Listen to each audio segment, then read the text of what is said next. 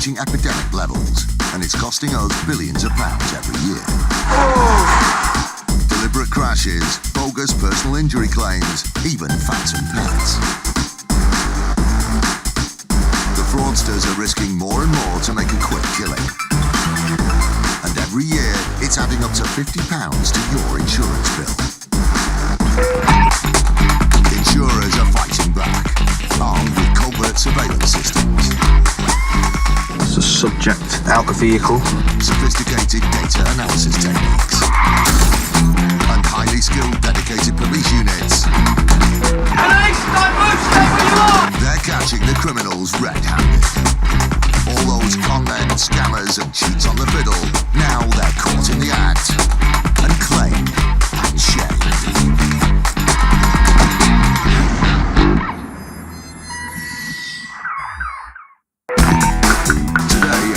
Is raiding the home of a suspected insurance cheat. The officers have found a handgun. Quite possibly everything in this house has been purchased from the proceeds of crime. An aircraft manufacturing giant finds a fraudster. I've seen an awful lot of these over the years, but it was still pretty staggering to watch. And a smashed up sports car is at the centre of a whodunit mystery. He was saying the rear end was completely smashed up. She said there was minimal damage to the rear end of the car. Photocopying can be pretty dull. Sheet after sheet after sheet, followed by collating and stapling ad infinitum. Imagine doing it all day. That's what Adam Roberts used to do for a commercial airline manufacturer.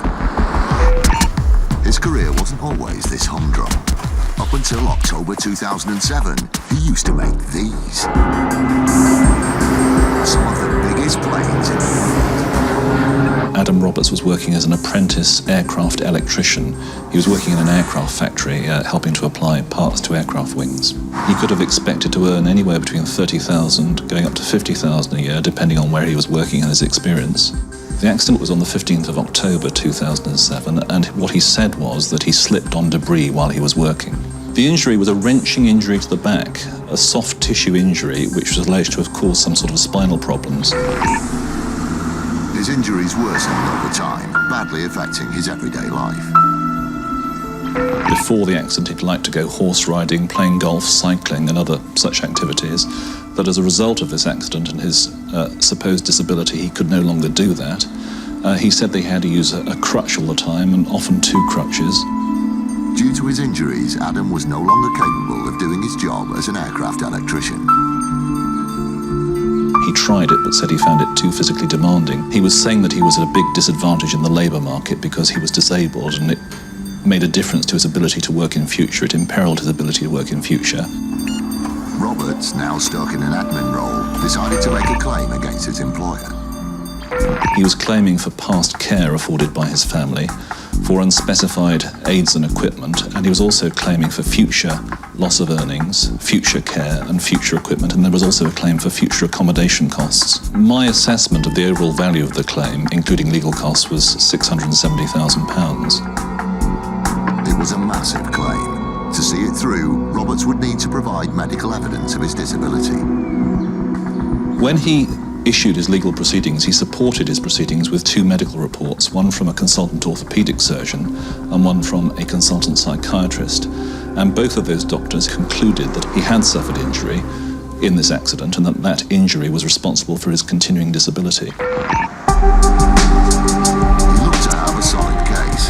Just one more thing, the insurer's medical examination. When I got the papers, I went through them in detail, and there were a couple of things about the claim that raised my suspicions. There was no hard clinical pathology that our medical experts could find to justify the complaints. That was part of the issue for us in looking at this case very hard. There was a suggestion when he'd been examined in hospital that a test which is used to detect exaggeration had resulted in some not entirely straightforward responses. Nothing conclusive had come from the medical reports, and with suspicions raised, the insurer set out to discover the real physical state of Adam Roberts. They hired a private investigator. He was put under surveillance for a period of 3 days in June 2011. From our point of view, the surveillance on the 17th of June was the crucial surveillance. What it showed Mr. Roberts doing was, after having come home from work on the Friday afternoon, it was a Friday afternoon, he then drove to a house which we now know to have been a house his mother had just bought. In accordance with his claim, we should expect to see a badly disabled Adam Roberts using crutches and only capable of walking short distances at a time. Here he comes now. I've seen an awful lot of these over the years, but it was still pretty staggering to watch. An industrious Roberts emerges from the house and proceeds to dump the contents of a gutted bathroom into a skip. Firstly, he was shown putting some large pieces of board into the skip, and not just putting them in, but ramming them in, breaking them on occasion, and sometimes bashing them on the side of the skip. Then, I think, as I recall it, he and his mother brought out a bath between them, but he was the one who picked it up and upended it into the skip. He brought out a lavatory system, there was a wash basin, there was a fire surround that he spent quite a lot of time bashing around and trying to get into the skip. There were bags of rubble, and you could see from the way that he was carrying them that they weren't lightweight bags of rubble, they were builder's sacks, and they were heavy, and he was emptying those into the skip. There was dust everywhere. And there were a number of items which he was trying to break up and bashing against the side of the skip. And it culminated, as I recall, with Mr. Roberts actually jumping into the skip and actually tamping stuff down with his feet, jumping up and down on the stuff a little bit, and generally trying to settle stuff down the skip by being in it. And that's the point at which, I just thought, oh dear. Roberts had tried to get a massive payout from the insurers. They weren't happy. They decided to take him to court. The reason for doing that was that we and the insurers felt it was necessary to send a message to people that they just can't do this and expect to get away with it. The judges said that they felt that he was somebody who was prepared to lie to achieve his aims. Adam Roberts was found guilty of contempt of court. He was sentenced to 6 months in jail. It seems such a shame. He'd qualified as an aircraft electrician, and to lose all that for the sake of exaggerating his symptoms is inexplicable to me, really. I just don't understand why he did it. No, I don't think insurance fraud is ever worth the risk. It is fraud. People have, I think, kidded themselves into thinking they won't be found out. They will get found out, and when they get found out, as Adam Roberts' case shows, the consequences are very, very serious indeed. You can end up ruining your life. And for what? Man makes a £17,000 claim. He stepped out of the car and put his foot onto a manhole cover, and the manhole cover collapsed. And the fast car takes a whack. In most cases, they normally take a hammer to the back of it. Insurance fraud is on the rise, and if you have insurance of any kind, you're footing the bill. But the fraudsters have an ominous enemy. IFED is a 35-strong unit that works tirelessly to hunt down and prosecute insurance fraudsters wherever they may be throughout England and Wales. Through a combination of investigation, industry connections and surprise, they've made over 300 arrests and stopped millions of pounds from going to the criminals. Money which ultimately goes back in our pockets. If you're thinking of committing insurance fraud, I'd say to you, think again, because there's every chance that IFED could come knocking on your front door. Stay where you are! It's 7:35 a.m. In an attempt to stop the activities of a suspected fraud gang, the Insurance Fraud Enforcement Department is simultaneously executing raids at multiple addresses. IFED's Declan Malone and Simon Stiles are heading to the address of the suspected ringleaders. This morning we're off to an address which is the home address of the main suspect in a fake claims management company where he's setting up fake policies online and making claims on accidents that have never occurred. And it's believed that the perpetrators have managed to have achieved something like £250,000 from their claims so far. The guy should be at his home address with his wife, who's also going to be arrested. It's one of 6 search warrants that are being issued simultaneously. Alex, hi. Yeah, we're just plotting up now. We'll be good to go in about 5. Because it's the house of the suspected ringleaders, as well as making arrests, they expect to find potential evidence of the gang's activities. It could be a big search. Declan and Simon are joined by representatives from the Ministry of Justice, local police, and the head of IFED, DCI David Wood.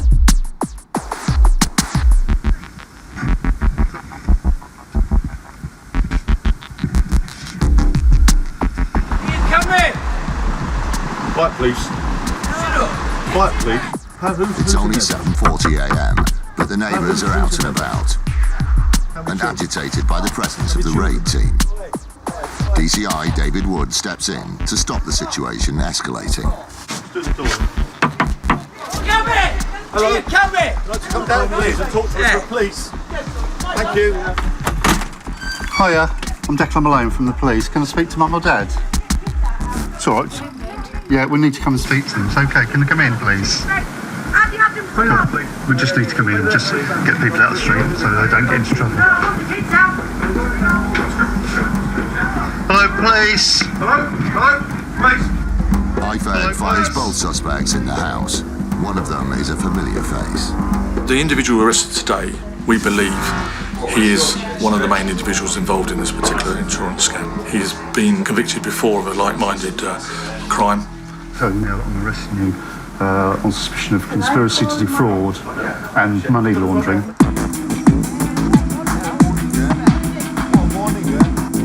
Both suspects are taken to a local police station for questioning. That's half the job done at this location. We've taken away the main suspect and his wife. He's been arrested for conspiracy to defraud and for money laundering. She's just been arrested for conspiracy to defraud.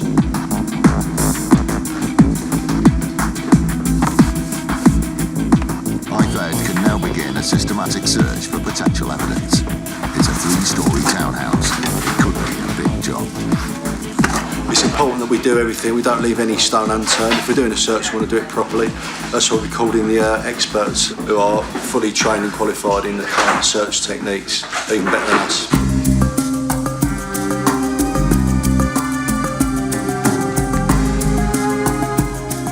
The townhouse is new and fairly high spec.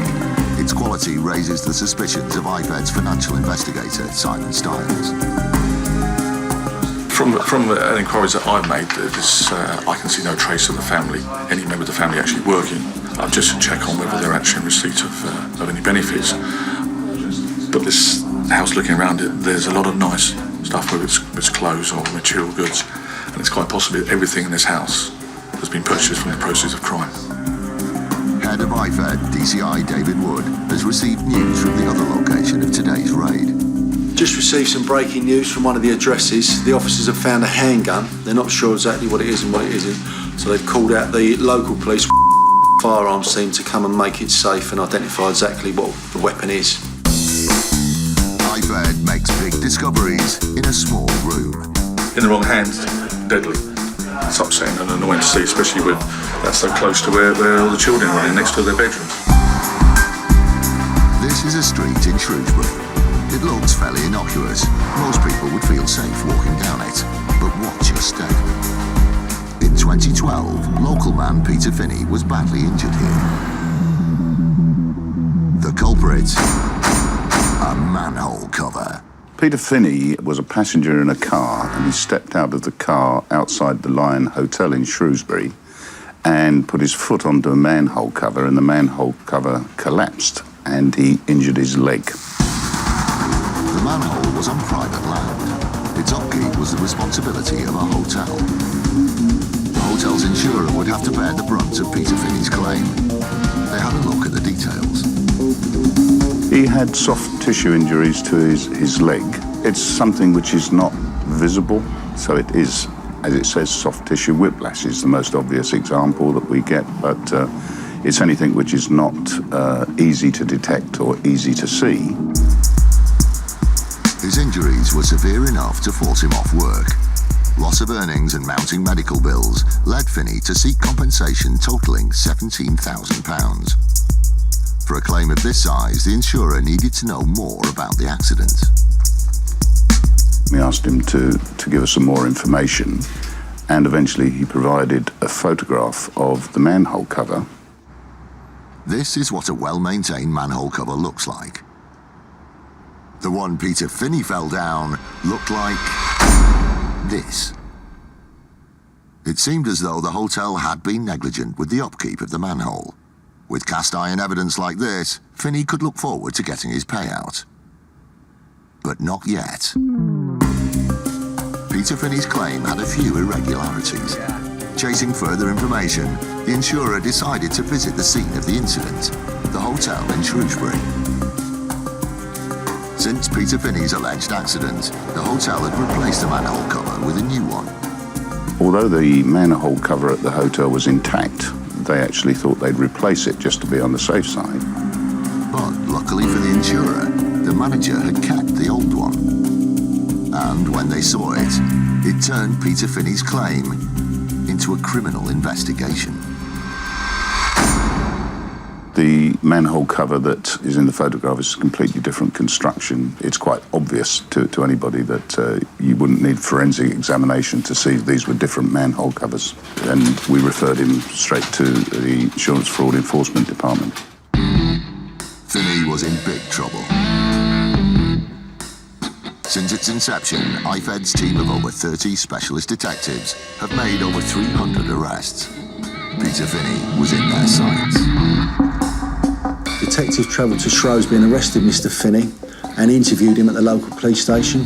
Mr. Finney stuck to his original story and maintained that the injury had been suffered due to the stepping on the defective, as he called it, manhole cover. Faced with a stubborn suspect, IFED decided to take the case to court, causing Peter Finney to crack. On the 31st of January 2013, Mr. Finney attended Shrewsbury Magistrates Court and entered a plea of guilty to the charge of fraud by false representation. Peter Finney was sentenced to 18 weeks imprisonment, suspended for 12 months, and ordered to do community service. It would have impacted on the hotel because there they are running their business when somebody chooses them to be the victim of a fictitious claim, and ultimately will impact on the premium that they'd have to pay had this person been successful in getting away with their scam. Jeremy Clarkson doesn't care for them, but many do. Porsche cars have always been associated with speed and style, and most people would agree they're not cheap. So when one takes a shunt, it generally results in a big insurance claim. The black car in this tunnel is a Porsche. Right behind the Porsche is a van belonging to Doncaster County Council. The driver of the Porsche, Mark Smith, is pretty annoyed right now, as the white council van has just smashed into the back of it. Luckily, the road layout meant the crash wasn't at high speed, so no one was seriously injured. At the time of the accident, according to our expert report, the van wasn't going more than 30 miles an hour, nor was Mark Smith. Even at that speed, fixing a Porsche doesn't come cheap. The repair costs came to £27,000. Mark Smith also filed a claim for whiplash and for the cost of a hire car until his was fixed. All in, the insurers of the council van were potentially facing a £100,000 claim. He would have got a high-end vehicle because of the Porsche he was driving, so he would have got like for like. So you're looking at a lot of money each day. It soon starts adding up. Before they could pay out on the personal injury claim and hire charges, the insurers needed to make sure all of the claim's paperwork was in order. That's when they spotted a problem. They became suspicious when they obtained a statement from the van driver. When her statement came in, there was ambiguities between what she was saying and what Mark Smith was alleging. He was saying the rear end was completely smashed up. She said there was minimal damage to the rear end of the car. It was a big difference in opinion. Did the Porsche suffer massive rear-end damage, or just a small dent? The insurance company sent out a specialist examiner to look at the vehicle and find out whose statement was more accurate. When the examination took place, photographs were taken. Now, the rear end of this vehicle is completely smashed up. Pictures can prove that. The Porsche looked to have been severely damaged, which backed up owner Mark Smith's version of events. But before they paid out, there was one last question. why did the driver of the council van say that the Porsche drove off with a small dent in its rear? The insurers had one last thing to look at. The tunnel itself has got CCTV both at the beginning and at the end of the tunnel. When they played the CCTV footage, this is what they saw. What happened was Mark Smith came into the tunnel on the outside lane, which was completely clear, no traffic in front of him whatsoever. Van was driving on the near side lane.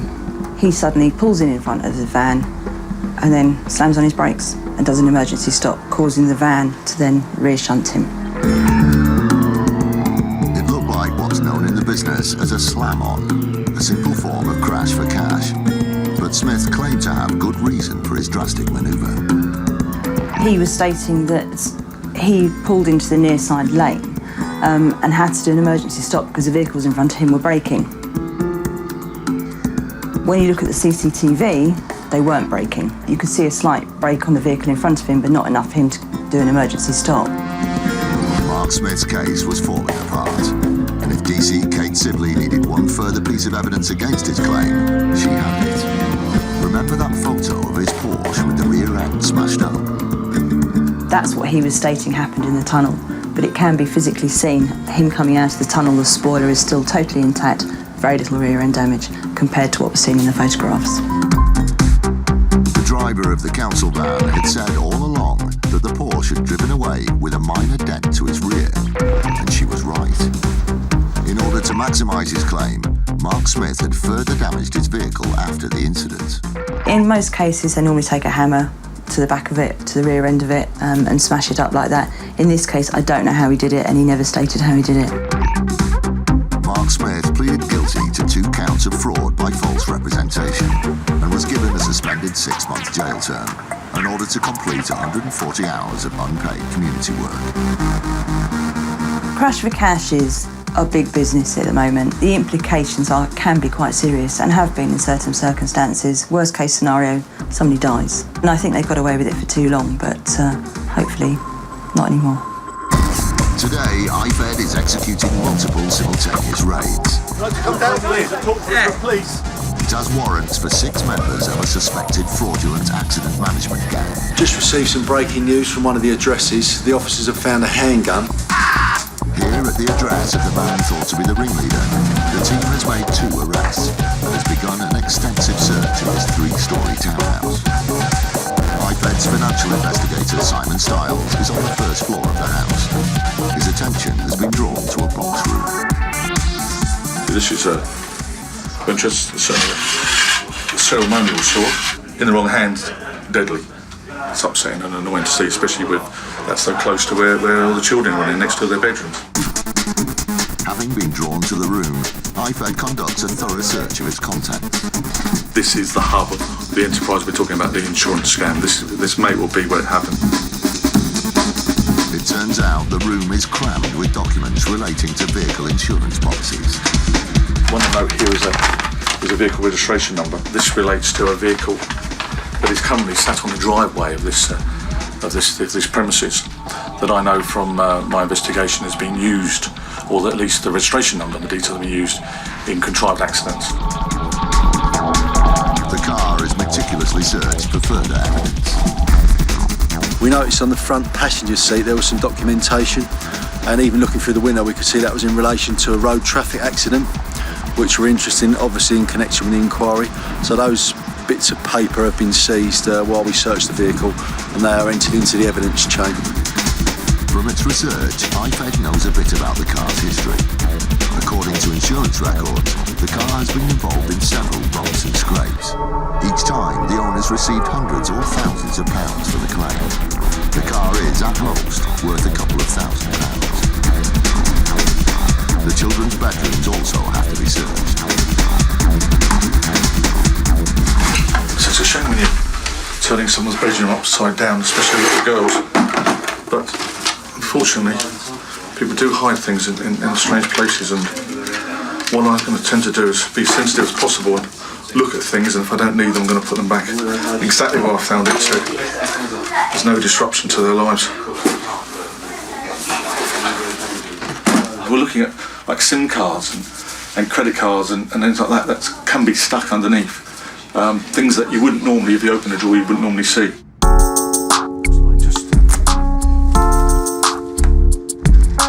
Simon has found something of interest in a school satchel. This book, as I've opened the first page, it's got a line here, cheap quotes online, and a phone number. As we're here for insurance scams, it may be something that will later may well incriminate that individual.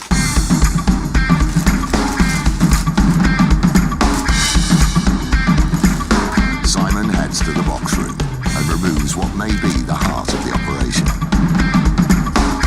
This, I believe, is a storage unit. That any history of any of the contrived accidents, any of the claims, any of the setting up of the claims management companies. There's been a number of claims management companies that have been set up. So anything that has been used in the contrived accidents may well be stored here. So this may well be hold the key really to what we're all about.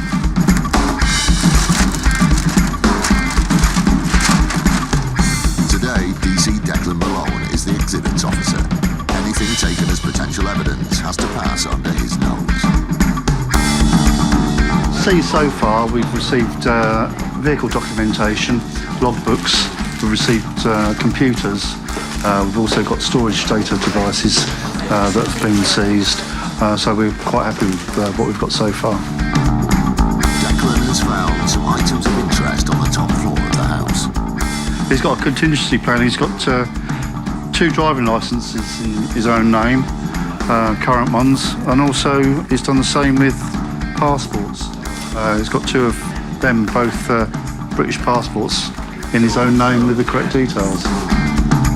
Owning 2 passports from one country is highly suspicious and often indicative of criminal activity, so Declan is bagging them up. Every room of the suspected ringleader's house has been searched. iPad has found a bootload of potential evidence. This part of the multiple raid is done, and there's been a good result at the other raid location. Further breaking news, at another address we've uncovered a CS spray canister. So a person's been further arrested for possession of that article. And at a separate address, they found a selection of baseball bats and balaclavas, which we obviously suspect to be gang-related paraphernalia. So again, they'll be in the evidence chain, and questions will be asked of the suspects when they're interviewed later today. A good day at the office for DCI Wood and his fraud-busting team.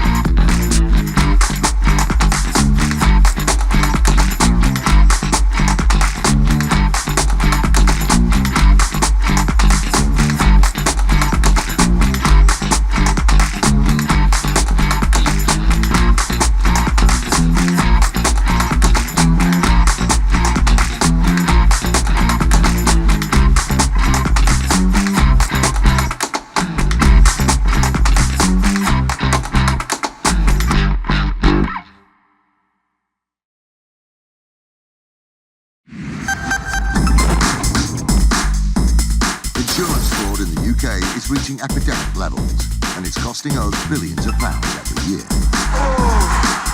Deliberate crashes, bogus personal injury claims, even phantom pets.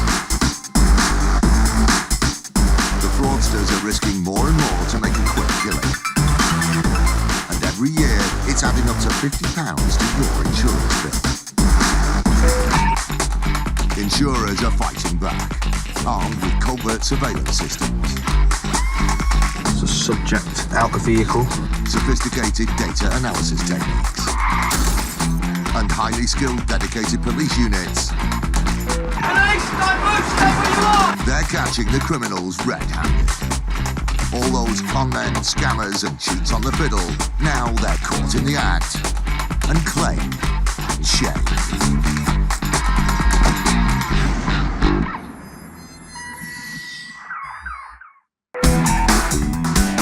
Man versus the food line, as a trip leads to a huge personal injury claim.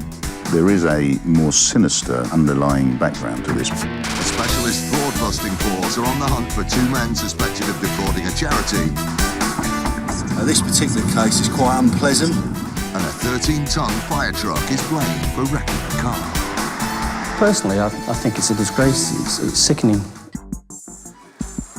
Supermarket shopping, you know what it's like. So many choices, mayonnaise, no, bread. Where are the peaches? Oh, half-price toothpaste. But watch your step. Before you know it, you've tripped over the debris left on a floor by a careless shelf stacker. This is a supermarket in Northern Ireland. The man on the floor, Daniel Braniff, looks to be in a lot of pain. That's because he's just taken a hard fall in this food aisle. The culprit, some of this. The allegation was that he fell over some plastic banding in the shop. What had started out as a trip to the supermarket was now going to end up as a visit to A&E. He went to the hospital and sought treatment for this soft tissue injury to his left side. With an injury that could potentially hinder him for months, the crocked Daniel Braniff decided to make a claim against the supermarket. Mr. Braniff brought the claim to our attention the day after the alleged incident. Slipping in a supermarket is not uncommon, and it's why supermarkets pay a lot of attention to ensuring that their aisles are clean and clear. It seemed the supermarket Braniff had been shopping in hadn't been so diligent with its tidiness. It was looking like a potentially costly mistake. Daniel Braniff submitted a £12,000 injury claim against him. And he had a piece of physical evidence to support his claim, in the form of the plastic strap, which he'd scooped up after the accident. Solid evidence or not, the claim would have to be thoroughly checked. The expert handlers of the insurance company dealing with the case set about their work. Very soon, alarm bells were ringing. The insurance company felt that this claim needed a closer look. They requested to see the CCTV footage from the supermarket at the time of the incident. In the footage, you'll see Mr. Braniff talking on his mobile phone and walking around the store. All fairly innocuous. But when Daniel Braniff finishes his phone call, his actions take a bizarre twist. When we first saw the video containing Mr. Braniff's accident, frankly, we couldn't believe that he had the effrontery to make a claim for this. That's because the footage does not reveal Daniel Braniff innocently walking into the plastic hazard in front of him, as his claim would have you believe. Instead, it shows this. Braniff, fully aware of the plastic strapping on the floor, executing an extremely unconvincing trick. There's no sophistication to this attempted fraud at all. It is really quite comical. The whole farce begins 40 seconds before the trip. The CCTV footage shows Braniff exiting the aisle, at which point he treads on the packaging. Instantly, he puts his devious plan into action. It's quite clear that in the video he carefully tries to maneuver a piece of plastic banding around his foot, and when he's quite comfortable that nobody is looking, he then falls over. We immediately decided not to pay this claim and took Mr. Braniff to the police service of Northern Ireland, where we alleged that he had attempted to defraud us and ultimately the supermarket. Appearing in court, Daniel Braniff pleaded guilty and was sentenced to 4 months in custody, suspended for 3 years and fined £250. When we saw the footage, it was one of those that drew people around to look at it. But there is a more sinister underlying background to this, because ultimately this person is making a substantial claim for damages against the supermarket and ultimately the insurer. And it is clear out-and-out fraud. Any wannabe fraudsters should tread very carefully. In the next few months, a register of convicted fraudsters is being rolled out. Accessible to every major insurance company in Britain, anyone on the list might find it a lot harder to get cheap insurance.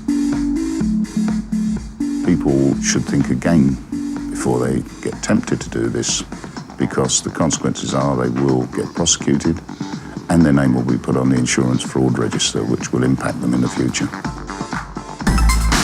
Insurance fraud is on the rise, and if you have insurance of any kind, you're footing the bill. But the fraudsters better watch their backs. IFED is a 35-strong unit that works tirelessly to hunt down and prosecute insurance fraudsters wherever they may be throughout England and Wales. Through a combination of investigation, industry connections and the element of surprise, they've made over 300 arrests and stopped millions of pounds from going to the criminals, money which ultimately goes back in our pockets. It's highly likely now, if you commit any insurance fraud, you will get caught.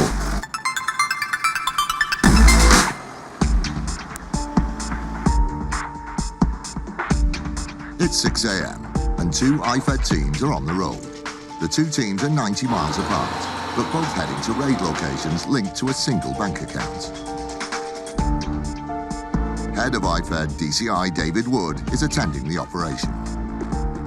We're on our way to our suspect's address. There's another car with two officers that are going to meet us nearby.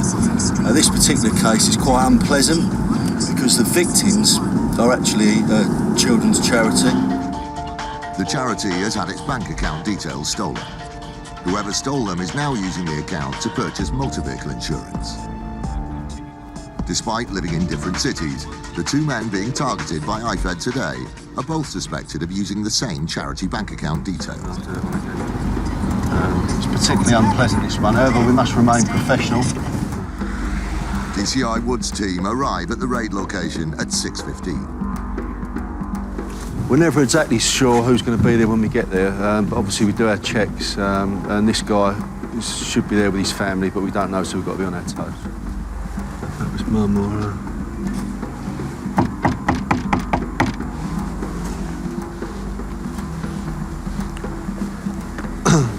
That's the IFED knock on the door.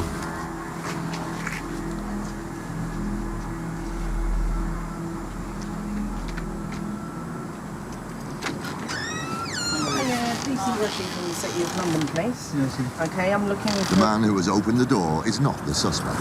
Okay, yes. And I believe that he resides here. Yes, yeah. Is he around at the moment?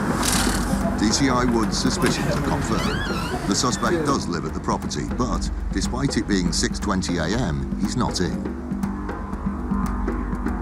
We've made contact with him via telephone, and it's hoped that we're going to meet him very shortly. He won't give us his current location.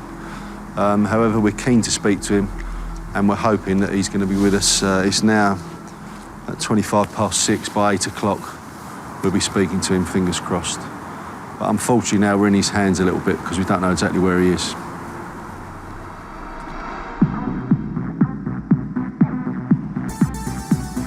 "90 miles away, the other IFED team is closing in on its raid address. We're all travelling now in convoy to the address where we hope to find our suspect.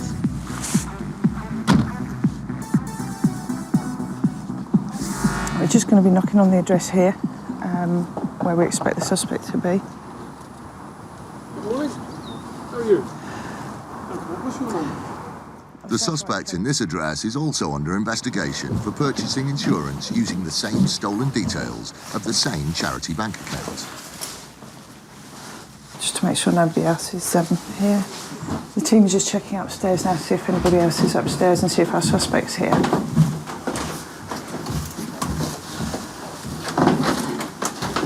Come through here, Goodin.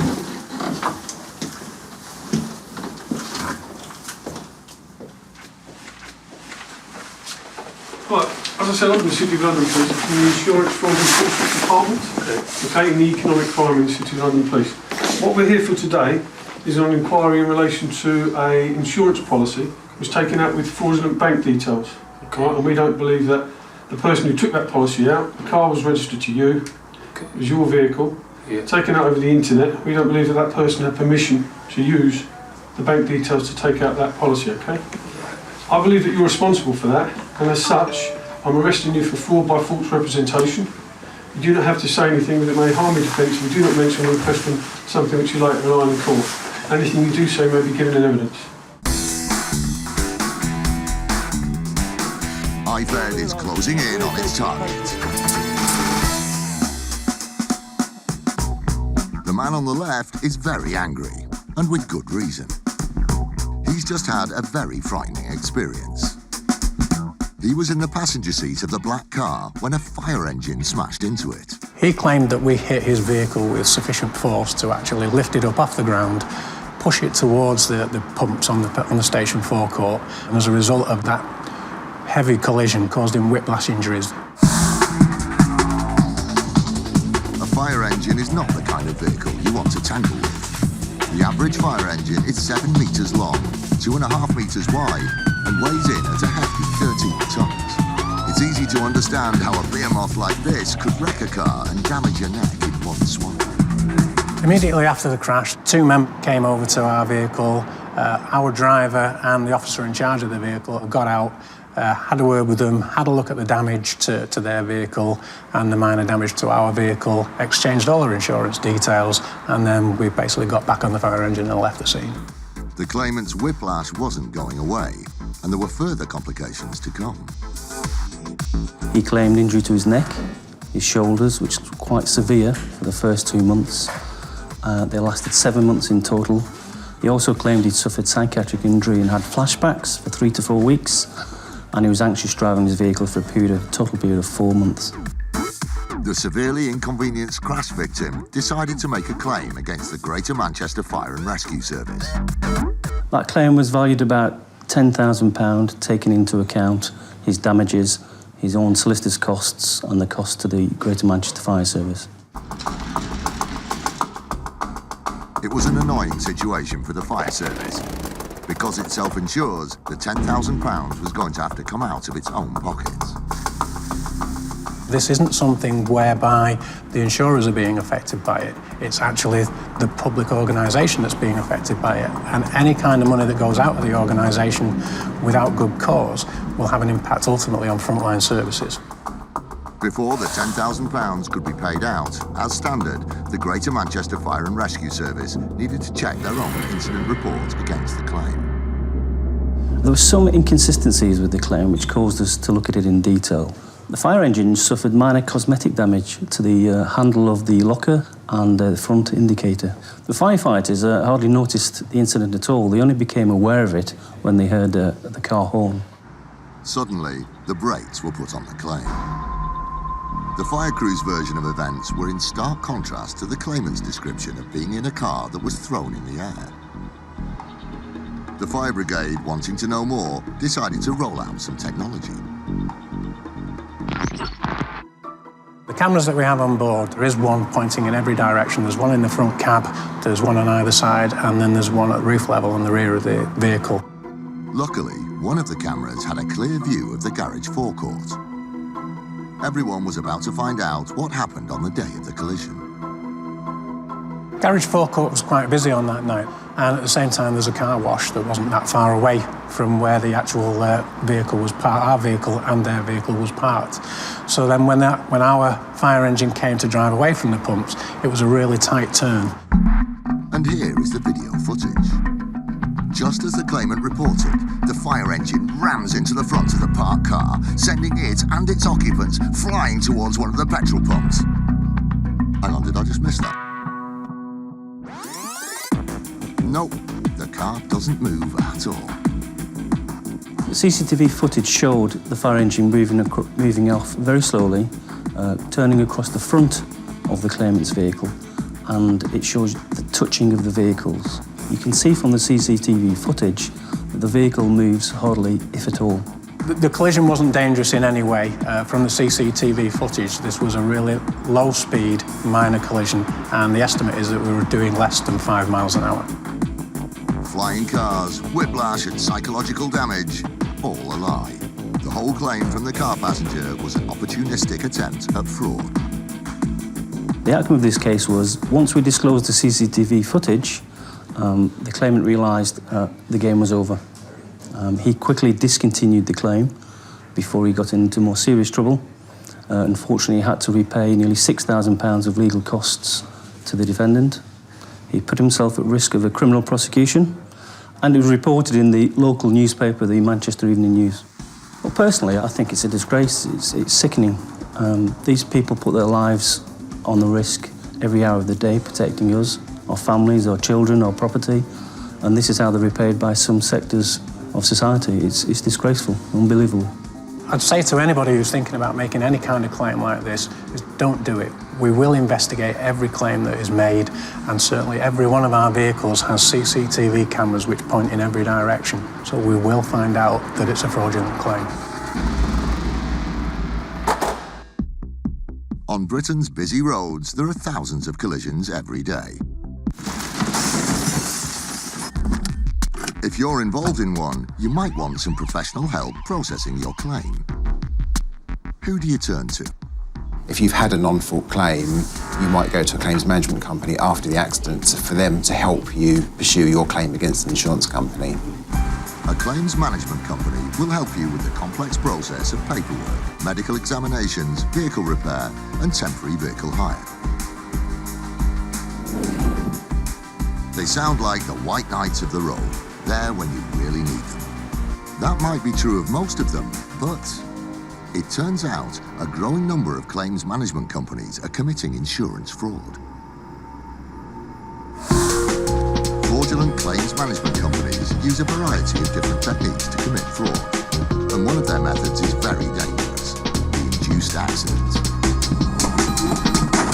So this is where a gang of criminals will take a vehicle out onto a public road, they'll pay somebody to drive that car and induce accidents. So they're effectively paying drivers to cause accidents on public roads. After tricking an innocent person into crashing into one of their paid drivers, the fraudulent claims management company will then deal with the claim that results from the induced collision. It's a big earner for the fraudsters. Crash for cash scams cost the industry nearly £400 million a year. That equates to a lot of money to all of us on our premiums. One claims management company, Cami Claims, operating out of North London, was a big fan of the induced accident.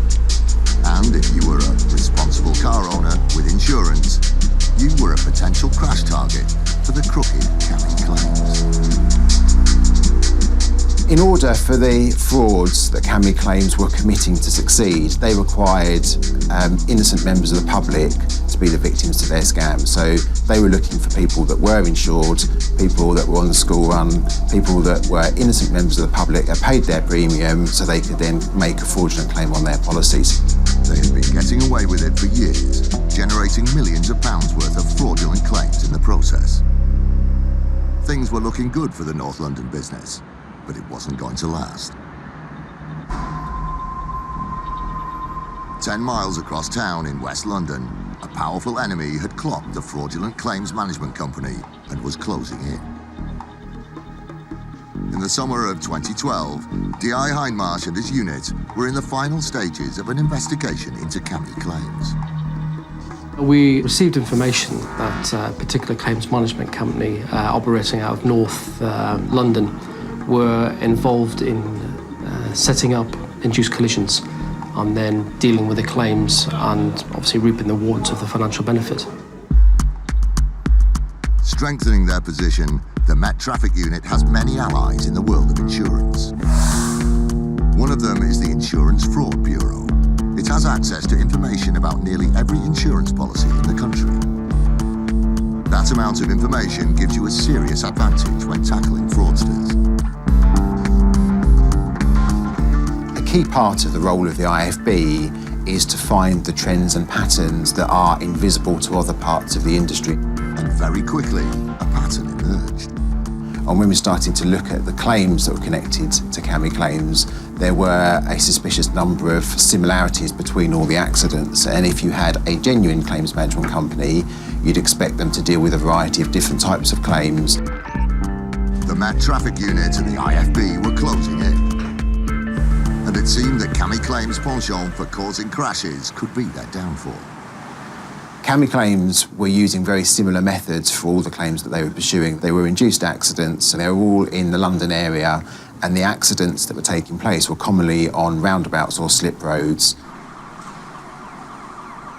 The evidence was stacked against the still active fraudulent claims management company. D.I. Hindmarsh was ready to pounce. In the summer of 2012, we filmed the Met Traffic Unit as they brought down the fraudulent Cammy claims. They were an organised criminal gang that needed to be stopped. Once we were happy, we'd looked at all of the evidence that we had. We took the steps to obtain a number of search warrants. I'm outside the accident management company now. On the day of the raids, we did 3 search warrants. One on the claims management company, which resulted in some cash and some fraudulent documents being recovered. This was one of the biggest fraudulent claims management companies ever investigated. The evidence trail continued. We then went to the address of one of the claims management company owners. Mr. Please, can you open up, please? Needing more evidence, the Met Traffic Unit was very keen to gain entry to the flat.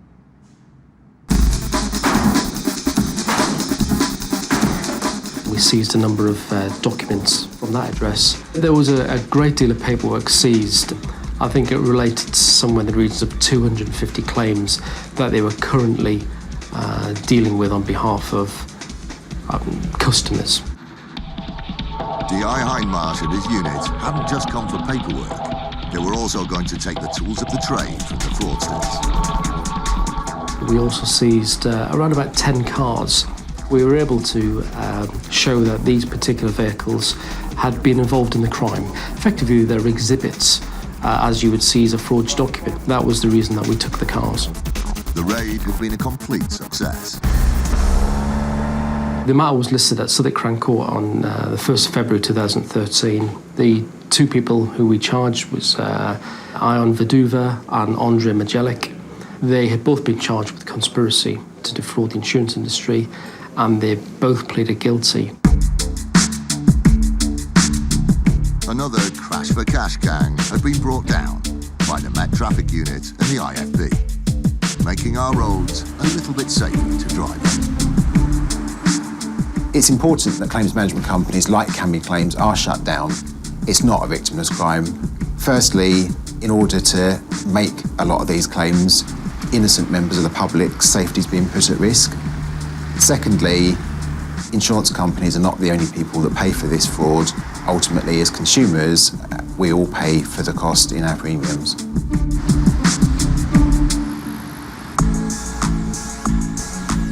Today, the Insurance Fraud Enforcement Department, IFED, is tracking down 2 suspects 90 miles apart. Both suspects are alleged to have used stolen bank account details in order to purchase vehicle insurance. This particular case is quite unpleasant because the victims are actually a children's charity. The team, led by DCI David Wood, is lying in wait for its suspect, who wasn't at his home address this morning. 90 miles away, the other IFED team has arrested its suspect. What we're going to do is we're going to search this premises. We have authority to do it under Section 32 of the Police and Criminal Evidence Act when you've been arrested, okay? For anything in relation to that offence or any other offence of a similar nature, okay? Do you have anything within this premises that you want to show us in relation to the policy that I talked about? No, okay. All right.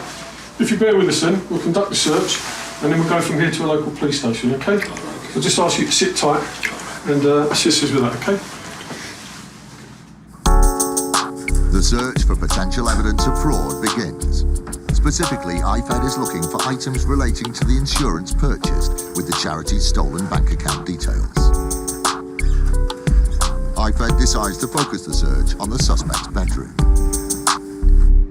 1 or 2 items in here that I'll be looking to seize: a computer, because he's taken out the policy using his computer.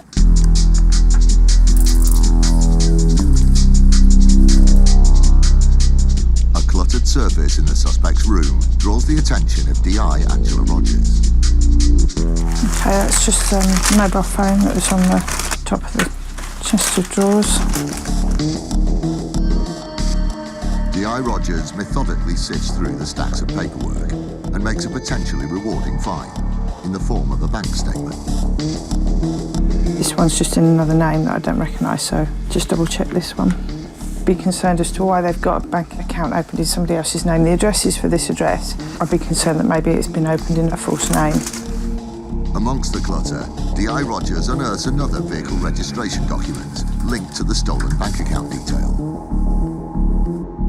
This is a V5 document for the vehicle he'd insured using the charity trust account.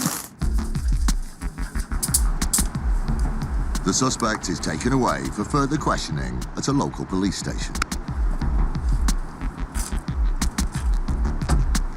The search is over. It's been a very successful search as far as we're concerned.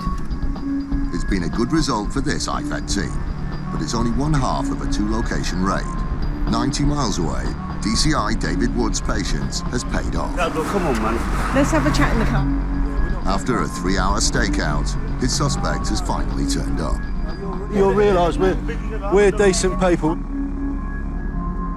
Anything you do say may be given in evidence, and the offence that you're being arrested for is fraud by false representation. Okay, so what's going to happen now is that I'm going to make a quick phone call to the control room. They're going to allocate a police station for us, and then we'll go there, get you interviewed, and get you back out. It took a little bit longer than planned, but DCI Wood is a happy man. The investigation is now fully underway. Suspects are in custody, so it's been a successful morning, albeit it didn't go exactly to plan, but sometimes these things don't. But both suspects are now in police detention, which is the objective of the exercise. A great outcome for both of IFED's teams in their ongoing fight against the crime of insurance fraud.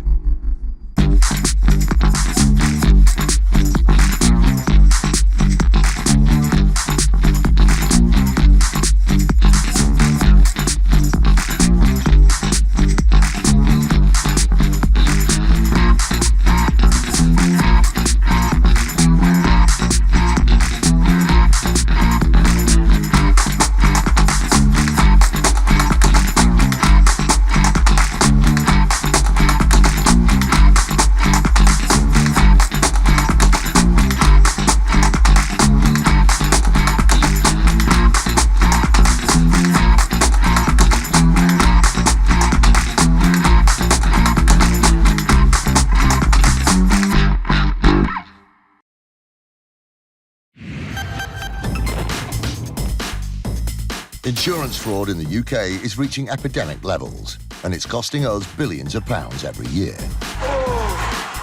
Deliberate crashes, bogus personal injury claims, even phantom pets. The fraudsters are risking more and more to make a quick killing. And every year, it's adding up to £50 to your insurance bill. Insurers are fighting back, armed with covert surveillance systems. There's a subject out the vehicle. Sophisticated data analysis techniques. And highly skilled dedicated police units. They're catching the criminals red-handed. All those con men, scammers and cheats on the fiddle, now they're caught in the act and claimed and shamed.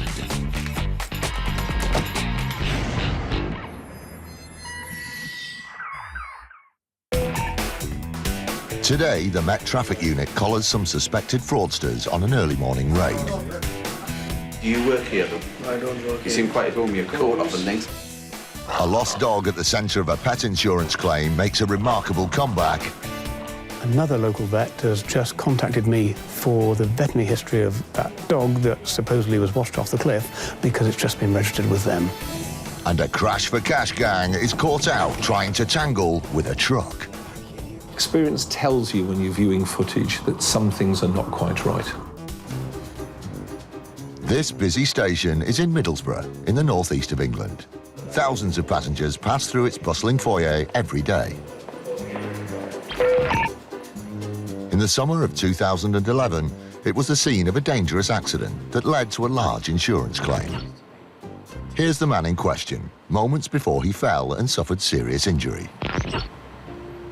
Lee Ingram from First Group's Transportation Claims Division worked on the case. He's alleging that as he is walking across the foyer, he has tripped in a gap, which he is describing as a defect on the floor, fallen over and injured himself.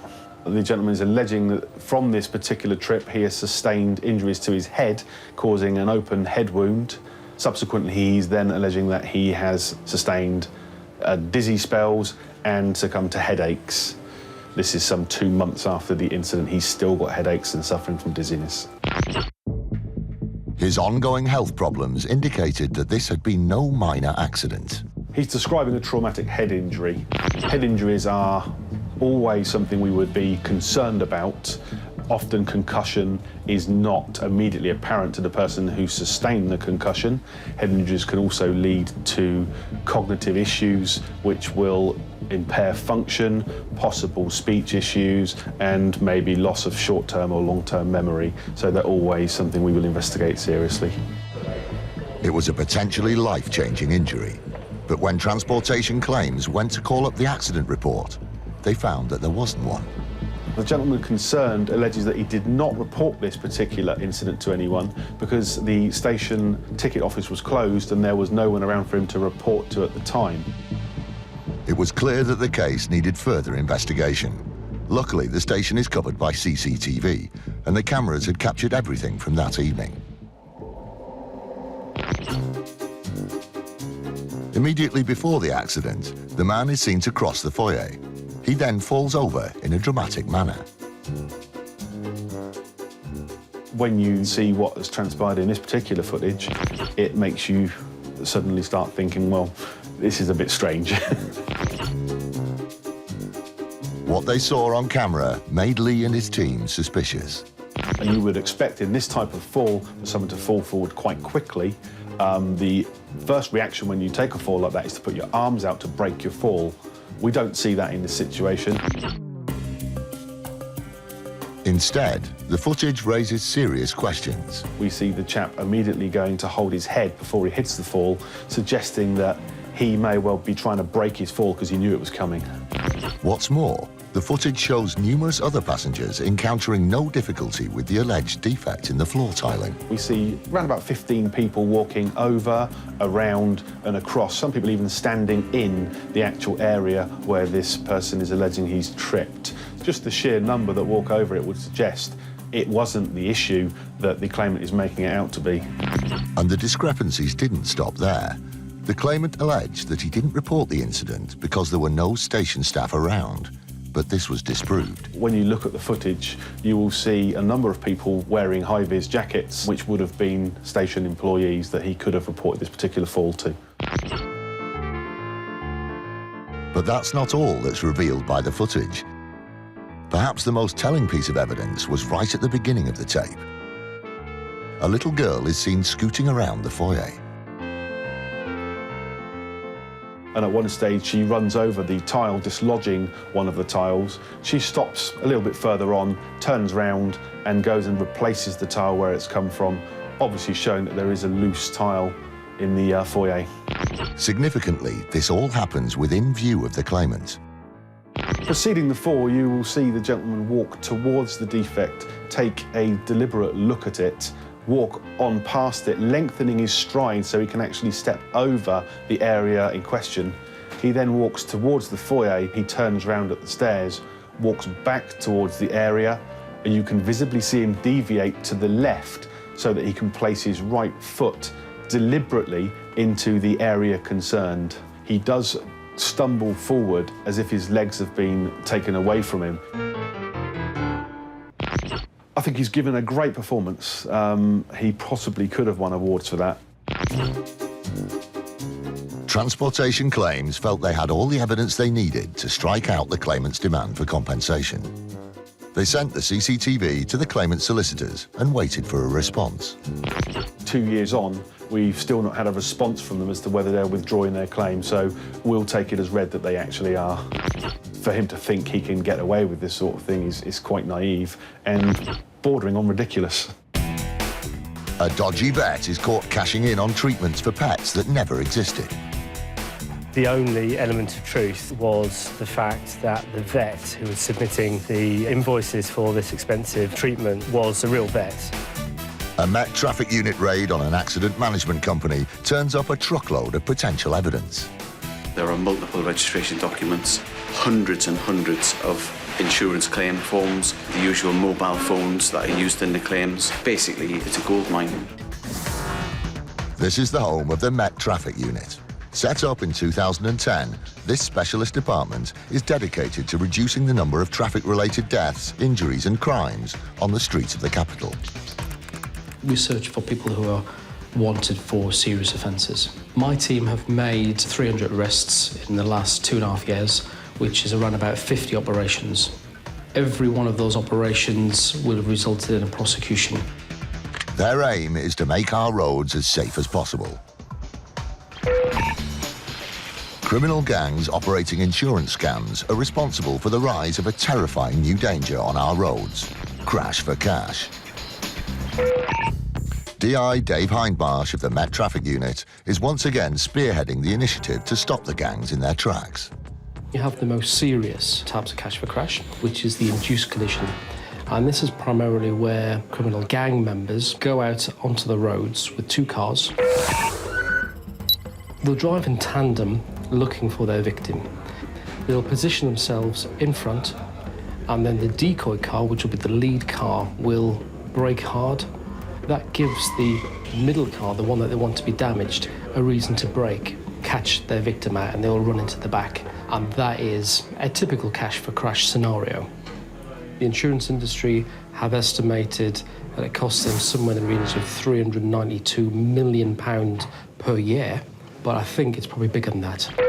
It is an extremely dangerous way of earning some money because you are putting innocent members of the public at risk. Cash for crash gangs will target commercial vehicles for the simple reason is they're insured. They know they're going to be insured, and that's what they want. They don't want to cause a crash with someone who might not be insured. Because fraudsters go after commercial fleet vehicles, some insurance companies like Towergate have taken the innovative step of supplying fleet vehicles with forward-facing cameras. That is one of the cameras that we use. As you can see, it's quite small, and we sight them behind the rearview mirror. But it's not the size that's important. Towergate introduced them as a method of determining legal liability following an accident. We see what the driver sees.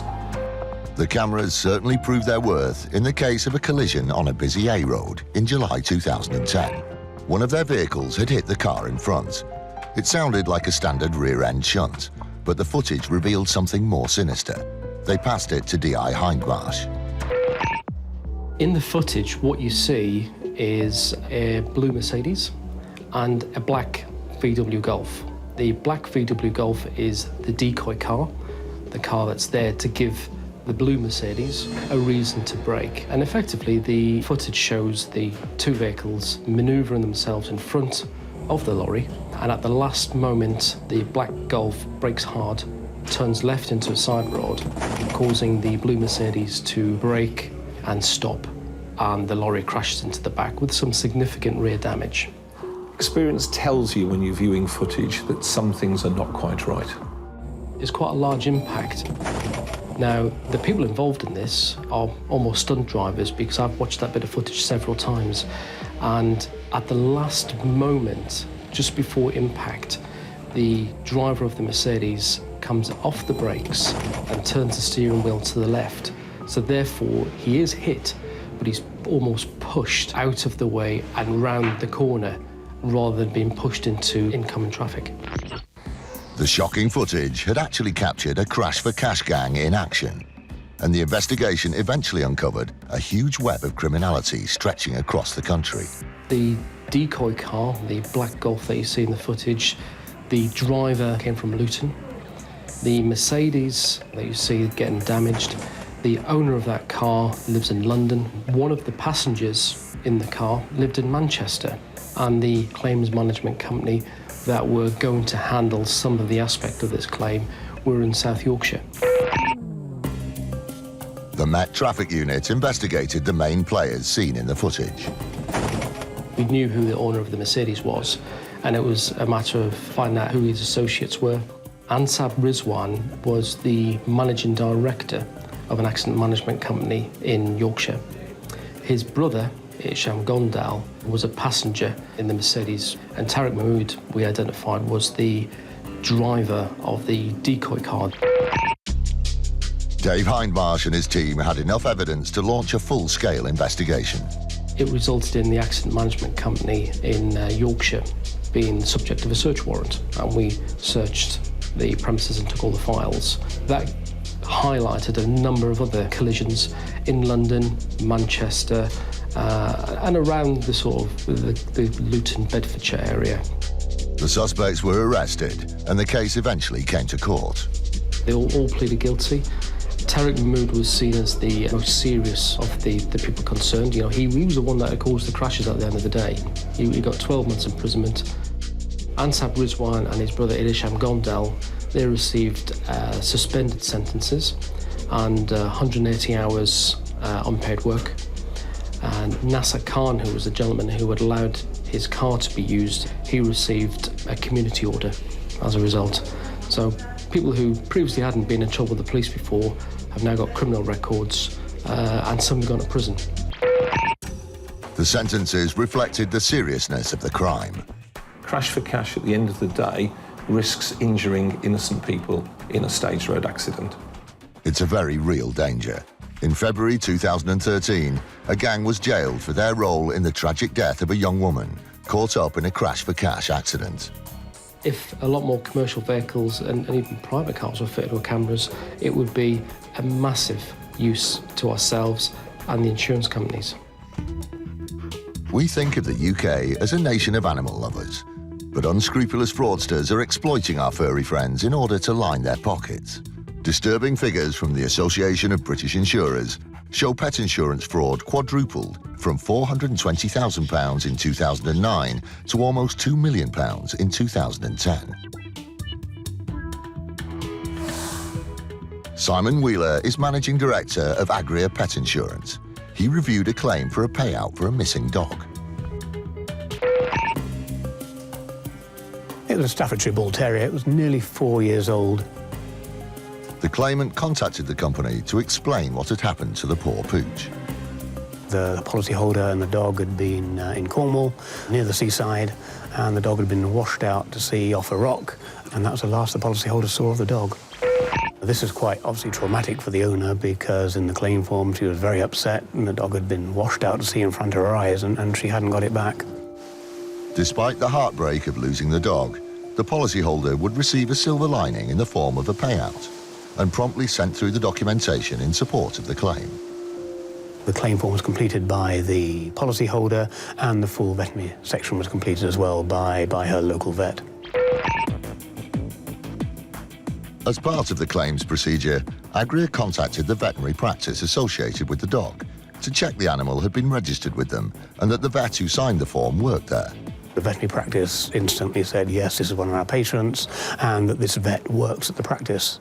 That vet at the time who had signed the claim form was on holiday when we contacted them, though. Nothing really led us to suggest that there was fraudulent activity on this claim, and indeed we settled the claim. Fairly low value for £300. But then Agria were contacted by the vet who had just returned from her holiday.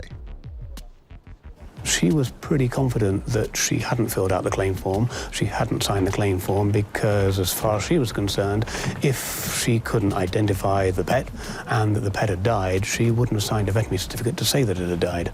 The claim form was faxed through to the vet, who confirmed that it wasn't her signature and pointed out another discrepancy. The practice stamp that had been included on the claim form actually wasn't their practice stamp. So more than likely the policyholder had a stamp made up to add that level of authenticity to the claim. It seemed clear that Agria was dealing with a fraudulent claim. Although they'd gone to some lengths to create a genuine-looking form, they had totally underestimated the insurer's determination to stamp out fraud. We went back to the policyholder and said, we believe you're acting fraudulently, we've been in contact with the veterinary practice, and they didn't complete this claim form at all. Very shortly afterwards, we got a cheque in the post from the policyholder for the £300, a letter of explanation to say that somebody in the policyholder's household had completed the claim form and submitted it fraudulently. But the whole shaggy dog story didn't end there. 4 months later, Agria were contacted again by the dog's vet, who had uncovered a staggering new development.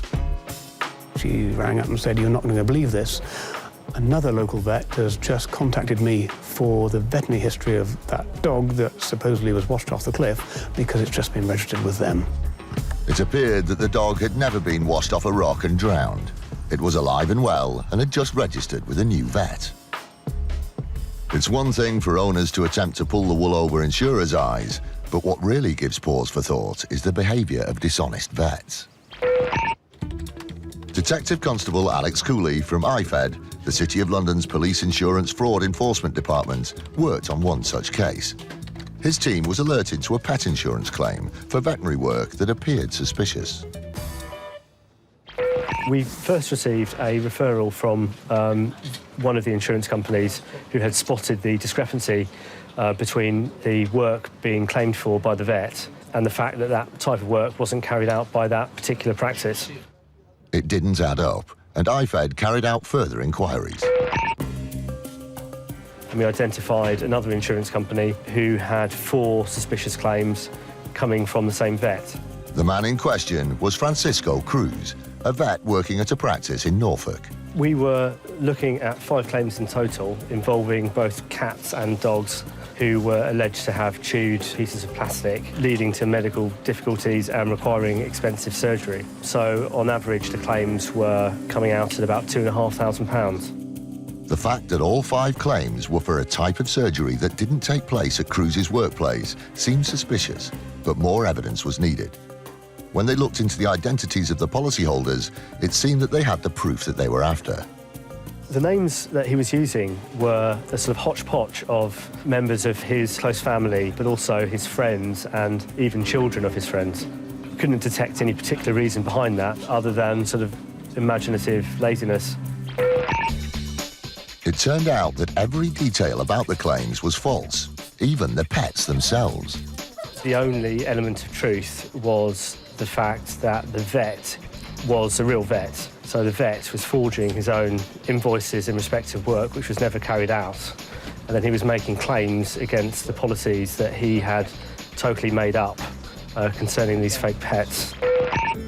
Cruz was abusing his position as a vet to pass off fake claims, but he hadn't covered his tracks, and the IFED team had enough evidence to arrest him.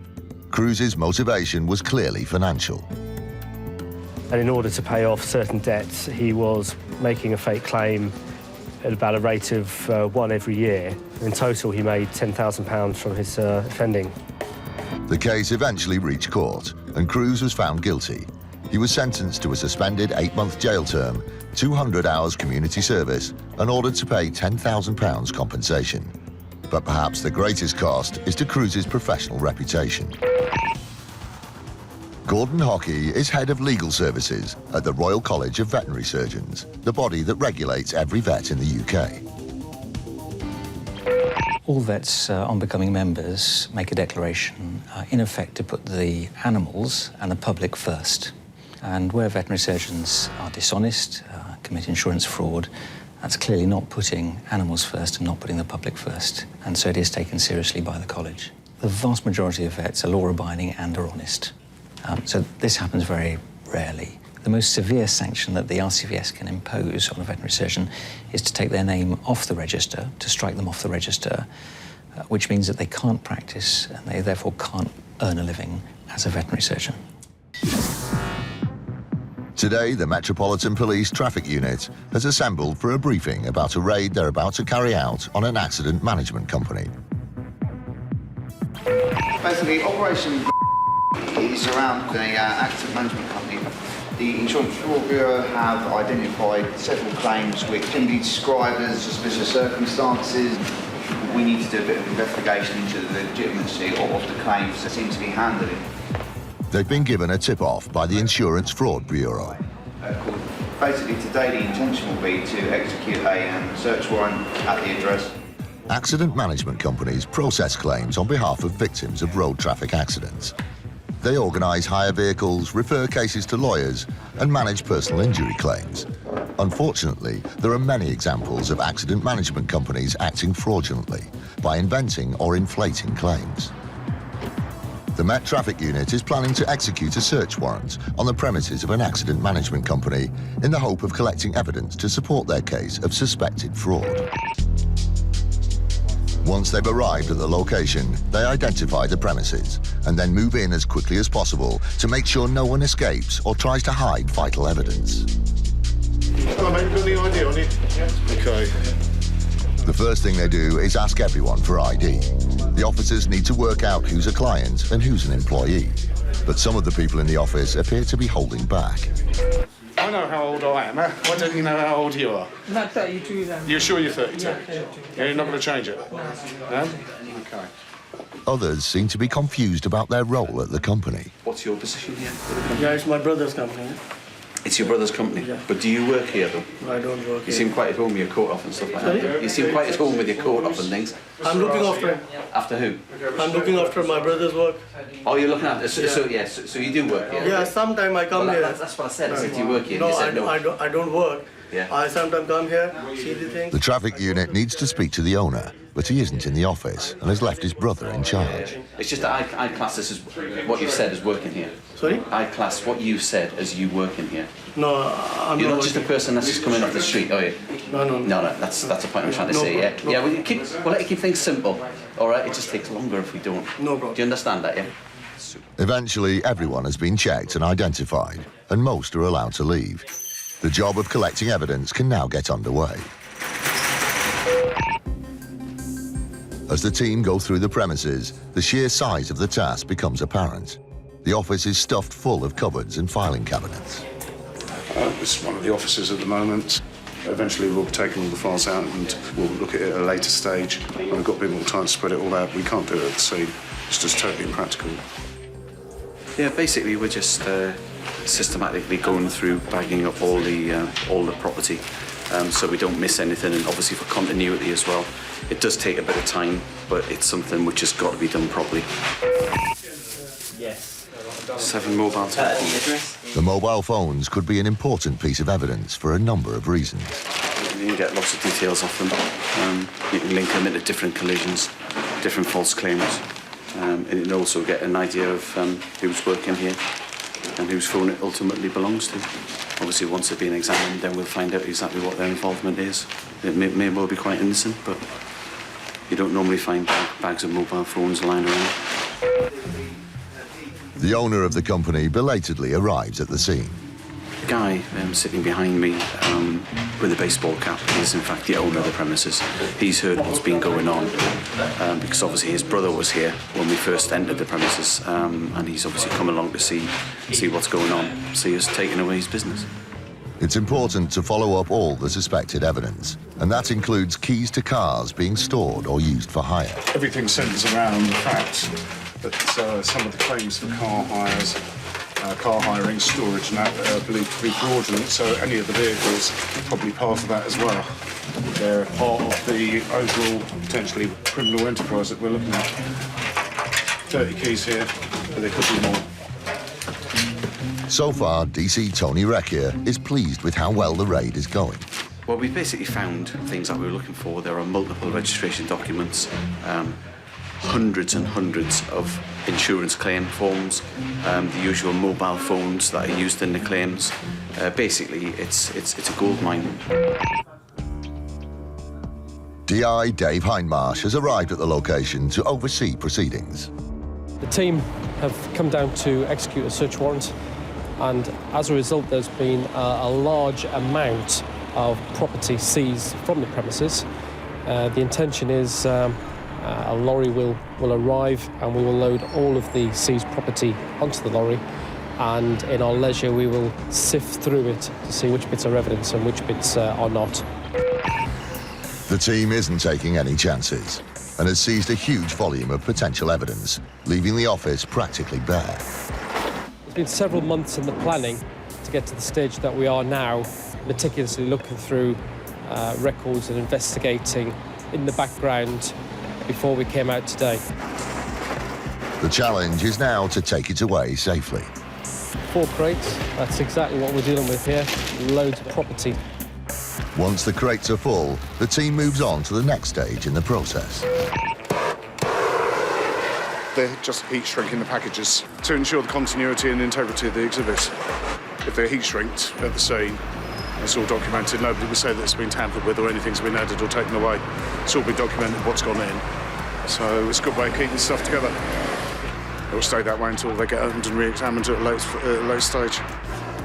It's a really satisfying moment, this, watching all the bags being sealed up. We've got 2 large crates that have been sealed up now, and 3 filing cabinets all full of files. The sheer volume of work that's needed to trawl through the suspected evidence is proof of the Met Traffic Unit's commitment to stamping out fraud. They'll stop at nothing to make our roads safe.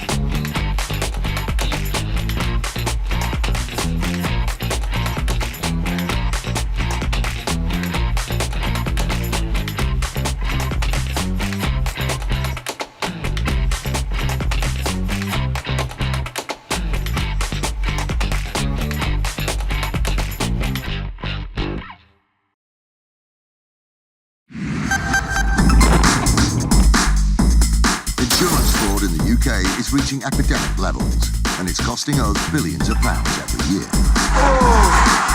Deliberate crashes, bogus personal injury claims, even phantom pets. The fraudsters are risking more and more to make a quick killing.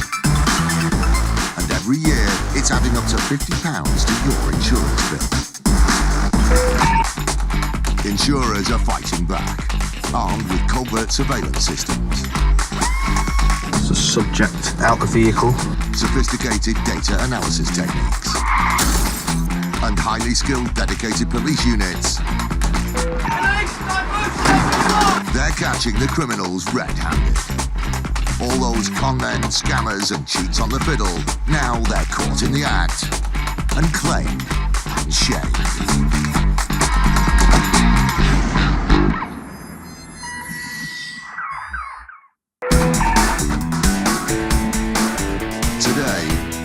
Police squad dedicated to stamping out insurance fraud executes an early morning raid. Our job would be made easier if you tell us where your paperwork is. All right, no problem. We'll search the whole place. No. A man who claims he's too disabled to work is caught lugging kitchen units at a warehouse. It was quite galling. If it wasn't so serious, it would be humorous. And a fraudulent claim for an old banger goes nowhere after the owner is caught providing fake photos. One of the photographs that he'd supplied was a direct lift from the website of a Bentley dealership. Building sites are known for strict health and safety regulations, but accidents do happen. In 2005, a fall from a vehicle like this resulted in a personal injury case so fiercely contested that it led to a change in the law. David Spencer from law firm Berryman's Lace Moore worked on the case.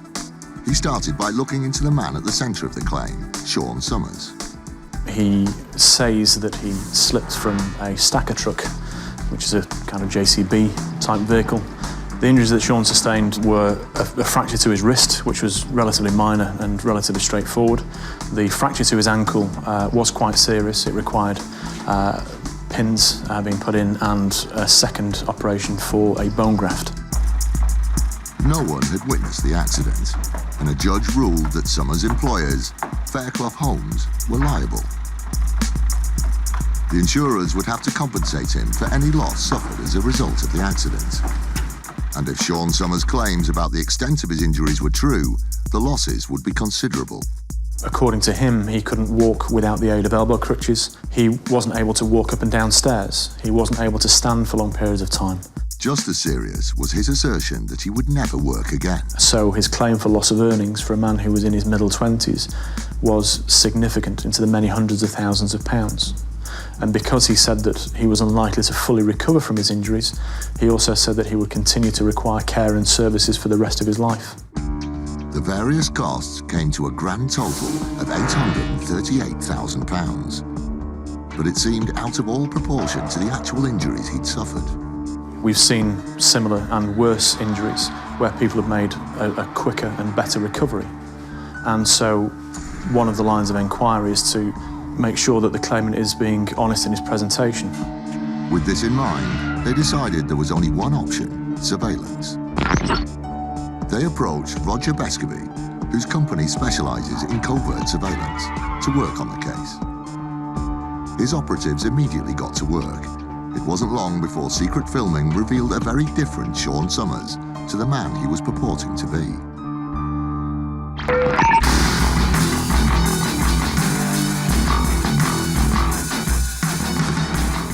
Here was a guy who was showing no signs of disability. There was certainly no walking aids in place. He boarded and alighted a vehicle very easily. And I think it was actually quite useful that we had such an accurate description of the guy, because it would be quite easy to sort of not believe this is the same person, given the level of injury that this chap was alleging. We would have expected to see a man on crutches, unable to walk, being helped perhaps through the day.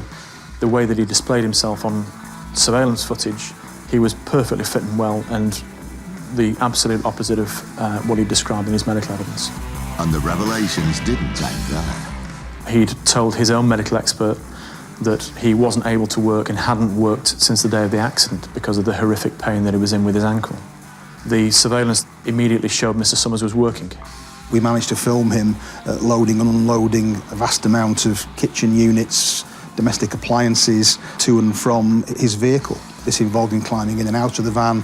Once again, there was no apparent disability evident in our opinion, and certainly no walking aids being used. Sean Summers was required to attend regular medical assessments in order to evaluate the level of injury and plan for his future treatment.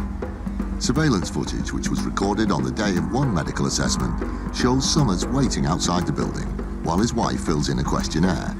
His behaviour is particularly revealing. Mr. Summers is seen on his crutches, but at one point is sitting on a step, but pushes off from the floor with his injured foot. Sean Summers kept up the appearance of disability for the duration of the assessment, but as soon as he returned home, things changed. An hour and a half later, we see Mr. Summers arrive home, shoe back on the injured foot, not using the crutches at all, other than carrying him into the house. Taken as a whole, the surveillance footage appeared to contradict the majority of Sean Summers' claim. It was quite galling. If it wasn't so serious, it would be humorous. But we knew that this was a man who was claiming substantial damages for injuries that clearly weren't affecting him as badly as he said they were. With the expectation that he would scale down his claim, the footage was sent to Summers' solicitors. Hearing that he'd been caught on camera seemed to have a dramatic effect. He attended his general practitioner complaining of an acute stress reaction having been found out by the insurance company. Eventually, the case reached court. Sean Summers adopted an unusual strategy when the surveillance footage was presented to the court. Mr. Summers refused to accept that the surveillance evidence was anything other than showing him in a disabled state. At points it got ridiculous that despite the fact we saw him shopping in Tesco's, he said that he still couldn't go shopping. Although there was strong evidence to suggest exaggeration, the judge was bound by legal precedents. Even a lying and dishonest claimant was entitled to what was assessed to be the genuine part of his claim.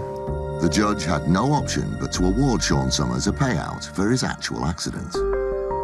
He calculated the claim to be worth in the region of £88,000.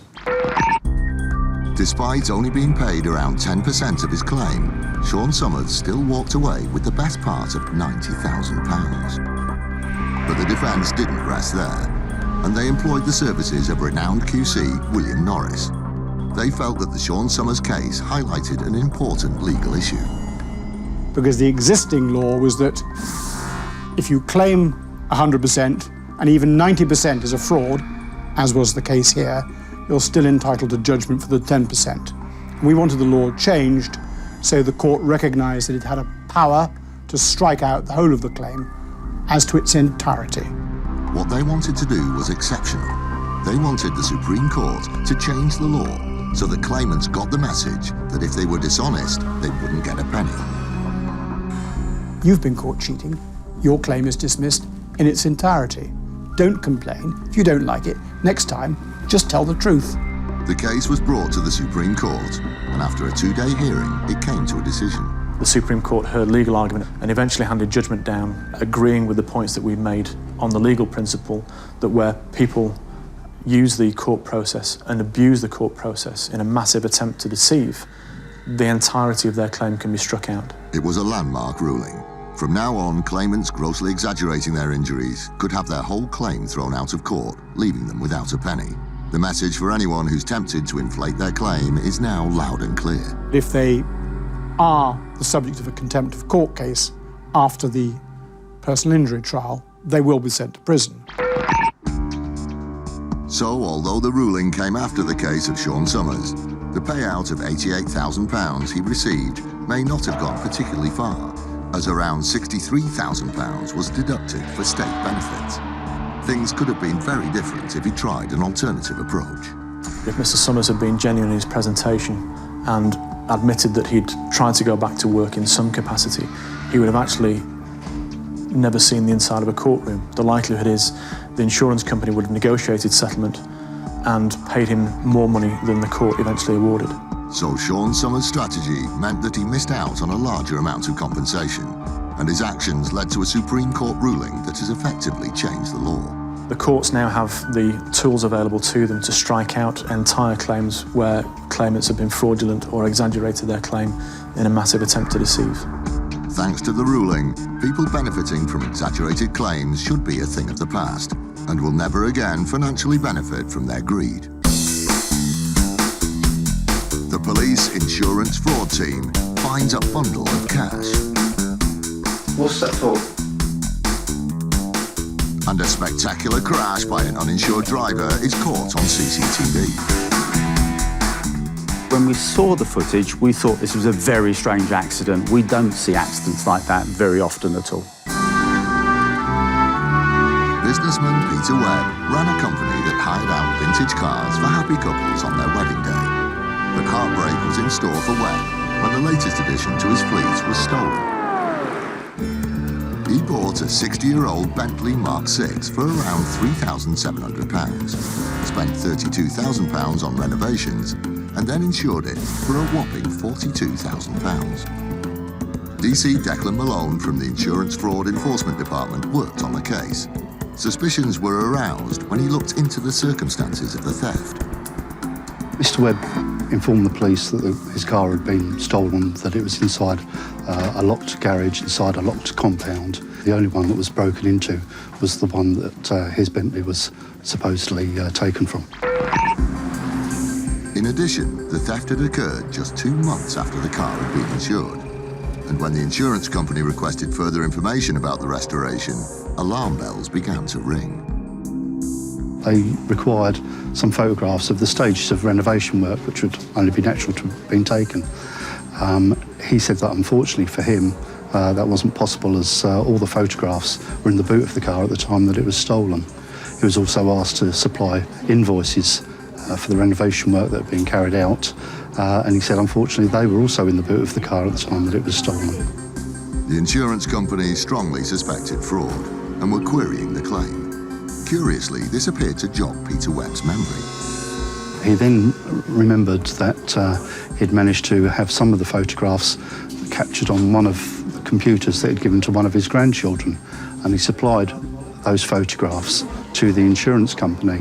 But these images painted a different picture and confirmed that there was something seriously suspicious about the claim. One of the photographs that he'd supplied was a direct lift from the website of a Bentley dealership. He tried to pretend a photo of a pristine vintage Bentley he'd found on a website was a picture of his car. The insurance company immediately passed the case to the police. As part of the investigation, IFED went to the mechanic who'd recently performed an MOT on the car. He said that the car that he MOT'd was in a tatty state, is how he described it. He didn't think that it was the same vehicle. In addition, investigations revealed that the man who was said to have performed the extensive renovation work had since died and would have been far too ill to do the job. DC Declan Malone then asked renowned Bentley expert Ken Lee to look at the other photographs, and yet more inconsistencies were revealed. We thought that the car in the photograph was a later dated car than the one that he purported to own.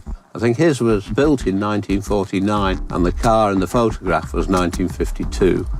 And it's between 1950 and 1952 that the engine changed and the exhaust system changed, and that was the first giveaway. He unfortunately picked a car which was very different in its individual features from the one that he actually owned. The car Peter Webb owned and the car in the photos were completely different. He'd pilfered pictures from the internet to pass off his shabby old banger as a pristine restoration job. He was hoping to collect £42,000 for a car worth a fraction of that price. But the most important piece of evidence was still to come. The truth behind the other photo revealed just how far he'd been prepared to go with his fraud. Mr Webb had taken out a Bentley from a Bentley dealership for a test drive. He'd been allowed to use the vehicle for about half an hour, during which time he fitted it with false plates and had photographs taken. He then supplied the photo to the insurance company, claiming it was of his own car. By now, IFED had overwhelming evidence of fraud, and the case proceeded to court. Initially, he pleaded not guilty, and it wasn't until right up until the day before the trial that he actually pleaded guilty. Mr Webb was fined £10,000, ordered to pay £1,375 in compensation to the insurance company, £1,000 costs, plus a £15 victim surcharge. If Mr Webb defaults on the £10,000 fine, he's been given 6 months imprisonment. Despite going to some effort to provide fake photos, Peter Webb was unable to cheat his way to a fraudulent payout and has ended up with a criminal record and a huge fine. Combating the ever-increasing threat of insurance fraud is an elite police squad known as IFED, the Insurance Fraud Enforcement Department. The primary aim of IFED is to start taking disruptive action against those criminals who are intent on committing crime in relation to insurance. It's that defrauding that is raising the premium from everyone in this country. They've made over 300 arrests and have saved millions of pounds in fraudulent insurance claims, money which ultimately goes back into our pockets. From now on, fraudsters need to watch their backs. We'll do intelligence gathering, sometimes surveillance on individuals, sometimes a lot of detailed research in the background. We'll decide when the time is right to take down people, and that means often execute search warrants where necessary. We'll force entry into premises if we think evidence could be lost. In only 18 months, we've arrested over 300 people. We will start to see a reduction in the insurance fraud in this country, which is ultimately what we're aiming for. It's highly likely now, if you commit any insurance fraud, you will get caught. Police, don't move, stay where you are! At any one time, IFED's officers are juggling multiple ongoing investigations. Another one of DC Declan Malone's cases has reached the point where the team is ready to stage a raid. He believes that a specific traffic incident relates to a suspected motor insurance fraud. DC Malone and the team have hit the road early, so they can pay a visit to the man at the centre of the case. Going to the home address of a taxi driver who was carrying 5 juveniles when he, we believe, induced an accident whereby he slammed on his brakes and a marked police vehicle went into the rear of him. After the accident, claims for personal injury were then allegedly made on behalf of the juveniles who'd been in the taxi, but without their permission or the permission of their parents. The suspicion is that a third party was potentially fraudulently making the claims with the intention of lining their own pockets. Other raids are taking place simultaneously, which are focused on third-party suspects believed to be connected to the potential fraud. So we're going along now this morning to see if we can arrest this guy and see what he's got to say. The team has also obtained a warrant so they can search his house. Today we're looking for evidence of association to see if he's got connections either with the other individuals that are being arrested elsewhere and also claims management company. The IFED team never knows what lies in store on a raid, So today, the local police force is providing backup. They gather outside the house, taking care to cover all possible exits. Suspects have been known to flee or try and destroy evidence, so it's important to try and minimise the chance of this happening.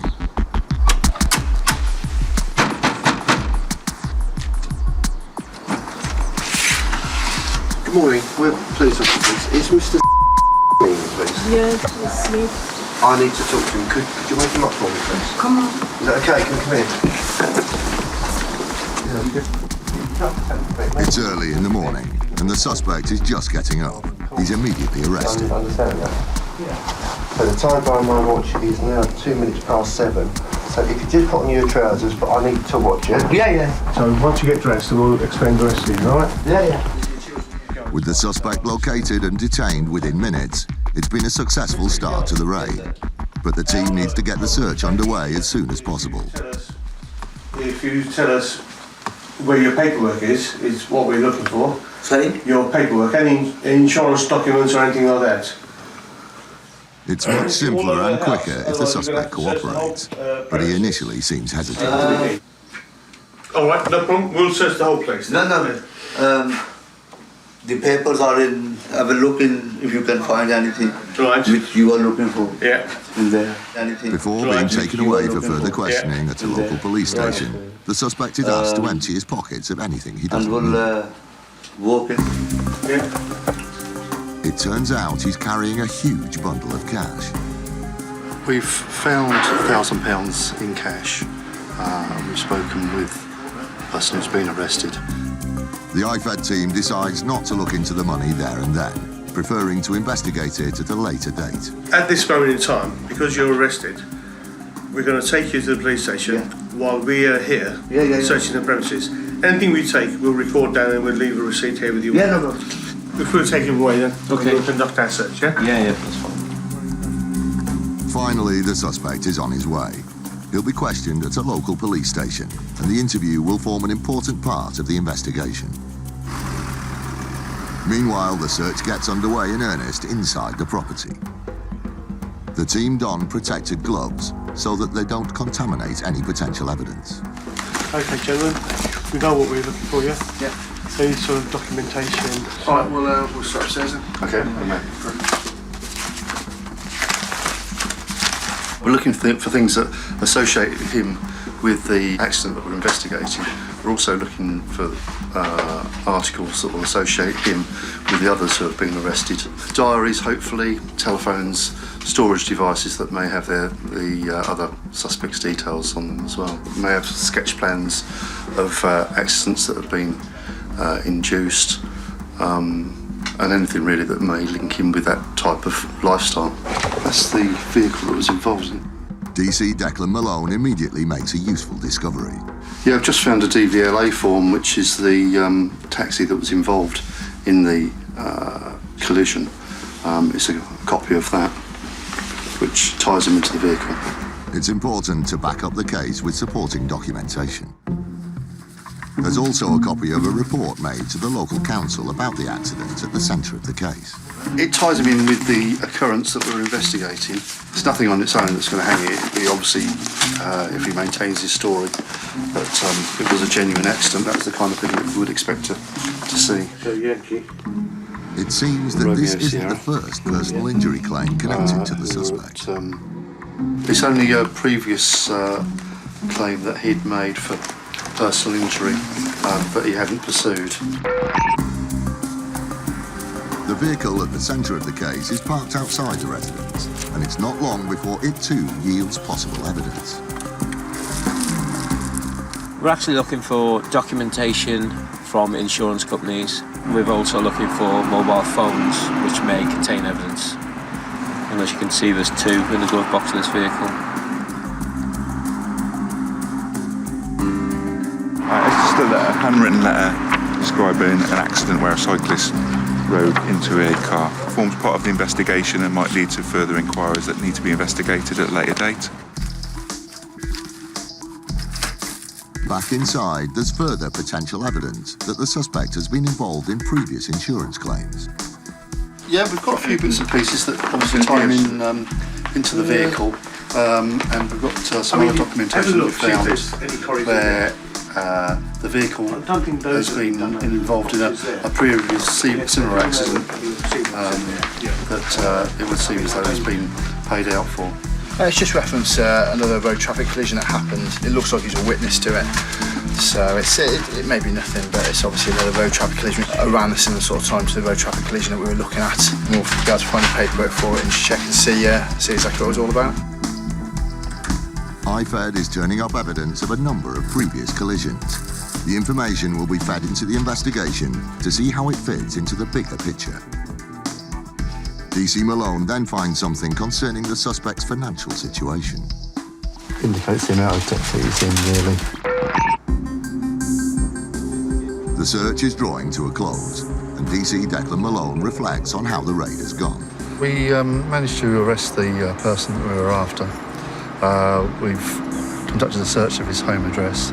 We've come up with some documentation that links him to the vehicle that was involved in the report-induced collision. We've also got some documentation that shows that vehicle was involved in other collisions previously.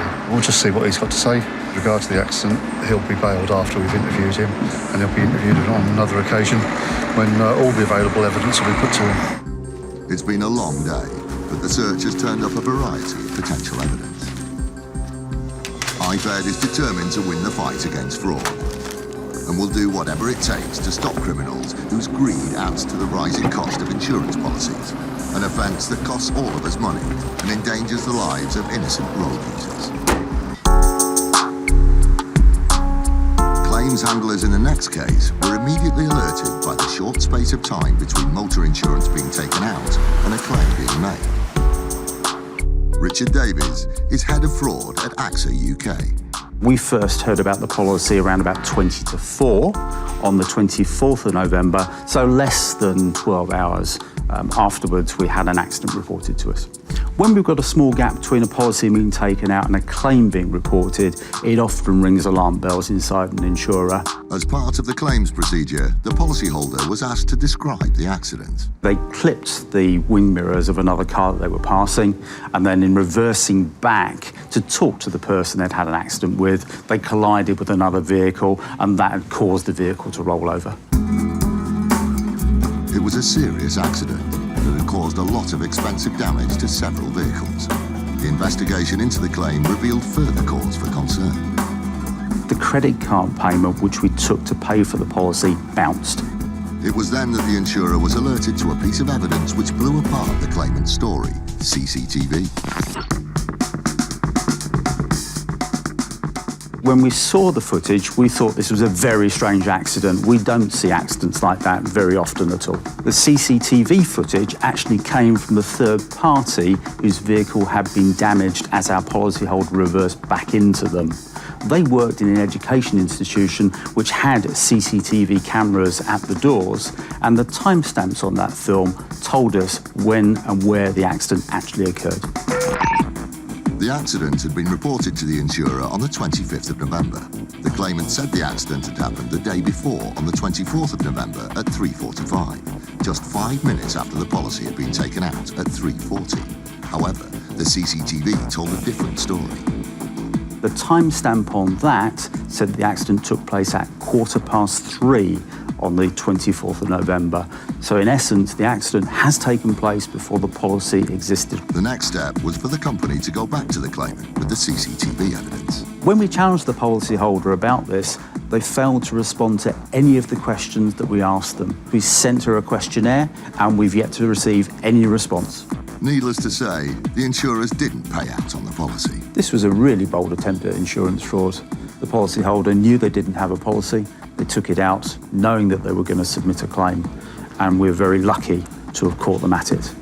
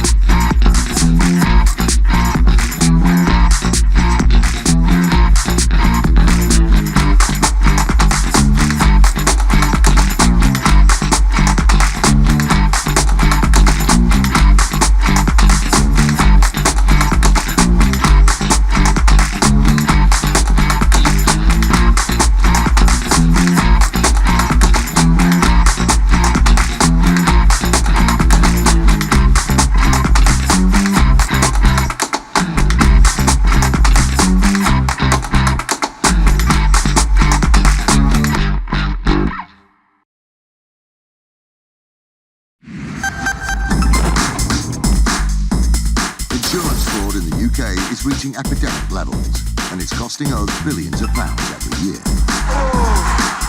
Deliberate crashes, bogus personal injury claims, even phantom pets. The fraudsters are risking more and more to make a quick killing. And every year, it's adding up to £50 to your insurance bill. Insurers are fighting back, armed with covert surveillance systems. There's a subject out the vehicle.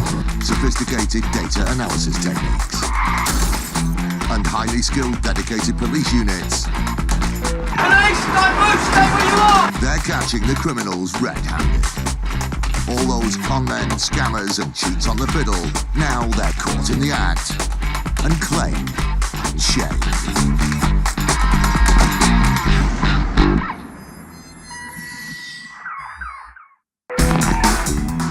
Today, the police insurance fraud team, IFED, is hunting down suspects. There is a problem because he was running out the back door, so don't say there's no problem. Surveillance footage is used to quash a hugely exaggerated compensation claim. Eureka, it's a really good moment to actually catch this woman doing what she was doing. And a hire car smash goes viral. Good for YouTube, not very good for us, not very good for business, and certainly not good for him. With ever-increasing amounts of traffic on the roads, minor accidents are unavoidable. A busy town in Essex was the scene of one such incident involving a bus. 5 months later, the bus company heard from Emma Piper, one of the passengers who'd been on board. She claimed that she'd been injured as a result. Lee Ingram from First Group's Transportation Claims Division worked on the case. Ms Piper alleges that on the 27th of June 2003, a bus had overshot the turning and was reversing back when it clipped the curb and a sign. She was alleging that she was sat at the back of the bus with her child on her lap and she subsequently injured her back. The team started an investigation. They began by talking to the driver, but immediately drew a blank when they asked him what had happened. On this particular occasion, he had no recollection. It seemed as if the original accident had been minor. We therefore made quite a low offer to her. But she rejected the offer and went on to claim that she was suffering from a long list of health issues, including back problems and walking difficulties. She was claiming the higher level of disability living allowance, which would suggest that she would have a severe walking difficulty. In some circumstances, she could not walk at all. She's also claiming that she was unable to lift her child. The claimant states that following this accident, all of her hobbies ceased. Now, one of her hobbies was actually roller skating. She carried on to claim that she was unfit for any type of work and would not be able to work again in the future. The severity of the alleged injuries meant the amount she was claiming for was enormous. The claim submitted was round about the £500,000 mark in total. Lee and his team decided to place Emma Piper under surveillance.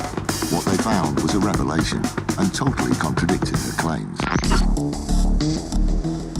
The most obvious thing that jumps out is her removing things from the rear of the car, which at one stage included her holding a handbag, which seems to be quite a hefty handbag at arm's length, and also managing to haul out of the back of the car a car battery.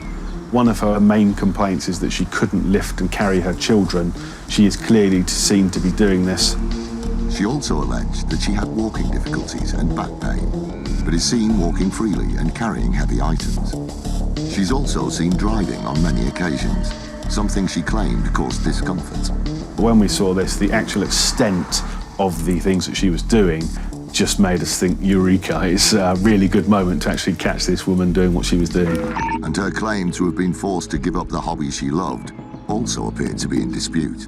We made some checks with the club of which she was a member for roller skating and spoke to the manager of the roller rink, who kindly provided us with records of her subsequent attendance, and there were also incidents where she had reported injuries to them after she had been skating. During a speed skating session, she had managed to skate into the end wall and winded herself. Despite the overwhelming evidence, Piper insisted on pursuing her huge claim, and both sides ended up in court, more than once. We actually had 26 court hearings, 3 appeals and 3 trials. It was impossible to argue with the surveillance evidence, and the final result was unsurprising. The judge found Ms Piper to be wholly unreliable The judge found that there may have been an incident, but if there was, it had only caused a very short period of injury to the claimant. Subsequently, he made an award of just under £1,050. That is something like 0.2% of the original claim that was submitted. But the story didn't end there for Piper. In the event that a reasonable offer is made and then rejected, when the judge finally makes this decision, he is going to award costs in your favour, and that is exactly what's happened in this case. She subsequently has to foot the bill for the legal costs. The cost will run into tens of thousands of pounds, and we do intend to fully pursue Miss Piper for that money. Emma Piper's greed ultimately led to her downfall, and instead of walking away with compensation, she's now left with a huge bill. This is a great result for First Group in that we managed to successfully defend what could potentially have been a very large claim. One of the UK's biggest insurance fraud rings is busted. That would have represented a financial loss to the industry of about £6.5 million. And a driver is left with a hefty bill after taking a hire car for a spin on a racetrack. He wouldn't have taken his own car for this race day, so why on earth is he taking our car? Combating the ever-increasing threat of insurance fraud is an elite police squad known as IFED, the Insurance Fraud Enforcement Department. IFED is a 35-strong unit that works tirelessly to hunt down and prosecute insurance fraudsters wherever they may be throughout England and Wales. They've made over 300 arrests and have saved millions of pounds in fraudulent insurance claims, money which ultimately goes back in our pockets. From now on, fraudsters need to watch their backs. Since the formation of IFED in January 2012, the goalposts have moved, and now if you commit insurance fraud, there's every chance you may get a knock on your front door. Head of IFED, DCI David Wood and DC Tom Hill are working on a case of insurance fraud involving online motor insurance policies. The investigation has reached the stage where they're ready to make arrests and collect hard evidence of suspected criminal activity. We're going to execute a search warrant for a insurance fraud. The suspects are believed to be what's known as ghost brokers, a term for when fraudsters falsify details, such as ages and addresses, to get the cheapest possible insurance deal, and then sell it on to third parties at a substantial profit. Innocent policyholders scammed by the ghost brokers often have no idea their insurance isn't worth the paper it's written on. The next step in the investigation is to gather evidence to strengthen their case, so the IFED team is about to pay the suspects an early morning visit. So we've got a search warrant to search, and we'll seize computer equipment, mobile phones that we believe were used to take out the policies. What we don't know is what's going to be behind the door. We can do a certain amount of checks, research and intelligence. However, you never actually know until you go through the door, so you've got to be on your toes. The IFED team needs to find the three main suspects and also potential evidence in the form of computer equipment that links them to the suspected scam. The IFED team, together with support from the local police force, has arrived outside the house where they believe the three suspects live. So what we're doing now is we're all getting in position. We've got officers covering the back should anyone try and get away or any evidence get discarded from the back of the property. And then once we're ready, we'll start knocking on the door. Yeah, let's do it, lads.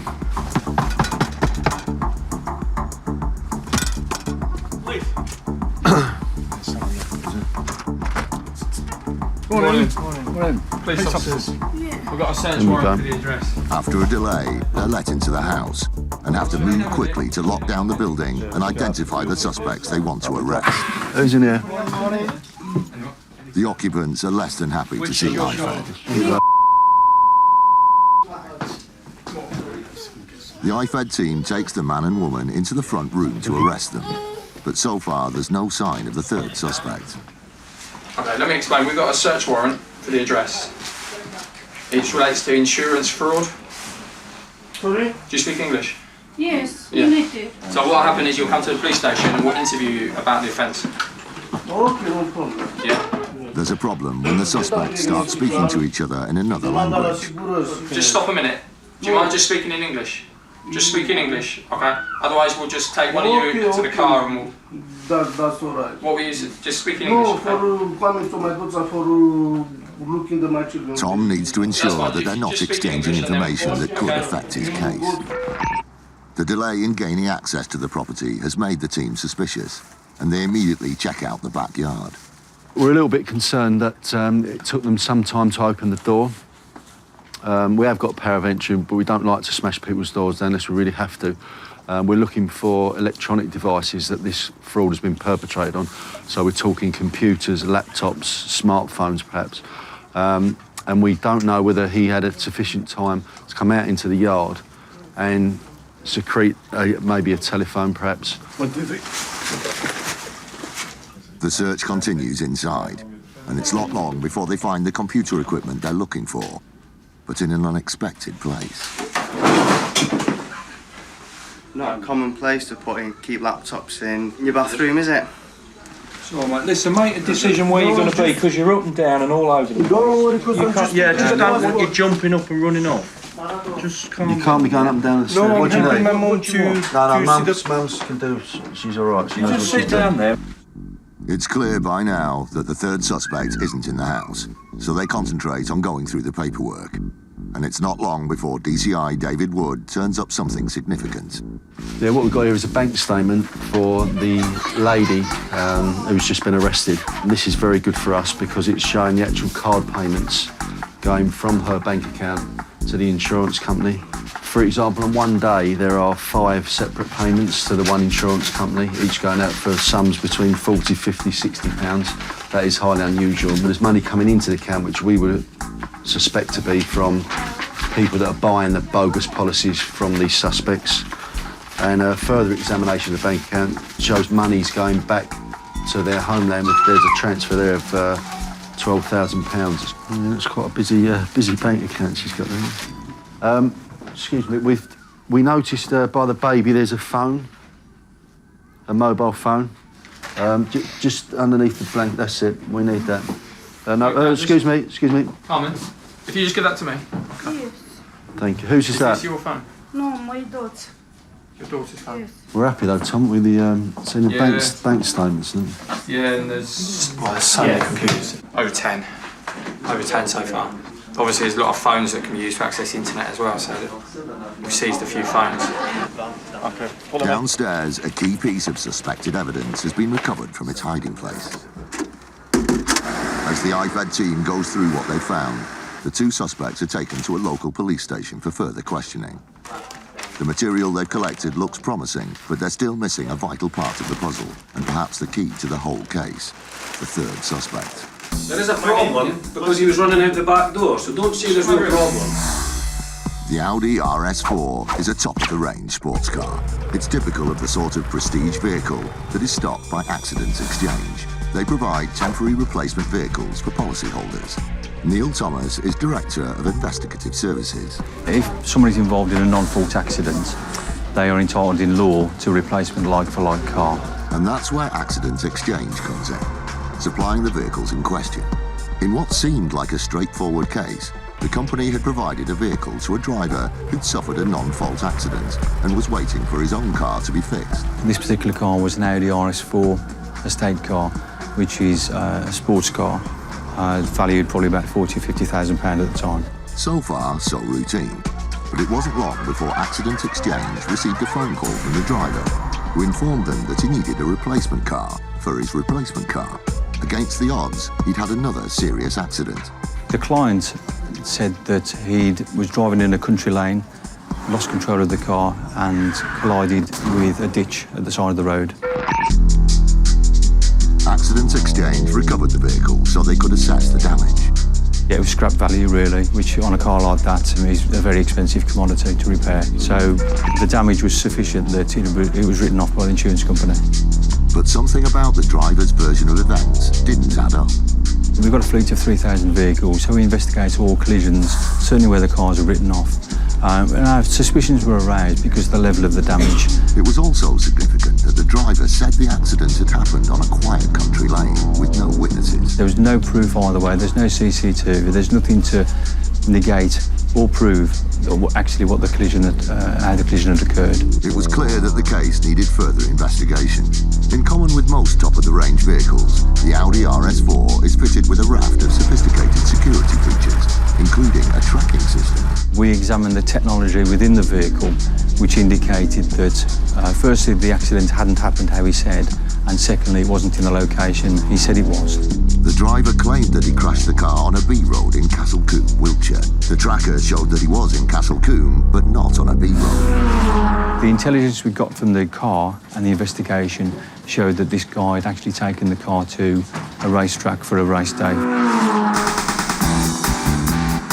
It was the breakthrough the investigation needed, and if the driver hadn't had such a top-of-the-range car, he might never have been caught out.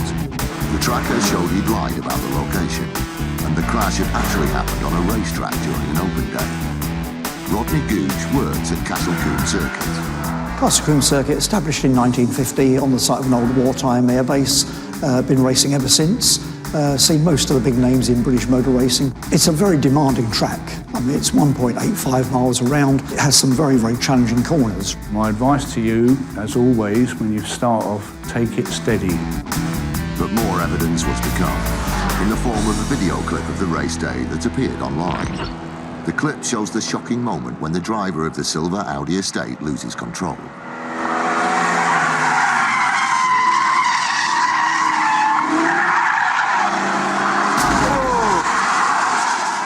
When we checked this YouTube video, we could obviously see it was our car. So we got video evidence showing that the collision hadn't happened how the client told us. It had happened going around the racetrack, and the way he was driving, for me, it wasn't a surprise they had the collision. In addition, there were plenty of witnesses who'd seen the crash. Bob Honeysett works on the Castle Combe recovery team. The car came around Camp Corner, started drifting out. I remember it quite clearly because I thought he held it, and then the car snapped back. And as he snapped back, he went straight into the tyre wall. The session was stopped. As we were loading the car onto the flatbed truck, the driver was out there and he was ripping the number plates off the car. And I was asking him, I was like, oh, why are you doing that? And he said, oh, I don't want anybody to know who it belongs to. We were quite suspicious then. It was quite a spectacular crash. Good for YouTube, not very good for us, not very good for business, and certainly not good for him. The truth behind the crash had finally come out, but one thing was still unclear: why the driver had lied to Accident Exchange in the first place. The answer lay in the terms of his insurance cover, which didn't include driving on racetracks. He knew he wasn't insured. He wouldn't have taken his own car for this race day, so why on earth is he taking our car? With a wealth of evidence stacked against the driver, Accident Exchange decided to act. He denied it first of all, but then when we said he got a YouTube video, he actually accepted that he had taken it to racetrack day, he had written it off, and he subsequently paid us for the damage to the car. With no insurance cover, he had to pay the entire amount out of his own pocket, a sum of £25,000. I think with some of the cars, people think it's a hire car so they can take it to a racetrack. They don't have to look after it. We've got a different view in racing to that because obviously it's a very nice car and we expect clients to look after them as they would their own car.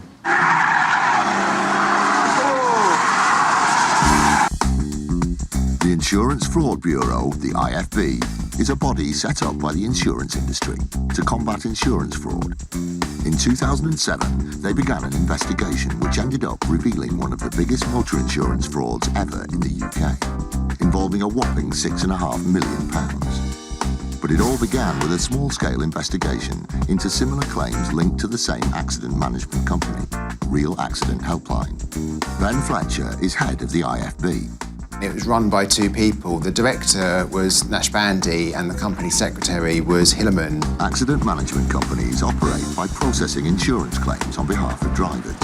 The majority are genuine, but an increasing number are used by criminals as a front for fraudulent activities. The IFB examined the evidence that had been forwarded to them. With Real Accident Helpline, there were a number of similarities with the claims which started to cause concern. There were some collisions that had been alleged to have happened where they didn't. The policies were taken out using identities which, when we started to do investigation work, the people behind those policies didn't exist. A lot of the people that were on the books of Real Accident Helpline were ghosts. By now, it was clear that Real Accident Helpline was linked to fraudulent activity. The IFB contacted the Metropolitan Police. DC Tony Recchia led the case. My initial thoughts were that this would be quite a quick investigation. However, it wasn't long before we realised that there was a lot more to this. What set alarm bells ringing was the sheer number of claims being put through and how similar they were. Most of their collisions were rear-end shunts because they realised that these are very rarely going to be contested by the insurance companies. The investigation moved on to the two men behind Real Accident Helpline.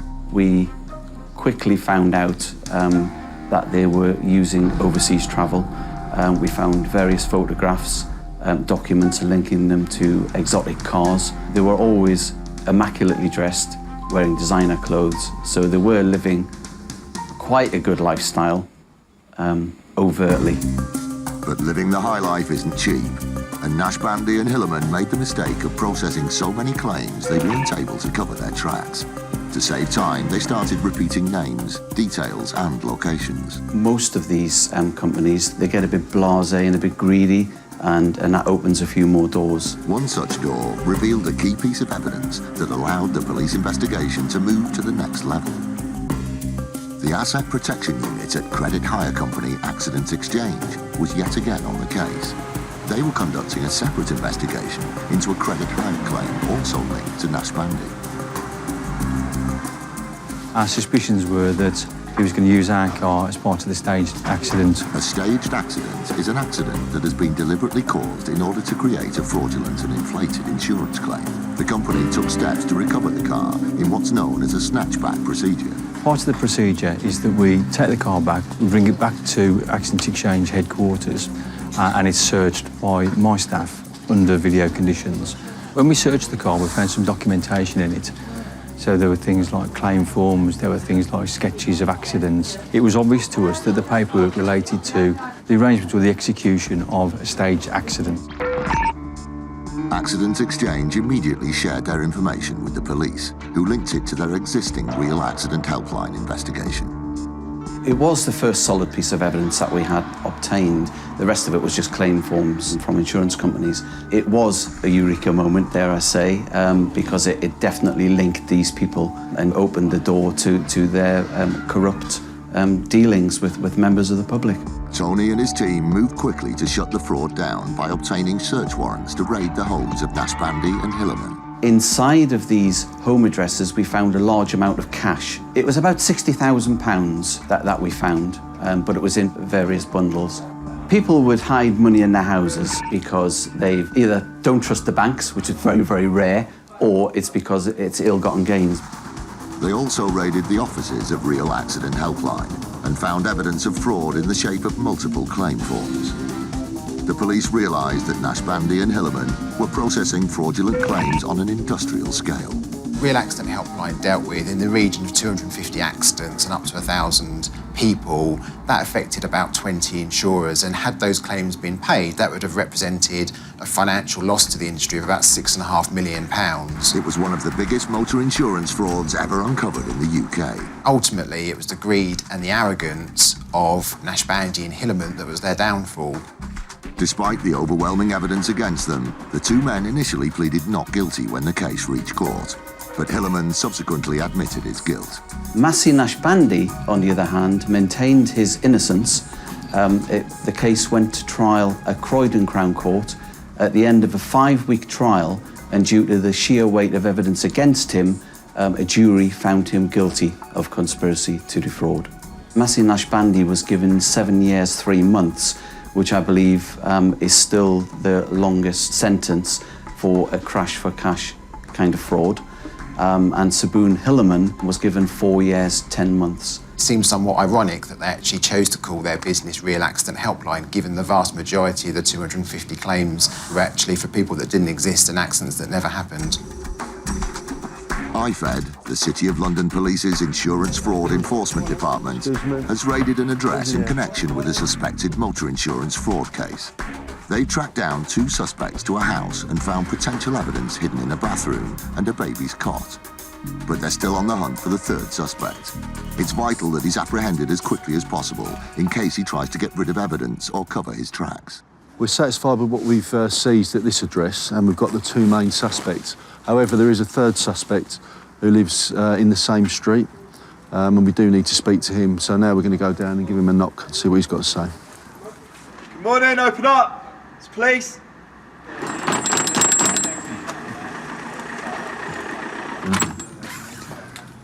Hello, good morning. Sorry to disturb you, sir.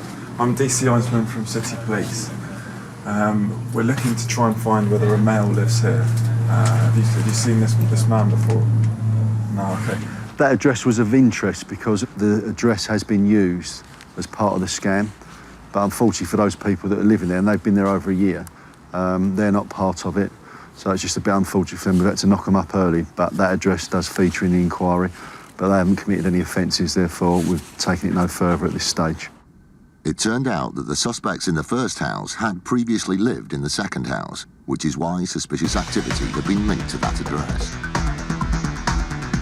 It's vital that IFED arrest the third suspect as quickly as possible to prevent them destroying evidence or skipping town. They hit the road to follow up a lead on a third address. This is an address that has come up on a recent bit of intelligence that we've worked on. Same surname as the other people who have been arrested. As soon as the door is opened, the IFED team spots someone they recognise. Oh, you just come from the other address? A boy from the first house who said he was leaving to go to school has instead turned up here, suggesting that the occupants of both houses are linked. Can I come in and I'll explain to you? Why were you running out the back door? Ask him why he was running out the back door. All three of you. There is a problem because he was running out the back door, so don't say there's no problem. If there was no problem, people don't run out the back door when the police knock on the front door. The inhabitants deny any knowledge of the third suspect. They're asked to supply ID, which the IFED team cross-checks with a printout of the man's details. It looks like IFED has its man. Just come over a minute. I'll explain what's going to happen. I'm from the City of London, please. Yes. Okay, and we're investigating insurance fraud. Your blood? A fraud. Yeah. Yeah, for motor car insurance. Car insurance. We've got an inquiry. Yes. Okay. Right.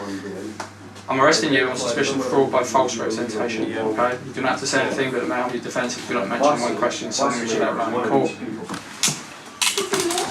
Do this. Yeah. We do this, please. Overall, it's been a successful operation this morning. We found several items of evidence that will be crucial to the ongoing investigation. We set out to get 3 people. We've got those in custody. They'll now be interviewed back at the police station and the inquiry goes on.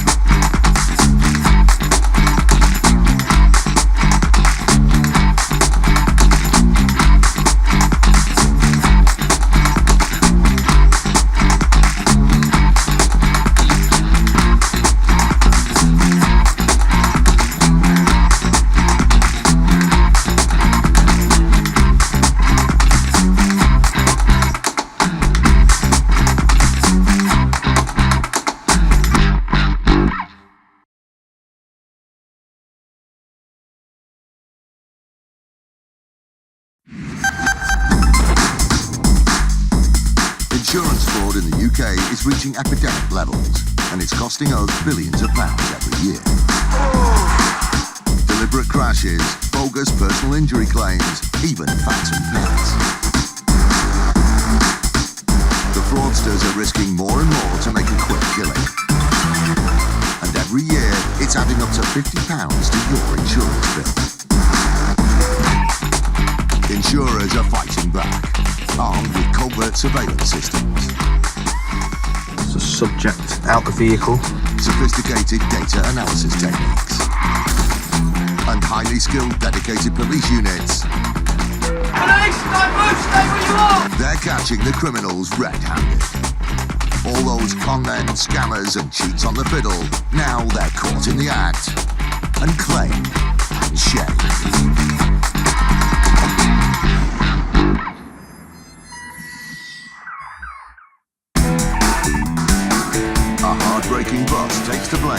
dislocated knee.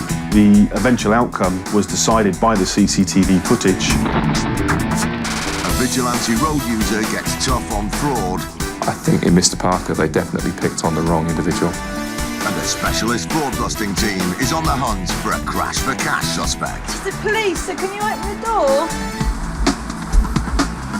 Bendy ones, tall ones, short ones, and sometimes late ones. Buses are a varied bunch, but they have one thing in common. If you're not holding on tight, they can knock you off your feet. That's exactly what happened to this stricken man on the 427 bus in West London. He's just dislocated his knee. The passenger has stood up, pressed the bell. As he stood up and pressed the bell, the driver has braked very hard, forcibly, causing him to plough into the seat in front of him and hit his knee on the seat.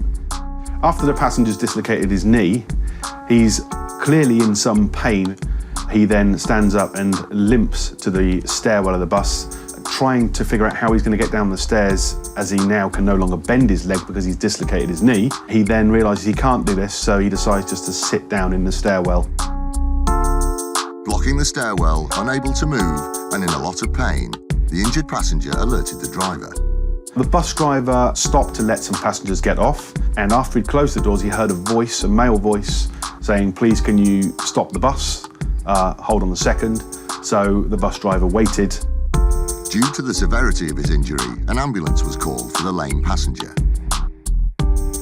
That wasn't the last the bus company was going to hear of the incident. The gentleman later on presented a claim for personal injury, for compensation for the injuries that he sustained to his knee. He's also stated that he has suffered a loss of earnings 2 months after the incident. He's claiming that he's still unable to work. Although he didn't quantify his claim, I would suspect it would be in the region of between £10,000 to £20,000, including legal fees. So not insubstantial amount. For incidents like this, First Group self-insure, so they pay out for claims from their own pocket.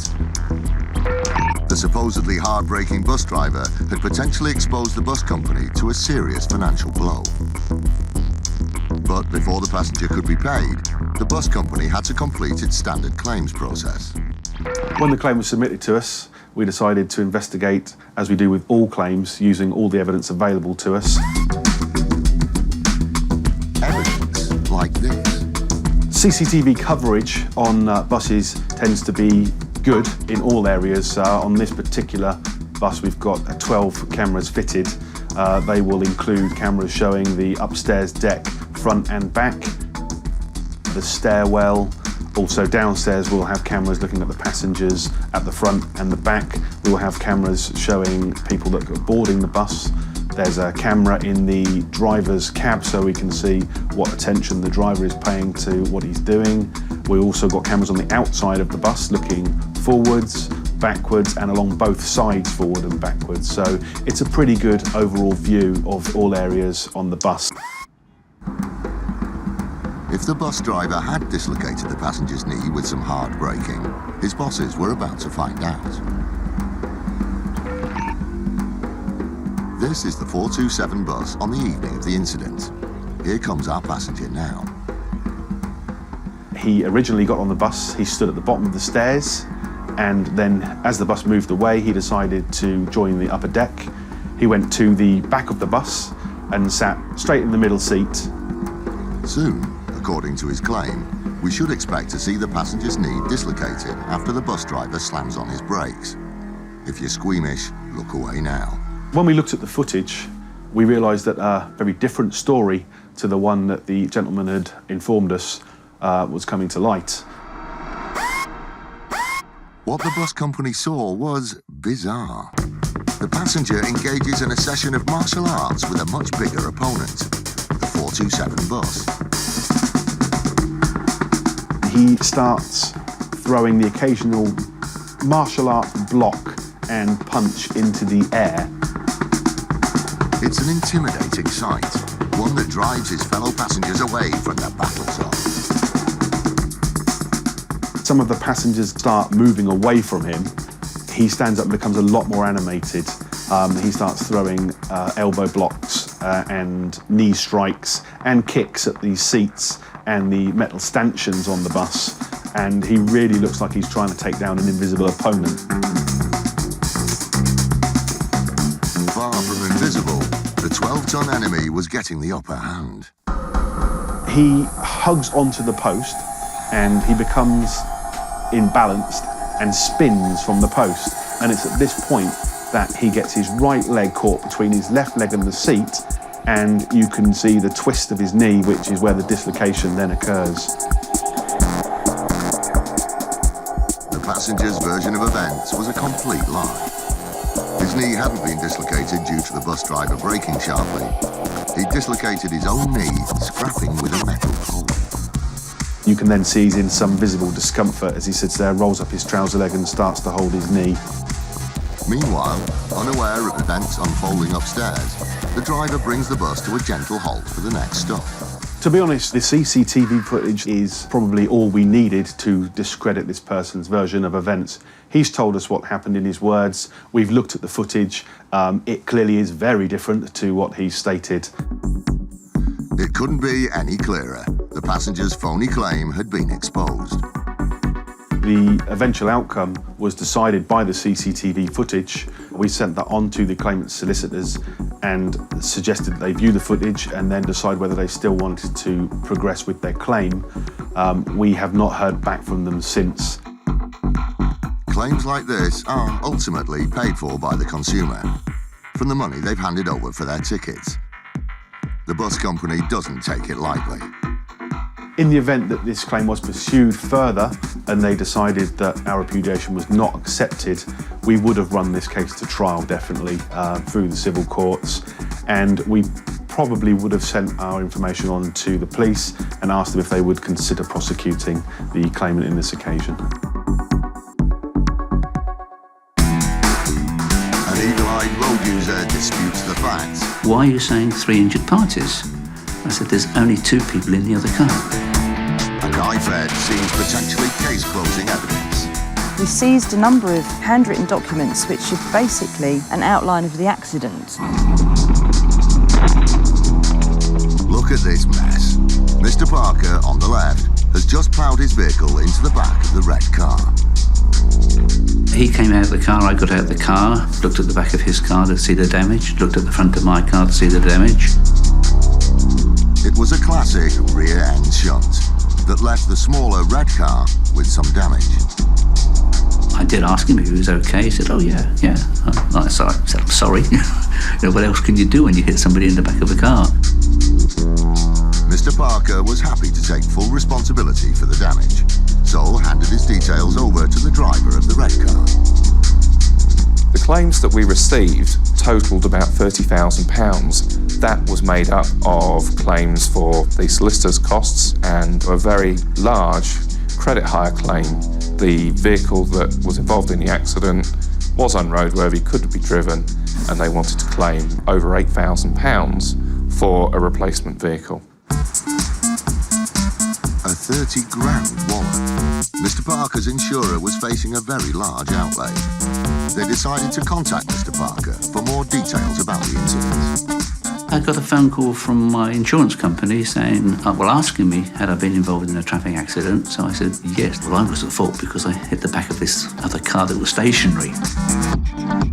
The insurer had some bad news. Mr. Parker was readily taking the blame for a much bigger claim than he realised. They said, we don't think this is going to be a straightforward case. They're claiming whiplash injuries against insurance. So I said, well, they seemed all right at the time, but, these things can probably come into effect later. Mr. Parker took the news well, but then the conversation took a turn. They said, well, it's going to be 3 injured parties. Are you sure you're not all injured? I said, no, I'm not injured. But why are you saying 3 injured parties? I said, there's only 2 people in the other car. No, there was 3. So I said, there was the driver and his passenger, nobody else in the car. A whiplash claim from 3 people could substantially add to the size of the claim. Mr. Parker's premium was in danger of rocketing. It could have been Mr. Parker's word against that of the red car driver. But Mr. Parker had an ace up his sleeve. well, I'm sorry, they put a claim in for 3 people. And I said, well, I'm sorry, it's not. Well, it's your decision, your argument against theirs. No, it's them against my onboard camera.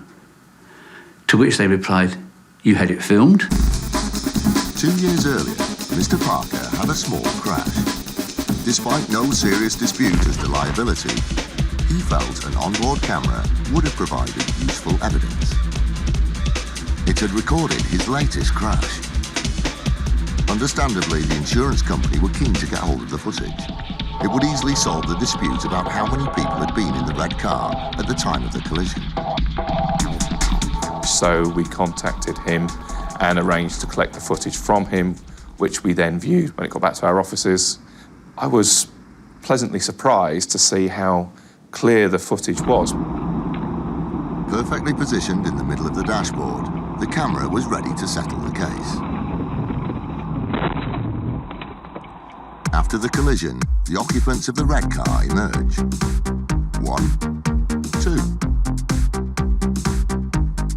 Just as Mr. Parker had stated, there were only 2 people in the car at the time of the incident.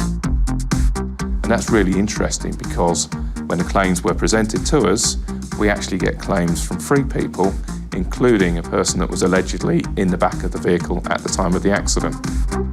So, after the driver of the red car had taken a wallop in the rear and driven away, he had deviously decided to inflate his insurance claim by inventing an extra passenger. But was it that simple? Something in the footage suggested to the insurer that the truth was far more sinister. They watched the video again.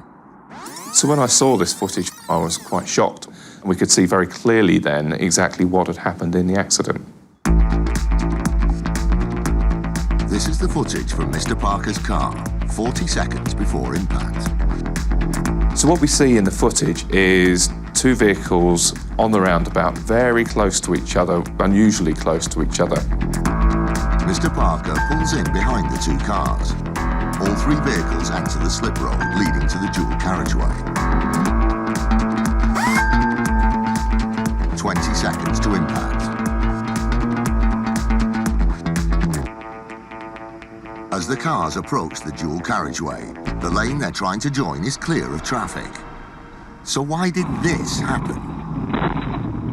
As they were all going towards the point where the slip road joins the dual carriageway, all of a sudden the car in front, the silver car, brakes for absolutely no reason, causing the car directly in front of Mr. Parker to brake very aggressively, and Mr. Parker went into the rear of that car. The insurance company knew what they were looking at. It looked like a crash for cash attempt. It appears the drivers of the silver and red cars had been working together in an attempt to make money from the innocent Mr. Parker. It seemed they'd been using a standard trick of the fraudster, the 3-car slam-on. This is how it works. 2 gang cars will drive in tandem. After choosing a victim, they move into position. Then, car 1, the decoy, will slam on its brakes for no reason, causing car 2 to react. This makes car 2 look innocent to the victim at the rear. It seemed Mr. Parker had just driven into such a trap. I was shocked when we actually saw the footage that these people had the audacity to try and target an innocent motorist who was just going about his daily business and try and cause an accident where he could have been hurt and badly injured. I think it's wrong that they should go down this road, and I think they don't look at the wider picture where they actually could cause serious injury. We were both lucky, or all 3 of us were lucky in this instance. Because of the evidence that Mr. Parker had obtained, we were able to very quickly, very clearly reject those claims that had been made. Instead of making off with £30,000 for their efforts, the driver of the car was given a police caution and didn't receive a penny. I think in Mr. Parker, they definitely picked on the wrong individual. Insurance fraud is on the rise, and if you have insurance of any kind, you're footing the bill. But the fraudsters have an ominous enemy. IFED is a 35-strong unit that works tirelessly to hunt down and prosecute insurance fraudsters wherever they may be throughout England and Wales. Through a combination combination of investigation, industry connections and surprise, they've made over 300 arrests and stopped millions of pounds from going to the criminals, money which ultimately goes back in our pockets. It's highly likely now, if you commit any insurance fraud, you will get caught. Police, don't move, stay where you are! It seems the business of crash for cash is booming. Working closely with the insurers, IFED regularly take down these dangerous organised gangs. Today, IFED has one target, a man suspected of masterminding hundreds of thousands of pounds worth of fraudulent motor vehicle claims. The subject who we're hopefully going to arrest this morning appears to have opened up 5 different policies with an insurance company, the same insurance company. And then shortly thereafter, he's made various claims. But there is a potential loss of over £200,000 when you take into account personal injury claims, etc., etc.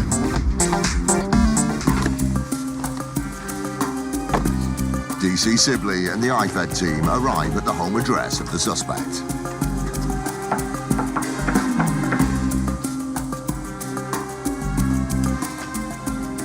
Police, can you open up? Please, can you open that door, please? You can't find the key to open the door. Hey! Good morning, sir. You found the keys. All right. My name's DC Iceman. I'm from the city. Thank you. The IFED team is granted access to the property, but the man who has opened the door is not the suspect. All right, they were your tenants. And when did those tenants move out? The man IFED is talking to owns the house. He used to rent the property out to the suspect, but has now moved back in.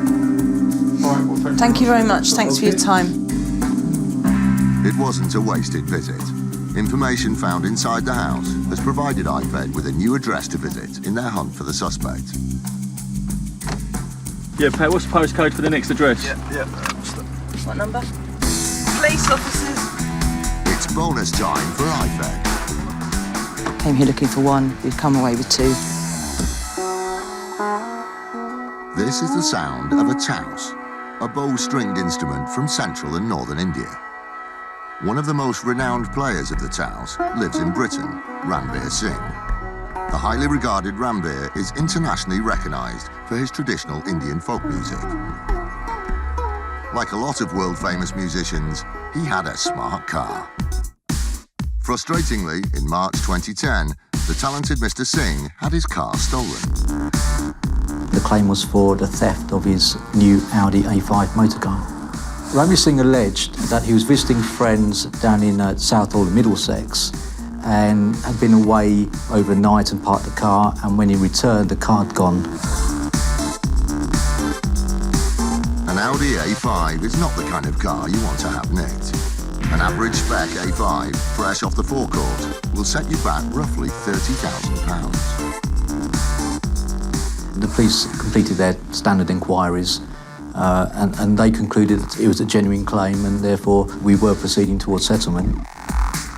Singh had only owned the car for 4 months before it was pinched, but he was fully insured, so he would be back on the road as soon as the insurer had checked out the claim. On receiving the claim, the insurer needed to clear up a couple of things. There were some discrepancies in terms of circumstances, and as often is the standard process, we sent out an investigator to take a statement from Mr. Singh. There were some discrepancies between the version that he gave to our investigators and the version he gave to us when he actually made the claim. And they revolved around where the car was parked and what he did immediately on discovering the car had been stolen. The main discrepancy being in terms of what street he'd actually parked the car in.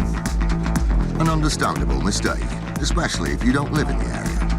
There were some concerns, but after doing the initial checks, we thought the claim did occur in the manner it was reported, so we started to proceed towards settlement. A few weeks of paperwork followed, by which point the insurer was on the brink of the payout to Singh, when, out of the blue, they got a phone call, informing them that the stolen Audi had been located. 4 months after the claim was submitted, in August 2010, we received a call from the police, which was unusual. The car was stopped in Germany by the border police. Great. Ranveer Singh could have his car back. not yet.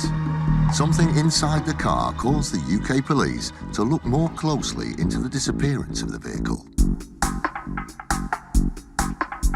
There were two guys from Cyprus driving the car, and they were stopped, and they had a handwritten note alleging that they had permission to take the car. Having learned of the note, the UK police gave the insurer a warning. They basically told us to not proceed with payment, that Mr. Ranbir Singh was under investigation. That's because the handwritten note in the car was from Ranbir Singh. They took about 3 months to investigate circumstances, and in October 2010, Mr. Ranbir Singh was arrested. Upon his arrest, Singh revealed all.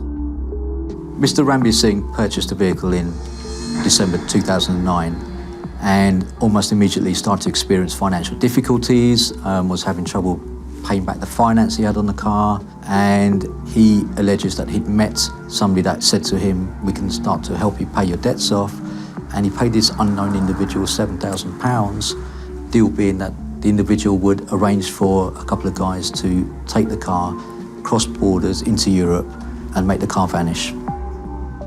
Ranbir Singh, the musician, was now Ranbir Singh, the insurance fraudster. The fallen musician was facing a tough day in court. In December 2011, Ranbir Singh was convicted of fraud and sentenced to 10 months imprisonment.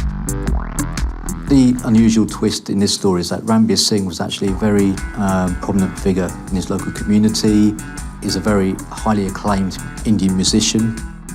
And for somebody of that standing to attempt insurance fraud is unusual, but really does demonstrate that actually it's a lot more prevalent than perhaps people think.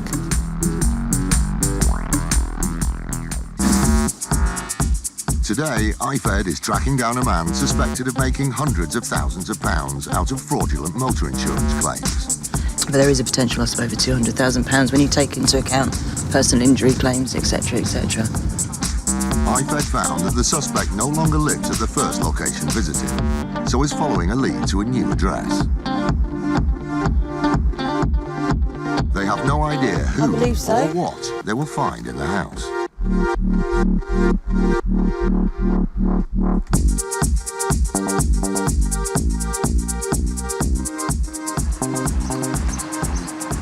Hello, good morning. Hello, is your mummy around or daddy? IFED can find no sign of an adult presence in the house.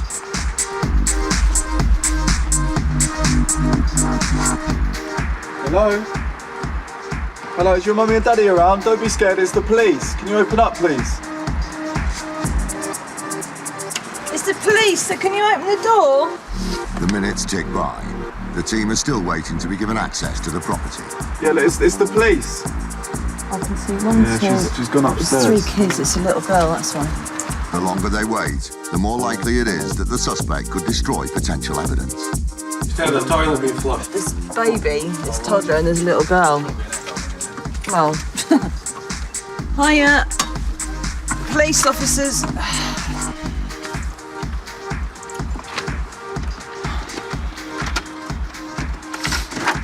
Hello there, good morning, sir. From their extensive research, IFED know they have found their suspect. My name's DC Einsman from City Police. I'm looking for you, so I'd like to step in and talk to you. Okay, I'm going to arrest you, okay? You're under arrest in connection with fraudulent insurance policies for motor vehicles and subsequent claims made on them. I'm arresting you for the prompt and effective investigation of these offences. The suspect's been arrested, so we're going to do a search now of the property to see if we can find any more documentation, anything relevant to the offences. He's not particularly happy that we're there, but that's all we can do, and see what we can find. The suspect wasn't where IFED expected to find him, but DC Sibley's team searched the house they'd been led to. Filming access is restricted to the unplanned raid location. Within minutes, the search yields potential evidence. We're in one of the main bedrooms at the moment, and it's just sackfuls of paperwork, documentation, quite a lot of it relating to what we're investigating. We seized a number of notebooks with handwritten notes in them showing names, addresses of possible claimants. seized a large number of certificates of motor insurance, all linked to the index numbers and names of the people that have made the claims. The search of the main bedroom has become red hot. DC Sibley has some potentially incriminating exhibits in her hands. We seized a number of handwritten documents which are basically an outline of the accident. This would be a map of the collision of the roads and where the collision took place, showing obviously the roundabout, vehicles involved, and street names, and actually how the accident happened. And this is quite common, we find this quite a lot. But we found a number of those, 3 I've got here, as I say, the driver details of the third-party vehicle, victims' details, insurance company details, and obviously full description of how the accident happened with a nice little diagram. The search of the main bedroom is complete. The suspect iPad came for is taken away for further questioning. Out of the blue, DC Sibley's attention is drawn to another occupant of the house. We came in here looking for one person, but when during the search, the other male in the premises sort of stated to me that the documentation is his, it's in his bag, and it's in his bedroom. So because of what we found, he's been arrested as well on suspicion of fraud by false representation. So we came here looking for one, we've come away with 2, and a lot of information and evidence. There is a lot of documentation in there relating to fraud, in my opinion, so they're going to have a lot of questions to answer. iFed has got more than the suspect it came for. It could be driving away with the evidence it needs to seal another case against the menace of insurance fraud.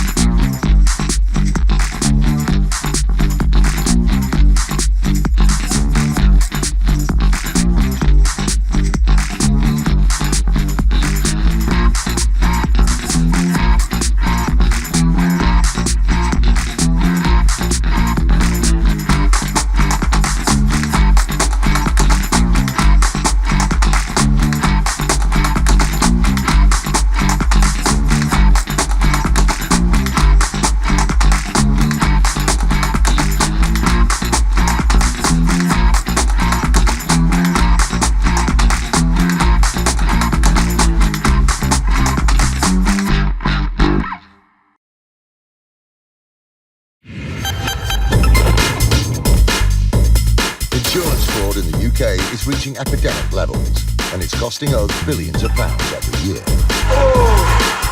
Deliberate crashes, bogus personal injury claims, even phantom pets. The fraudsters are risking more and more to make a quick killing. And every year, it's adding up to £50 to your insurance bill. Insurers are fighting back, armed with covert surveillance systems. The subject out the vehicle. Sophisticated data analysis techniques. And highly skilled dedicated police units. Police, don't move, stay where you are! They're catching the criminals red-handed. All those con men, scammers and cheats on the fiddle, now they're caught in the act and claimed and shamed.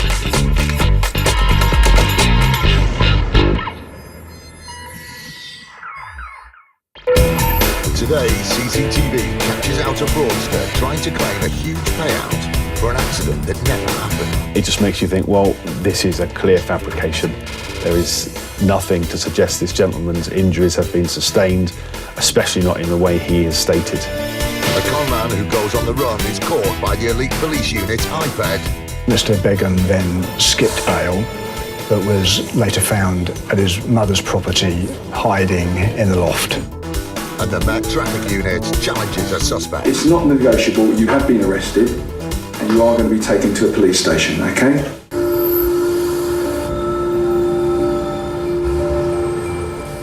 We Brits love a bus ride. We take around 5 billion bus journeys every year. But occasionally, a ride down the high street can turn into a tragedy. Lee Ingram of the Transportation Claims Division of First Group worked on the case of a minor collision which had been filmed by the outward-looking onboard camera.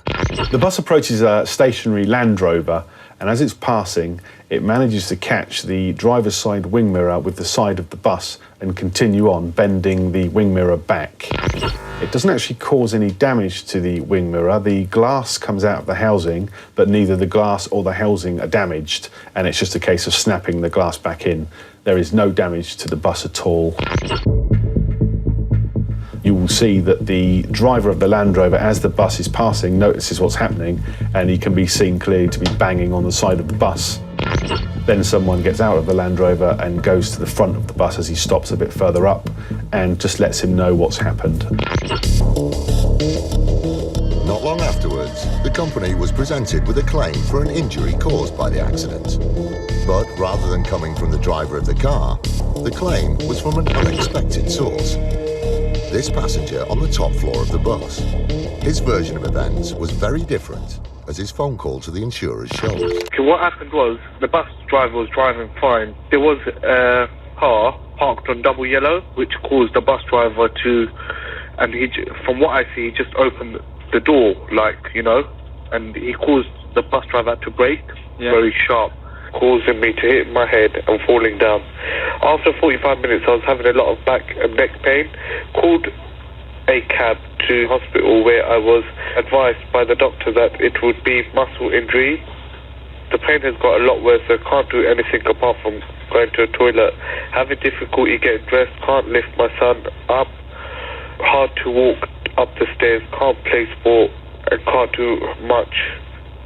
Have made an appointment with my doctor for stronger painkillers. I'm really upset and feel hopeless and depressed as I'm in a lot of pain and can't do nothing at all.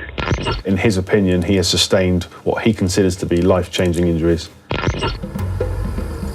This meant that the company could be liable for a potentially huge payout. He was looking to build a substantial claim for future care, care of personal hygiene, maybe a future element of childcare and child support. A minor prank causing life-changing injuries to one passenger just didn't ring true. A full-scale investigation was launched by Lee's team, and the CCTV from inside the bus was reviewed. It proved to be the killer piece of evidence. The claimant can be seen sitting on the top floor of the bus on the left-hand side. When I first saw this footage of the passenger in question, I did review the footage on several occasions because I thought I must have missed the incident he's referring to. But he hadn't. The reaction of the passengers looking out of the windows shows the exact moment of impact. At the same time, the other camera shows exactly what happened to the claimant. Nothing. The gentleman who is making this claim does not at any stage fall to the floor. He stands up after having travelled to his destination, goes to the top of the stairwell, goes down the stairs, speaks to the driver as he gets off the bus, and then leaves the bus. There is no suggestion or any indication of a fall, as he is alleging. The pictures confirmed what they'd suspected all along, that he'd never been injured, and his claim was a work of fiction. It just makes you think, well, this is a clear fabrication. There is nothing to suggest this gentleman's injuries have been sustained, especially not in the way he has stated. The video evidence revealed that his story was a complete lie, but as it turned out, the passenger would have found it difficult to pursue his claim. As the damage to the Range Rover was negligible and the damage to the bus was non-existent, neither the Range Rover insurers or First Group were claiming off of each other. So you had a case where no one was admitting liability. The gentleman in question wasn't sure who he could make a claim off of, and I expect when he thought about whether his injuries were genuine or not, he decided there was really no one to pursue this claim against, and he wasn't prepared to risk it. It was clear that there was no case to answer, and the claimant was never heard from again. The Met Traffic Unit are executing a raid on an accident management company where not everything is as it seems. You don't work here, do you? No, but I do look after the police. Okay, well that's not what you said earlier, so do you want to wait outside? And an attempted motor insurance fraud is stopped in its tracks. When it's so clear, as on these particular occasions, it makes our job very, very easy. The Met Traffic Unit is headed up by DI Dave Hindmarsh. With a growing number of organised gangs using London's roads as their hunting ground, DI Hindmarsh and his team are committed to slashing car crime. We search for people who are wanted for serious offences. My team have made 300 arrests in the last 2.5 years, which is around about 50 operations. Every one of those operations will have resulted in a prosecution. Their aim is to make our roads as safe as possible. You have the most serious types of cash for crash, which is the induced collision. And this is primarily where gang members, because it is organised criminal gangs involved in this, who will go out onto the roads with 2 cars. They'll drive in tandem looking for their victim. They'll position themselves in front, and then the decoy car, which will be the lead car, will brake hard. That gives the middle car, the one that they want to be damaged, a reason to brake, catch their victim out, and they'll run into the back. And that is a typical cash for crash scenario. The insurance industry have estimated that it costs them somewhere in the range of £392 million per year, but I think it's probably bigger than that. It is an extremely dangerous way of earning some money because you are putting innocent members of the public at risk.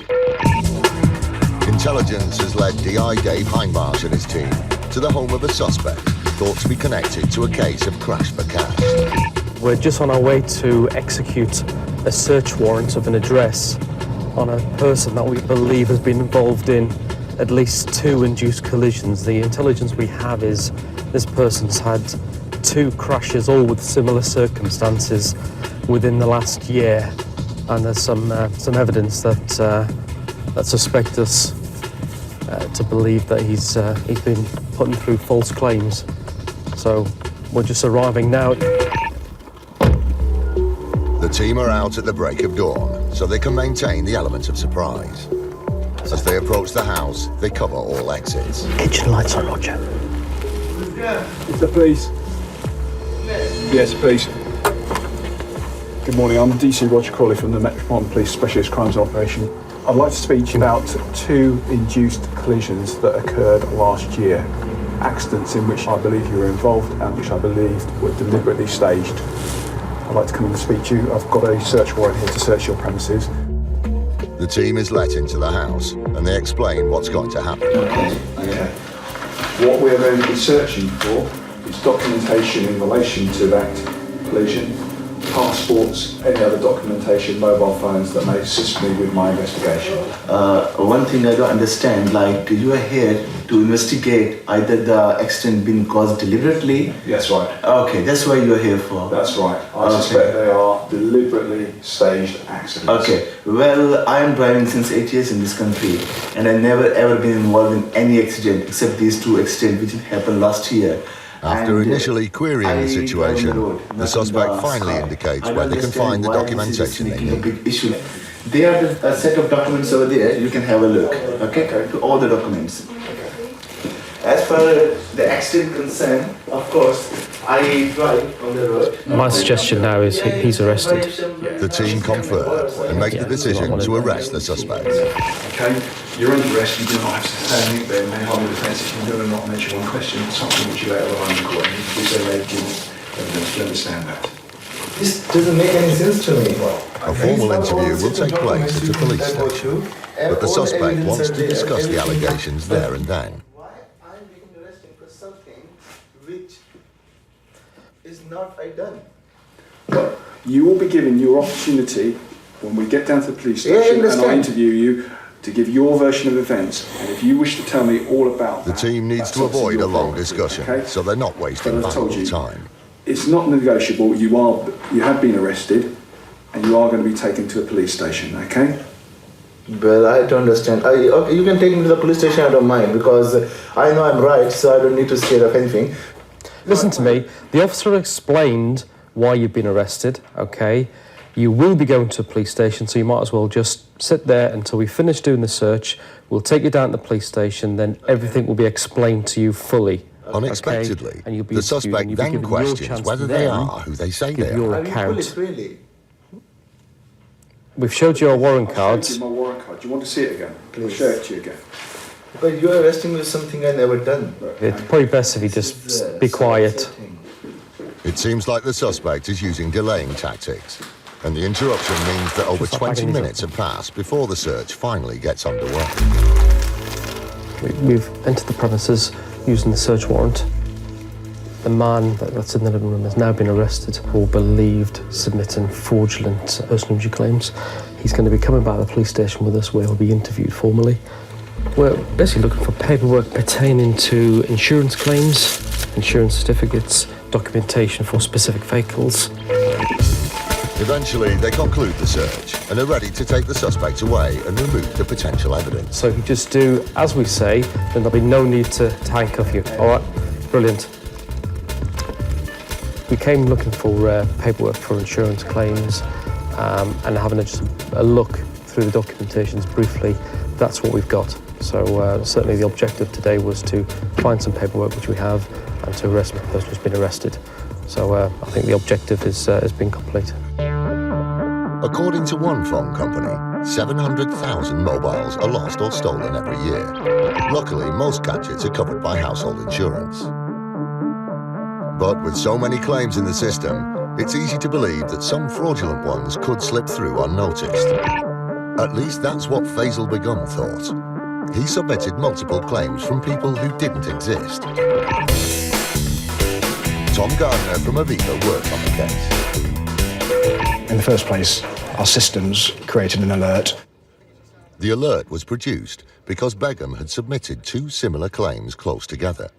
Although he'd used different names, the claims handlers identified a match in other personal details. An investigation was launched, and recordings of the phone calls from the two similar claims were retrieved. What they found confirmed their suspicions. When they listened to calls, it was quite clear that there were a number of claims being reported by the same person. How can I help? It's William Daniels here. I'm calling regarding the settlement of my claim. Have you got your claim number there, sir? Yes, it's 11 Mike Hotel Oscar 015344. And if you could just confirm for me your full name. Yes, it's Mr. Fabiano Feria. If I could take your policy number. It's Mike Hotel Oscar 0511-40518. The claims handlers passed on their findings to Aviva's Claims Fraud Intelligence team. The voice of Mr. Begum was very distinctive, so you could tell it was the same person in each call. In the phone calls from the increasingly familiar voice, the caller also noted a keen interest in the exact terms and conditions of the policies.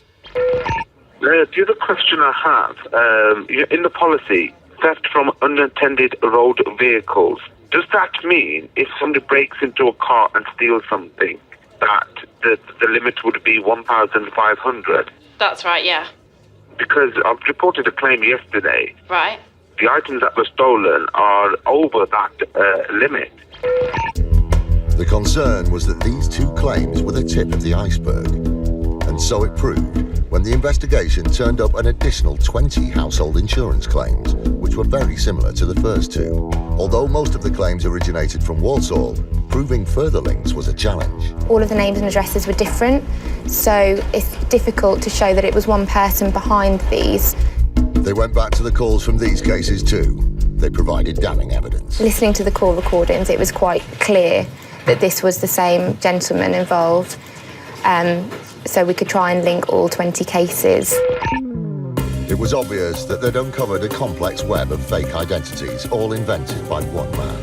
The people supposedly making the claims didn't exist. Mr. Begum, or Alexander Brazil and Dr. Shah, as he was also known, submitted over 22 claims in total within a period of several months. Another giveaway was that the claims were all very similar. Typically, his claims were for mobile devices, tablets and laptops, which he claimed had been left at takeaways or stolen on trains. The claims were generally supported by a lot of documentation, but our investigations revealed that most of those were faked or fraudulent. Each claim was typically for several £1,000s. In total, he submitted 22 claims with a value of over £50,000. All the evidence pointed to fraud on a massive scale, and the company contacted the Insurance Fraud Enforcement Department. The IFED team had initially been investigating Begum because of another lead, and it appeared that his fanciful storytelling had moved up a gear.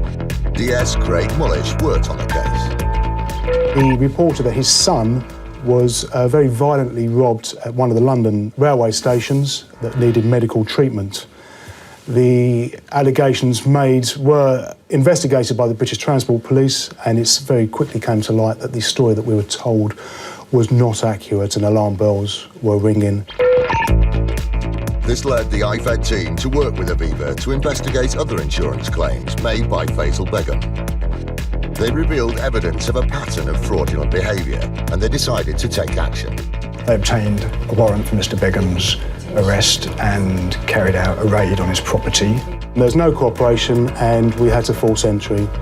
Aviva wasn't expecting to hear from him again, but several days later he got in contact. Astonishingly, telephoned Aviva again to make a claim for the damage to his front door that IFED had caused whilst raiding the property. Basically, our front door was damaged. There was a law enforcement agency who forced entry into our property for something which I don't know. Despite the fact that the door had been broken as a result of his fraudulent behaviour, he still thought he deserved a payout. I think the fact that Mr. Begum actually claimed for the damage to his door just showed the audacity of the fraud. There really is no bounds to what this man will do to submit and claim fraudulent monies from the insurance companies. But the insurer was onto him, and the claim went nowhere. At this point, Faisal Begum finally realised that the game was up, and he went on the run. Unfortunately for him, he made a poor choice of hiding place. Mr. Begum then skipped bail, but was later found at his mother's property, hiding in the loft. Faisal Begum was brought to trial, and the weight of evidence meant that the outcome was never in doubt. Mr. Begum was charged with 14 counts of fraud and was sentenced to 2 years in prison, which we felt was a fair and proportionate sentence. This is a great result. It gives a great message out that neither the insurance industry nor IFED will tolerate insurance fraud, and this, I'm sure, will be a deterrent to any future fraudster out there that thinks insurance fraud is an easy touch. It clearly isn't. Roundabouts are statistically safer than other types of intersection, but they still see their fair share of accidents. Susan Evans of Insurers Admiral worked on a case involving a policyholder who'd been involved in one such collision. She said she was approaching a mini roundabout, thought that she had enough time to clear the mini roundabout before the other car made its turn, but unfortunately she didn't, and it resulted in a collision. The accident resulted in damage to both vehicles, and the driver of the other car decided to pursue a claim. It was alleged that there were actually 2 passengers within that car as well, and that both passengers had unfortunately been injured in the incident. In line with the claims procedure, specific details of the injuries were provided. Claims that we were faced with from the alleged passengers in the vehicle were whiplash claims that were around about £2,000 a piece in terms of value. But the collision took place here, on a bustling high street during the day, which means one thing: eyewitnesses. One actually came forward and said that they were adamant that there was no passengers in the vehicle that our policyholder had collided with. So we had a written statement to confirm there was nobody in that car apart from the driver. Alarm bells started to ring, and the insurer decided that further investigation was needed. So they went through the CCTV they'd sourced from the local council. The footage reveals a very different version of events. The claimant can be seen driving down towards the mini roundabout, whilst the policyholder approaches from the other direction at the bottom of frame. The claimant starts to turn right, but the policyholder is going straight on, and they collide. What they saw next proved to be a crucial piece of evidence. They both exit their vehicles, examine the damage, and exchange details. But at no point does anyone else get out of the claimant's car. If we look carefully at the footage, I think anyone involved in an incident of that nature is probably going to get out of the vehicle, have a look at the damage, perhaps assist the driver to try and get details from the other party. You don't see any passengers exiting from the car whatsoever. The CCTV proved that there was only one person in the car, and that the claim for 2 personal injury payouts was a ploy to get more money. Admiral confronted the claimant's solicitors with the evidence. They were clearly quite shocked at the start, but being faced with the irrefutable evidence that the CCTV footage presented, the claims were dropped immediately. If the claimant thought they could walk away with money they didn't deserve, they were wrong. There are penalties that they will have to pay. They will be recorded on a database, and within the background you also have the fact that the police might pick it up as a prosecution. It's estimated that there are almost 2 million CCTV cameras in the UK, which means that fraudsters are increasingly being caught out by film evidence. When it's so clear, as on these particular occasions, and there's clear evidence that those people are not in the cars, it makes our job very, very easy. The Met Traffic Unit are on the road again, this time to execute a raid on a company they believe helps organise crash-for-cash collisions to create fake insurance claims. This morning we're going down to an accident management company. We've got evidence which suggests that the company had been involved in 2 induced collisions, and part of today is to take all of their paperwork and to sift through it at a later stage to identify other induced collisions. So at this stage we're not really sure. It could just be as simple as these 2 collisions. However, I suspect that we'll find evidence relating to more. The team arrives at the scene and approach the company's rented office. They're working against the clock. But first, there's the small matter of gaining access. There's no one here, which is typical of accident management companies when we arrive. So the 2 options we have is we'll try and get hold of the owner, get them to come round and open up. If not, we'll open up ourselves. We shan't be leaving without what we came for. They attempt to make contact with the owner of the company, but draw a blank. Finally, they get through to the landlord of the property. Hello, sir. My name's Andy Collins. I'm a detective constable who works for the Metropolitan Police. The owner of the company is proving hard to track down, but the landlord should be able to let D.I. Hindmarsh and his team into the office. Could you get yourself down here as soon as possible? Just then, a third party approaches the officers. Come with me and speak to my colleague, please. I'm just wondering how you've suddenly turned up, that's all. I'm wondering how you've just suddenly appeared. No, because like yesterday I was at the office. Yeah. He claims not to be an employee, but has come to pick up some paperwork. Okay, she's the secretary, yeah? The Met Traffic Unit is no closer to gaining entry, but then the landlord of the property arrives in person. I've got a door key, but I don't have a shutter key. Oh dear. He's nothing to do with the company under investigation and cooperates with the team to try and gain access to the office. Have we got a hooligan? There we go, the man with the bar.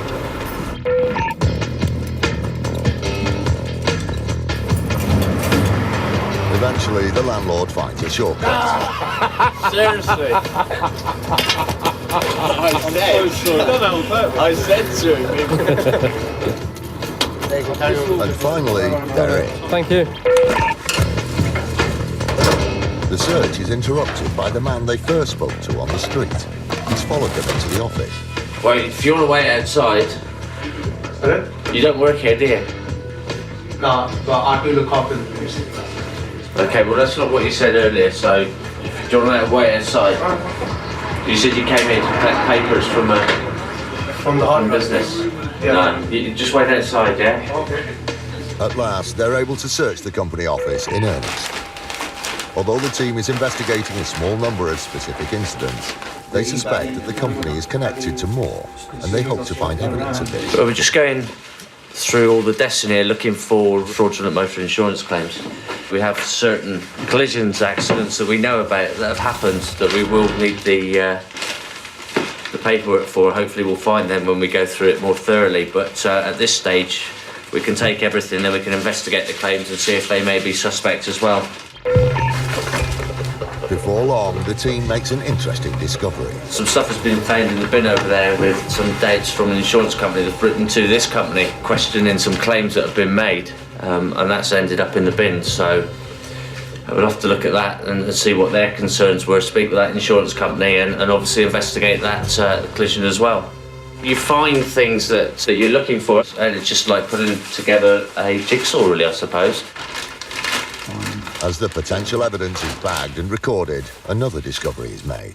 The guy that turned up first thing this morning, that was denying actually working here. This is actually his desk, he's admitted there. So he does actually work here. It's not just paperwork that the team is after. The company's computer equipment will be examined too. The AXA management company is now closed because we've taken away their computers and all their documentation, so it'll be difficult for them to continue practicing. In relation to further inquiries to this matter, it's an ongoing investigation, and there is likely that we'll be looking to execute further search warrants and hopefully discover more evidence of any wrongdoing. The Met Traffic Unit is dedicated to making our roads as safe as possible, and every fraudster they take down moves them one step closer to that goal.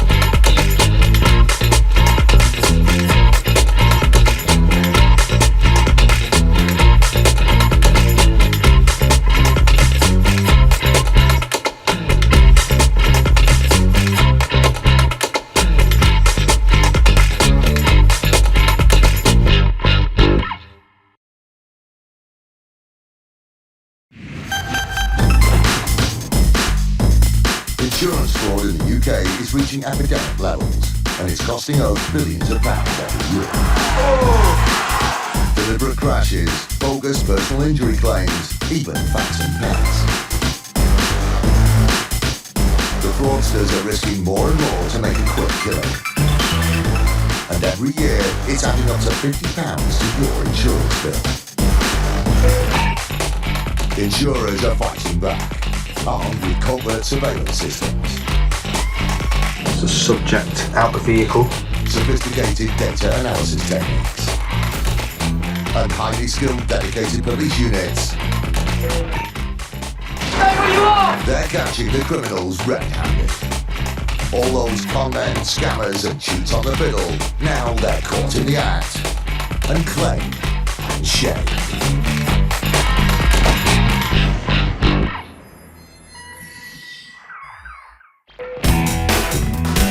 Today, a country pub goes up in smoke and things get heated for a pair of fire-starting fraudsters.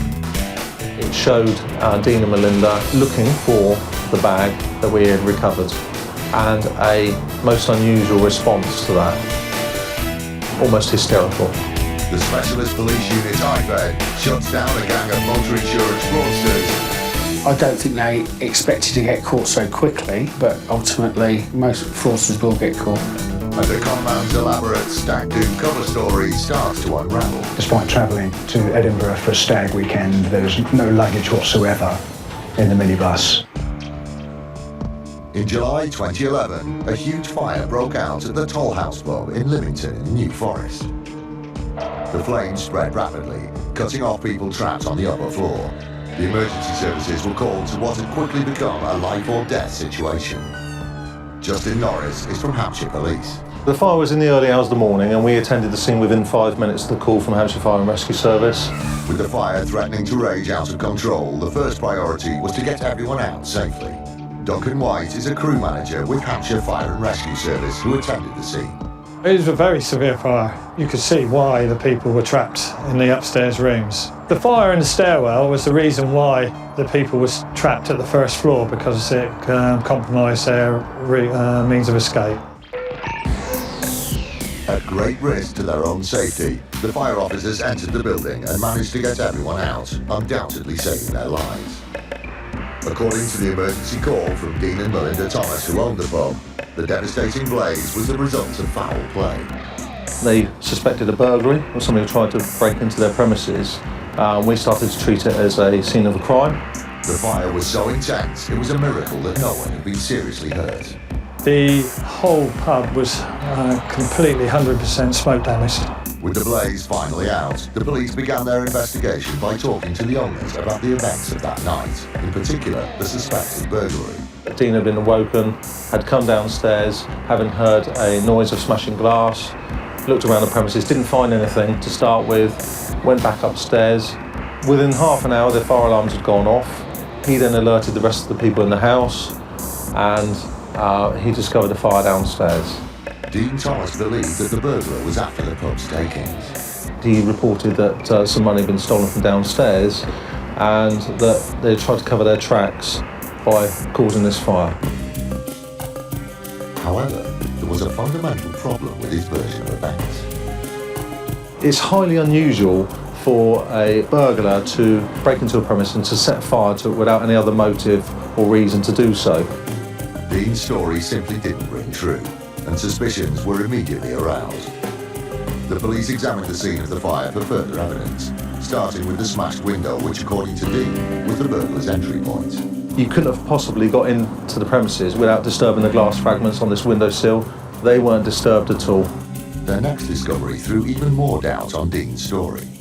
We found a petrol can that was recovered from in an outhouse that had been concealed behind some items, behind a case, which was unusual as well.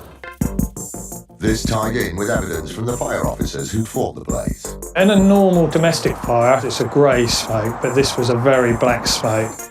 The colour of the smoke and the discovery of the hidden petrol can seemed to indicate that the fire had been fuelled by an accelerant such as petrol. Dean's story was unravelling fast, and the police looked into the couple's finances as a possible motivation for arson. It became really apparent quite quickly that Thomases were in significant debt. Evidence was mounting on all sides that the fire had been deliberately started by the Thomases for an insurance payout, but conclusive proof was lacking until a chance discovery in the grounds of the property. We recover a bag of clothing.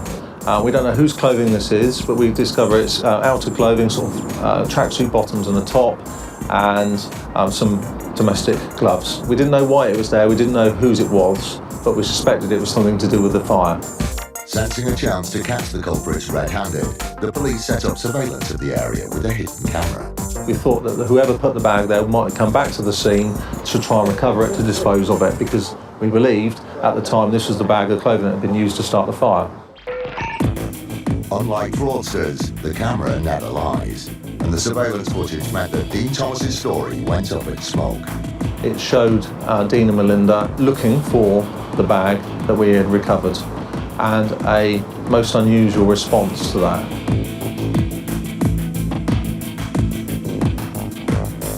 Almost hysterical. It looks like they're arguing about it, and Melinda is throwing her arms around a little bit as well. Melinda was confronted by the police, and even then the lies continued. She said in an interview to us that the reason why she reacted that way was because she believed police officers had disturbed the grave of her dog. But she convinced no one, and it was obvious that her hysterical response was because she knew they'd been found out. The fire had been started deliberately, and they hadn't done a very good job of covering their tracks. It was quite clear that the motive was financial. They had wanted to get out of the contract with the brewery, whose premise as it was, and already done that, already asked to do that prior to the fire taking place. The case eventually reached court, but despite the weight of evidence against them, unbelievably, the couple maintained their innocence. During the trial, they pleaded not guilty, and it was a jury that convicted them. Dean Thomas was sentenced to 6 years in prison. Melinda Thomas was sentenced to 3 years in prison. Not only had they been driven by greed, but worse, they'd endangered the lives of the people in the pub and the firefighters who put out the fire. The heavy sentences reflected the seriousness of their crime. Unfortunately for them, unfortunately for everyone else, the truth came out and we found out what happened in the end.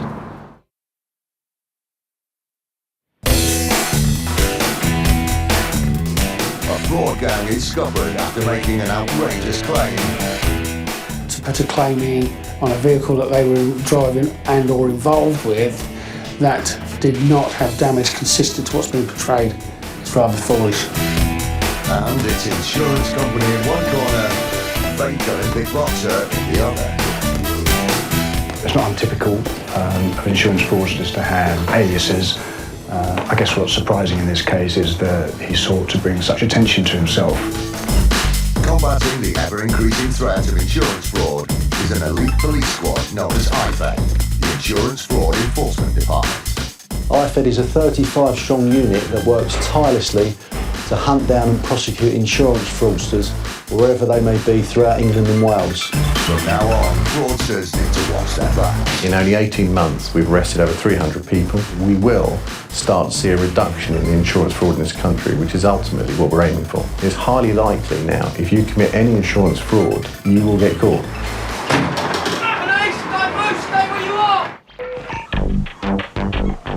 In 2012, IFED travelled to Torquay to carry out a raid on a gang of fraudsters believed to be behind various multi-vehicle accidents.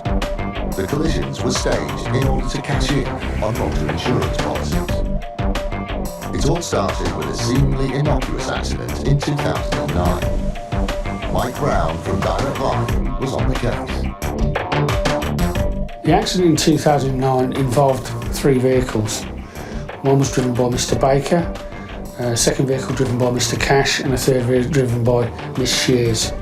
Mr Baker lost control of his vehicle and collided with the 2 vehicles driven by Miss Shears and Mr Cash. At that stage, there was nothing to suggest fraud. No suspicious circumstances surrounding that claim. It entered the claims process and the claims were eventually settled for all 3 vehicles. DC Kate Sidley from IFED also worked on the case. Claims were going in for personal injury, damage to cars, damage to property within the cars, loss of earnings, hire vehicles, whatever basically they could put a claim in for, they were putting a claim in. In total, all 3 claims were settled for approximately £15,000. And there the matter would have rested, had it not been for another accident 2 years later.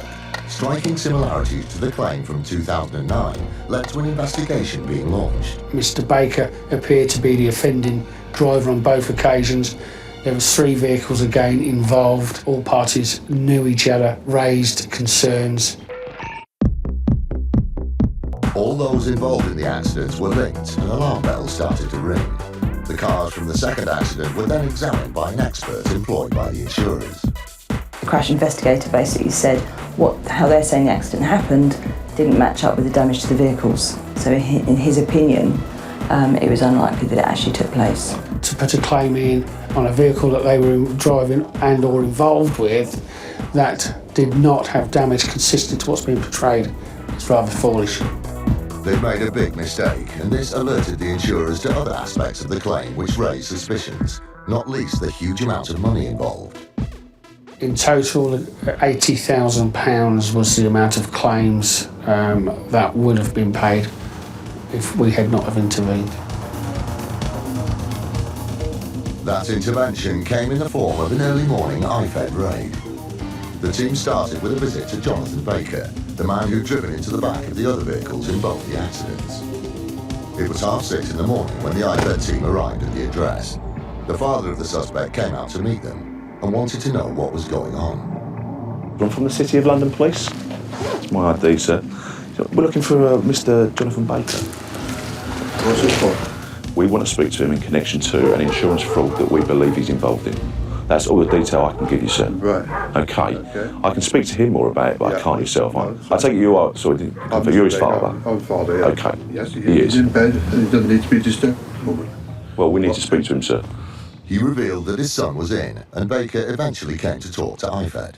I understand you're off work at the moment. That's right, yeah. Okay, we need to speak to you today. Okay. We need to take you to Torquay and interview you in relation to a matter that's been referred to us. Right. In relation to what we suspect is insurance fraud dating back to January of last year. Right, okay. Okay. That's it, basically. Yeah, Jonathan Baker, you're under arrest, 7 o'clock, okay? You have standing man, bench for not mentioning any question. Subject to running court, and if you can do some man giving evidence, okay? He was taken down to the local police station for further questioning. All right, mate, just take your seat in there behind the passenger seat, please.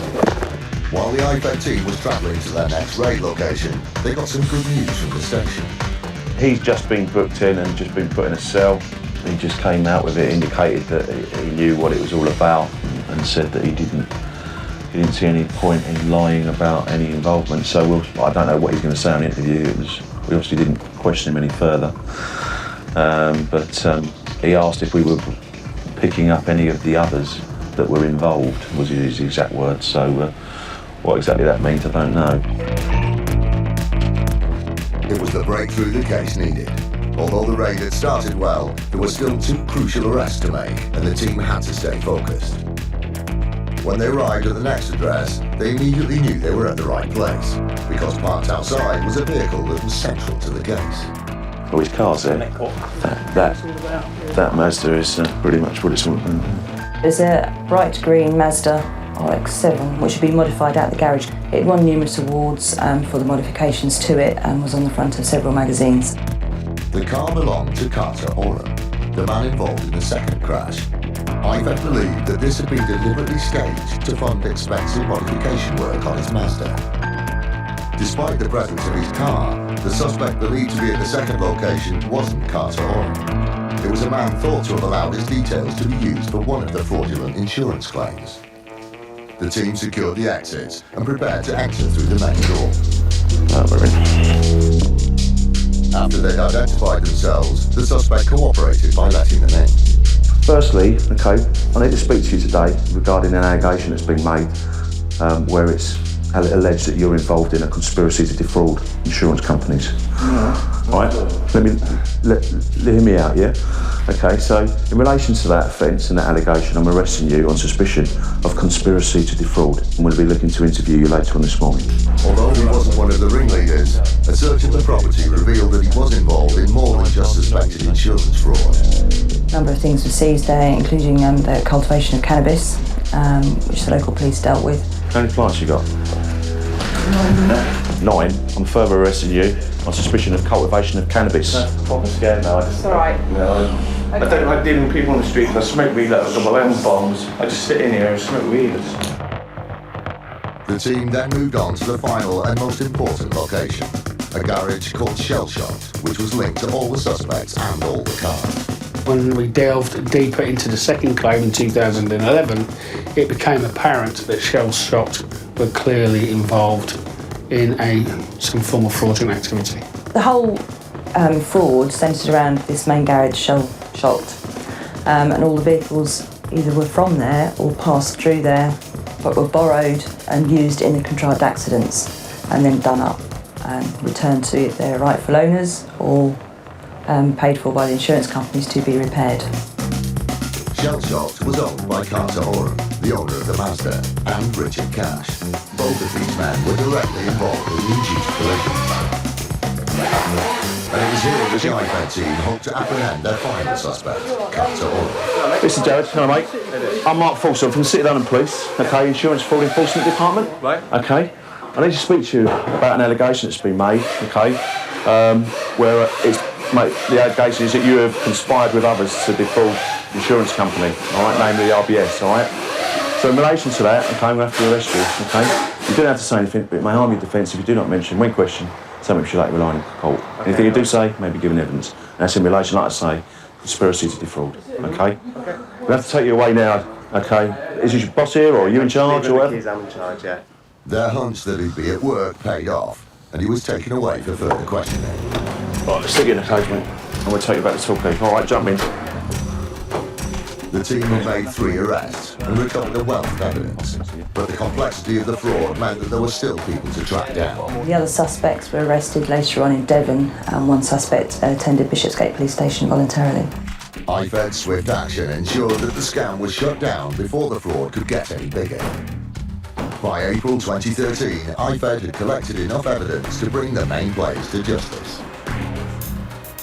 Baker was sent down for 6 months, and Richard Cash for 14. Carter Oram received a 6-month jail term suspended for 12 months. Jennifer Shears, for her involvement in the first crash, was handed a 2-month prison sentence, suspended for 12 months. Direct line groups has a zero tolerance to fraudulent insurance activity. I don't think they expected to get caught so quickly, but ultimately most fraudsters will get caught. In 2012, Olympic fever was everywhere. For athletes who'd been chosen to represent their countries, this was the fulfillment of a long-held ambition. This was especially true for one young Afghani man living in West London. Against all the odds, Daz Siddiqui had made the Afghan boxing squad, and his inspirational story was starting to gain attention. In an article in The Sun, he was quoted as saying, "I know I won't be one of the favourites to win a medal, but being a competitor at the 2012 Olympics seemed just an impossible dream." He was right, but not in the way he intended. The whole thing was a total fabrication. Siddiqui was actually a serial fraudster and fantasist. Tom Gardner from Aviva worked on the case. It's not untypical of insurance fraudsters to have aliases. I guess what's surprising in this case is that he sought to bring such attention to himself. In truth, Daz Siddiqui was a conman who lived in a fantasy world. He'd invented multiple personas to cheat money out of insurance companies, but his lies were uncovered by Aviva's fraud detection team, who spotted a number of suspicious claims. We were able to identify matches between addresses and bank accounts, which originally alerted us to the fraud. And as we investigated that further, we were able to unravel the full scale of his fraud. He'd set up a web of fake identities. Majid Siddiqui went by a number of aliases, including Daz Siddiq, Owen Hart, and Kevin Heartbreak. But Siddiqui's fraud went much further than just inventing fake names. DC John Hurley from the City of London's Police Insurance Fraud Enforcement Department also worked on the case. He tried to cover his tracks to some extent by changing his name regularly by deed poll. In a 2-year period, he had anything up to 6 to 8 names. In fact, I imagine that he has got one name that he keeps to himself, but he's been known by so many different names that perhaps only he will ever know what his real name is. But he didn't stop at fake identities. His financial arrangements revealed a web of lies too. In total, we were able to identify 23 bank accounts. The bank accounts were used in the first place to obtain insurance under bogus names and addresses, and then also later to receive payments from claims. Siddiqui was committing fraud on a massive scale. So in total, we're aware of 46 claims which were presented for bogus injuries, which on a full liability basis would have had a value of about £500,000. Siddiqui's fraudulent claims primarily involved car accidents that had never happened, with multiple occupants who never existed. He would then claim for car repair costs and personal injury compensation. Mr. Siddiqui was not terribly sophisticated. He created a company that handled all these claims, but foolishly or otherwise, claimed that company was storing the vehicles, and he would also make personal injury claims and rent vehicles. And so to people who've worked in insurance fraud for a number of years, these things stick out. Once they'd collected all the evidence they could, the insurers handed over their findings to IFED to take the investigation to the next stage. There's some things they can't do and that police officers have to do, including tracing him through his bank accounts and through names and aliases that he'd given. Once we'd traced all these activities and put them together through mobile phone records and bank account details, it was just really a question of catching him in and making sure that he was caught red-handed, as the expression goes. By now, there was enough evidence to move in and arrest him. On the day of the raid, when we went in, he was watching the TV. And one of the things that was strangest to us is that amongst his various aliases and his various guises, he'd said that he was an Olympic boxer. And he was actually watching the Olympics when we came in, but it was the rowing. So we asked him about that. You know, aren't you supposed to be boxing for the country? And he said, oh yes, he'd injured himself. So he couldn't even be straight with us at that stage, even there standing in his pants. The IFED team was able to collect a wealth of evidence. Surrounding him were the tools of his trade. He had mobile phones with post-it notes on them in all the different names, so that if that phone went off, he'd instantly know who he was supposed to be. With so many personas, it was hard for Siddiqui to keep track of who had put in what claim. The case proceeded to court, and Siddiqui was brought to justice. He was charged with 11 counts of false representation under the Fraud Act, and also 1 count of holding a fake national ID card. Perhaps realising that for once he should tell the truth, Siddiqui pleaded guilty. He got 18 months, which, considering he'd spent 2 years actually doing the crimes, he had at least 18 months to regret it. His elaborate fantasy existence had finally been brought to an end, and he had no one to blame but himself, whoever that was. I do wonder at the end of it, who actually knows the real Daz Siddiqui? Things you expect on a stag night. To get a bit drunk, and maybe round the evening off with a sing-song. One thing you don't expect is whiplash, but that's just what happened on Stephen Paul's stag do. The party had barely left Newcastle before festivities came to an abrupt halt, thanks to their minibus hitting a car. Aviva's Tom Gardner was yet again on the case and investigated the claim. Mr. Paul took out a new policy with us to insure his minibus and then contacted us several weeks later to report that he'd been in a collision with another vehicle. Elaine Ibbotson worked for the insurer's solicitors. It was suggested that there were a group of 14 men on their way to a stag party in Edinburgh. They were travelling in the minibus, and it was alleged that shortly after starting their journey, the minibus driver had left the main road north and had pulled off, I think, to visit a shop. Shortly after leaving the main road on the approach to a roundabout, it was alleged that the minibus collided with the rear of a car. I believe 6 ambulances attended the scene. All of the people were treated at hospital. The accident resulted in multiple injuries, primarily whiplash. It wasn't long before the insurers heard from the would-be partygoers on the minibus.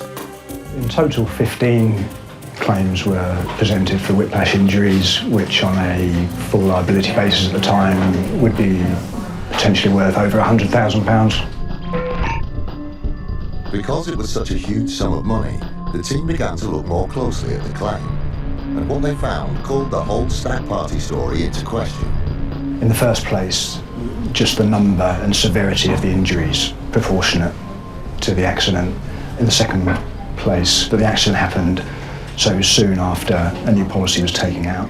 There's always an element of suspicion when every single occupant of both vehicles involved in a collision claims to have sustained almost identical injuries. It wasn't a huge impact one way you'd expect every single person to have been injured. The lawyers decided to talk to all the main players and immediately encountered inconsistencies. The main claimant kept changing small details in his story. His account really didn't ring true at all. And there were also concerns from the police officers who had attended the accident. Quite clearly they felt something wasn't right with the situation as they arrived at the scene. The investigation continued and a vehicle assessor was sent to look at the damaged minibus. One of the things that our engineers observed when they inspected the minibus was that some of the damage appeared quite old. Serious questions were now being asked, not least why the men had set off for a knees-up with no spare clothes. It also emerged that despite travelling to Edinburgh for a stag weekend, there was no luggage whatsoever in the minibus. Piece by piece, the evidence was stacking up. Their story was falling apart. It seemed that the group had conspired to create a bogus accident so they could submit a massive insurance claim. The investigation was then widened to include those travelling in the car. It became apparent that there were connections between the occupants of the two vehicles that were identified through social networking websites. The confirmation that they knew each other was telling, but the final straw was a CCTV clip of the crash site, which showed that the accident had never occurred. What we believe happened is that the two vehicles were damaged away from the scene, and then the accident was staged at some point and debris put onto the road to create the impression that an accident had occurred. The stag weekend in Edinburgh had been invented as a cover story for an audacious con trick, but it had all fallen apart like a late-night kebab. By now, there was enough evidence to take the culprits to court. 15 of the 16 people pleaded guilty and received suspended sentences. One person pleaded not guilty and he was tried by jury and later convicted. The party was well and truly over for the stag do, and the only cause for celebration was that time had been called on a massive insurance scam.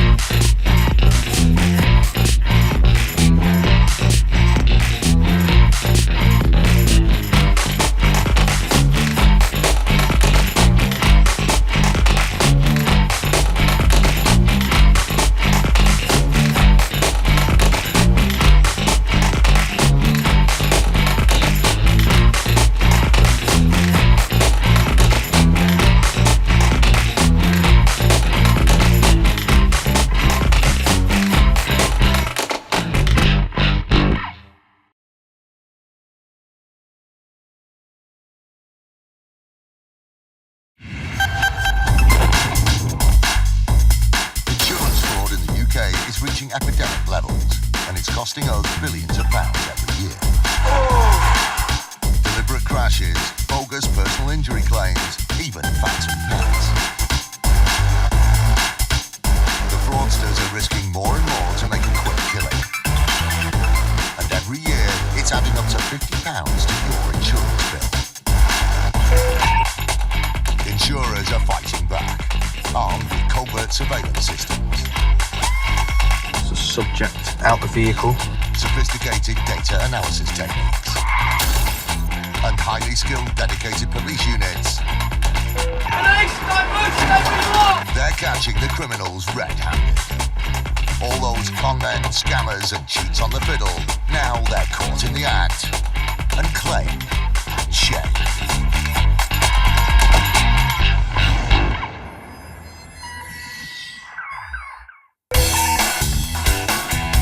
A high-speed tangle leads to an opportunistic fraud attempt. There was no question, and the CCTV footage proved it.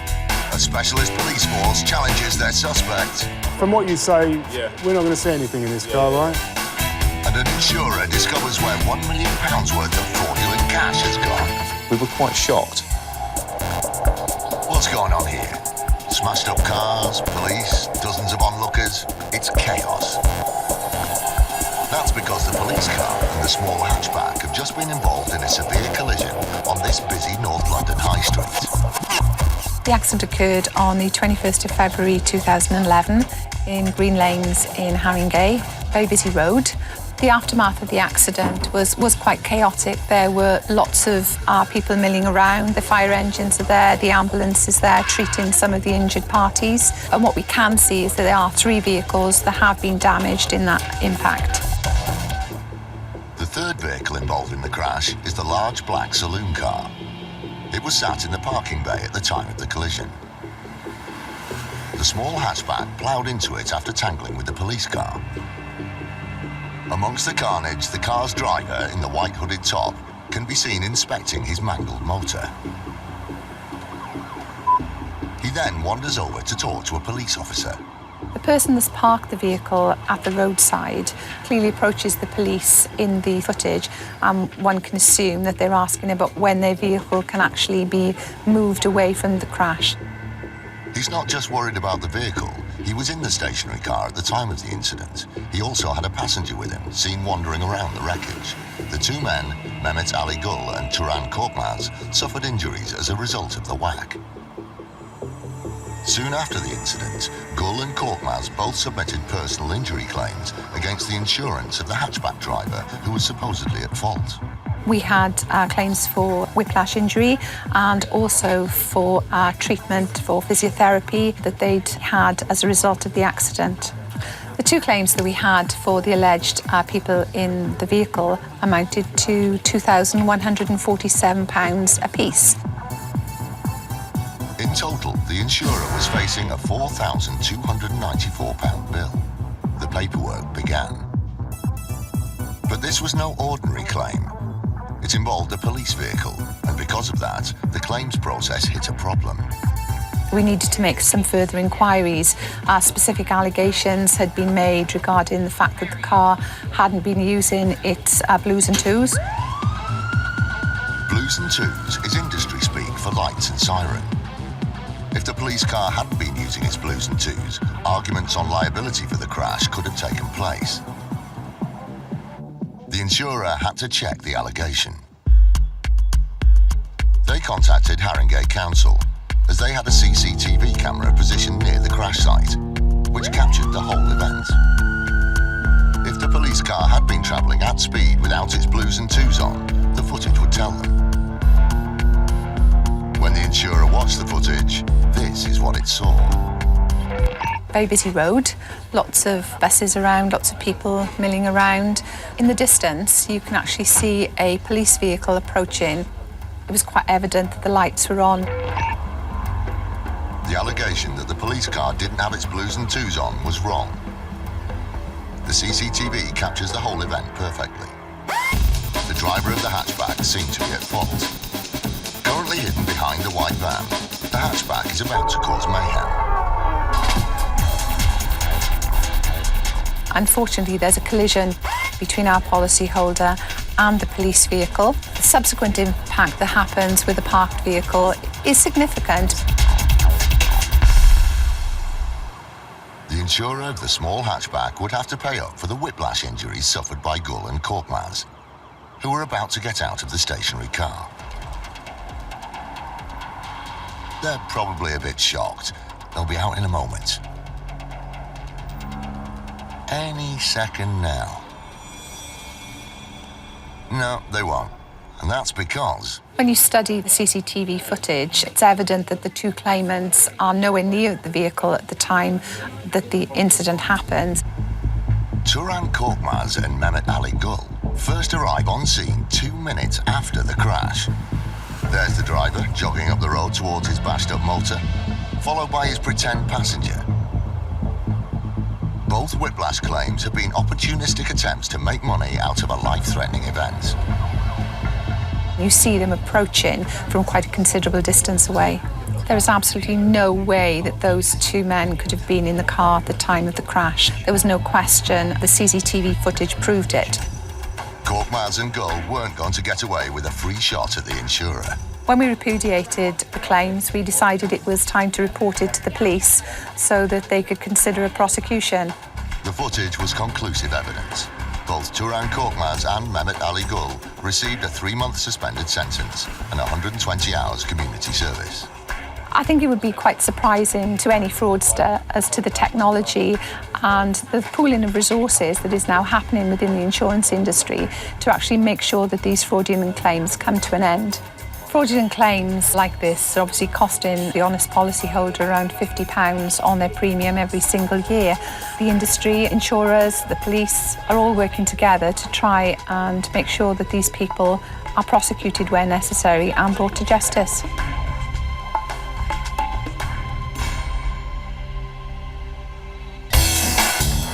Fraudulent couple's jet-set lifestyle gives the game away. The couple spend an awful lot of time going on holiday, going to the airport.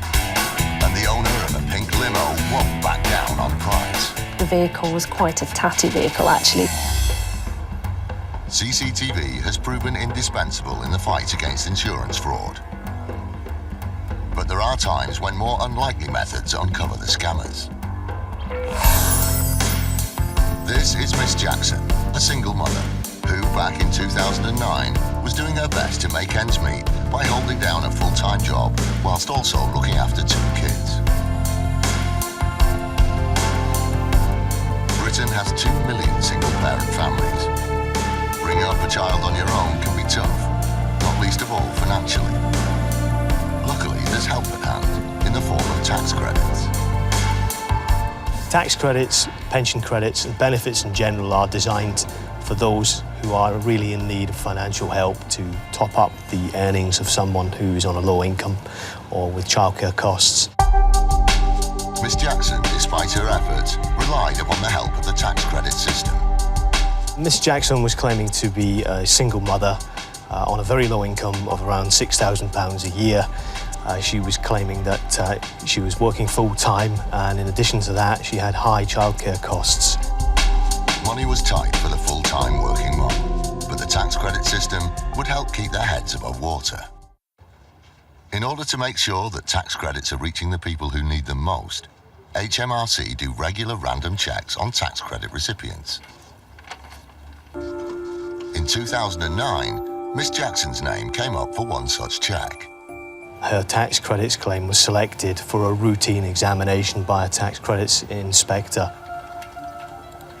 During this routine examination, the inspectors made some surprising discoveries about the financially stretched single mum. It turned out she wasn't single.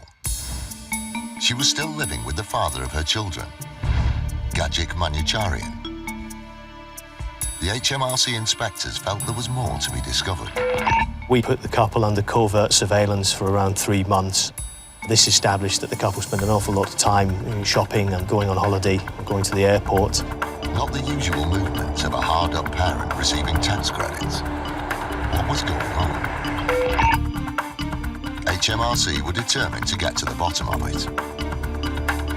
There came a time where We decided that we had to resort to traditional techniques, and we obtained a warrant. We went through the front door early one morning in October 2009 and arrested the suspects. So what did HMRC discover from the raid of Jackson and Manucharian's address? The couple were living quite an extravagant lifestyle. The couple lived in this.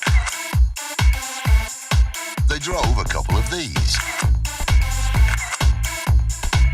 And they did indeed enjoy the odd holiday. We discovered that Miss Jackson had a lifestyle well beyond what her declared means were.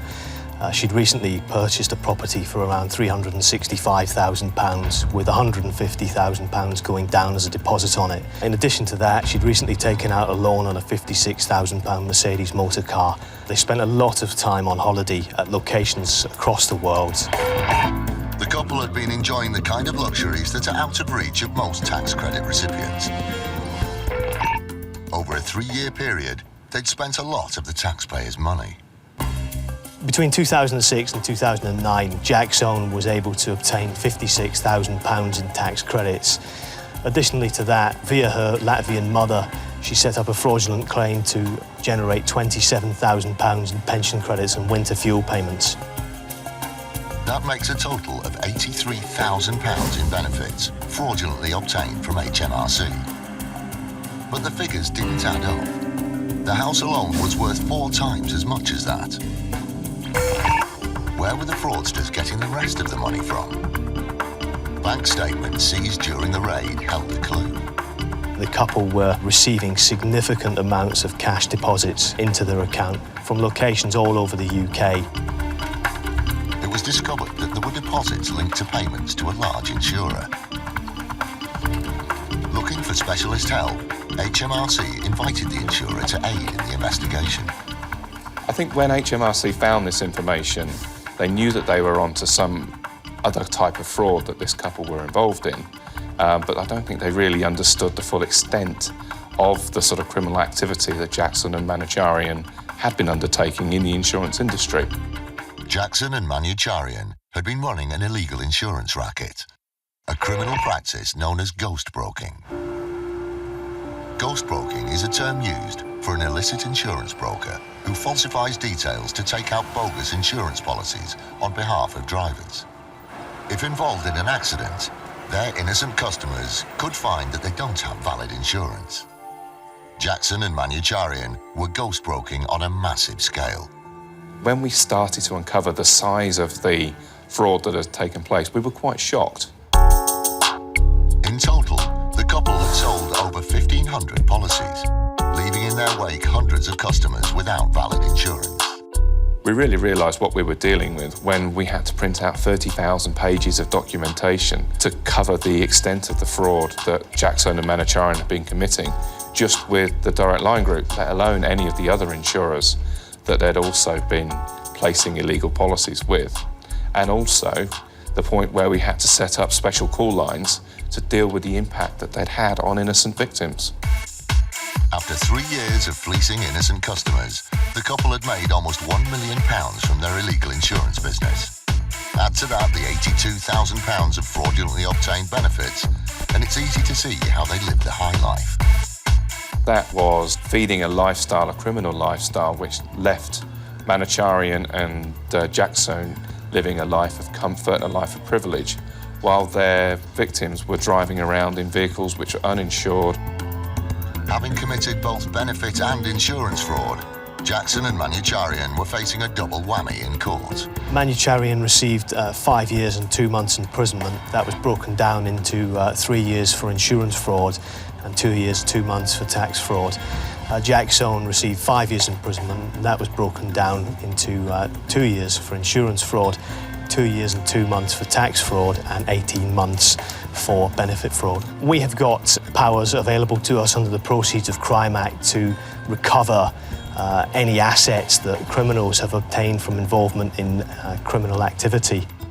In this particular case, we will look to recover what we can from these defendants. As a result of the actions of people like Jackson and Manucharian, we're all paying more money at a time when really we can ill afford to pay more money for our insurance premiums.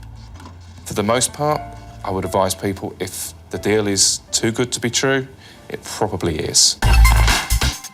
Insurance fraud is on the rise, and if you have insurance of any kind, you're footing the bill. But the fraudsters have an ominous enemy. IFED is a 35-strong unit that works tirelessly to hunt down and prosecute insurance fraudsters wherever they may be throughout England and Wales. Through a combination of investigation, industry connections and surprise, they've made over 300 arrests and stopped millions of pounds from going to the criminals. Money which ultimately goes back in our pockets. It's highly likely now, if you commit any insurance fraud, you will get caught. Stay where you are! Today, IFED is raiding 2 addresses linked to another suspected ghost broker. The 2 addresses are just a few miles apart. DS Mullish is with the team going to the main raid location. The plan today is we can arrest and search the premises of a suspect in relation to what we suspect to be involved in what we call ghost broking. Key evidence would be computers and any device capable of storing data, together with documentation relating to insurance policies. IFED rendezvous with the local officers supporting today's raid.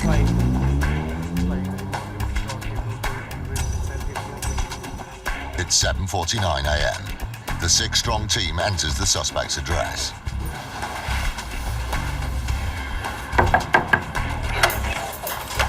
Oh, hi. Warren's here, City London Police.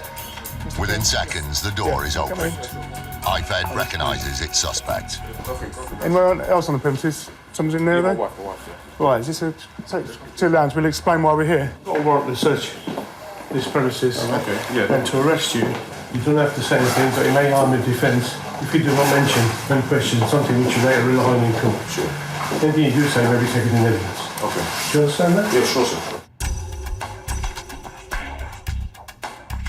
DS Mullish, concerned that the suspect might tip off the other raid location, decides to round up the suspect's phones. Where's your mobile phone? Turn those off for me. Is there a password, a number for this phone? And for your BlackBerry, is there a password for that? Yes. All 4 of the suspect's mobile phones are now switched off.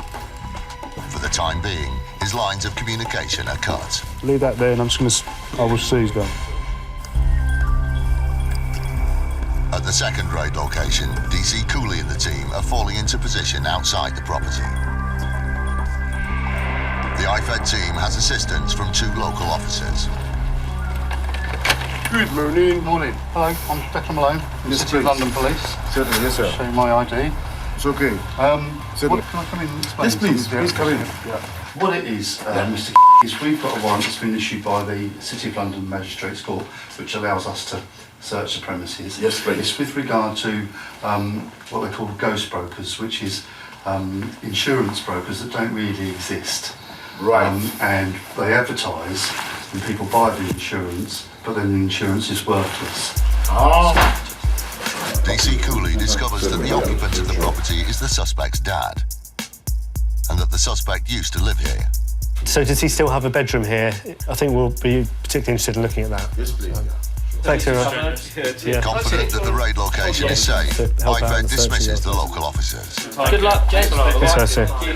DC Cooley and DC Malone head upstairs to begin a search for potential evidence in the suspect's old bedroom. They start with the big stuff, computers. You were saying that this computer here had been used by at some point or another? Used it before. I think we're going to have to take that hard drive, so... Sure, yeah, why not? The computer is seized, and its contents will be analysed by IFED specialist IT investigators. The first piece of potential evidence is in the bag. DS Mullish warns his suspect against doing a runner. So I'm going to be relying upon you to cooperate. Yeah, 100%. He is very fast. What a stunner. 16 seats, fibre optic mood lighting, flat screen TVs, a glitter wall, and even a skylight to pop up from when you want to whoop at boring people not invited to your party. It's not the kind of vehicle you nip to the shops in, but you could run a business hiring it out to revellers. That's what one man was doing with his 16-seater Lincoln Navigator, pictured here.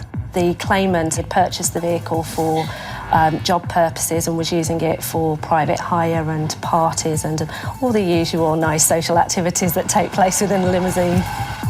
Cruising around in an eye-catching motor seems like a good way to make a living. So you can imagine the owner's disappointment when his pink cash cow was taken off the road after being involved in a collision.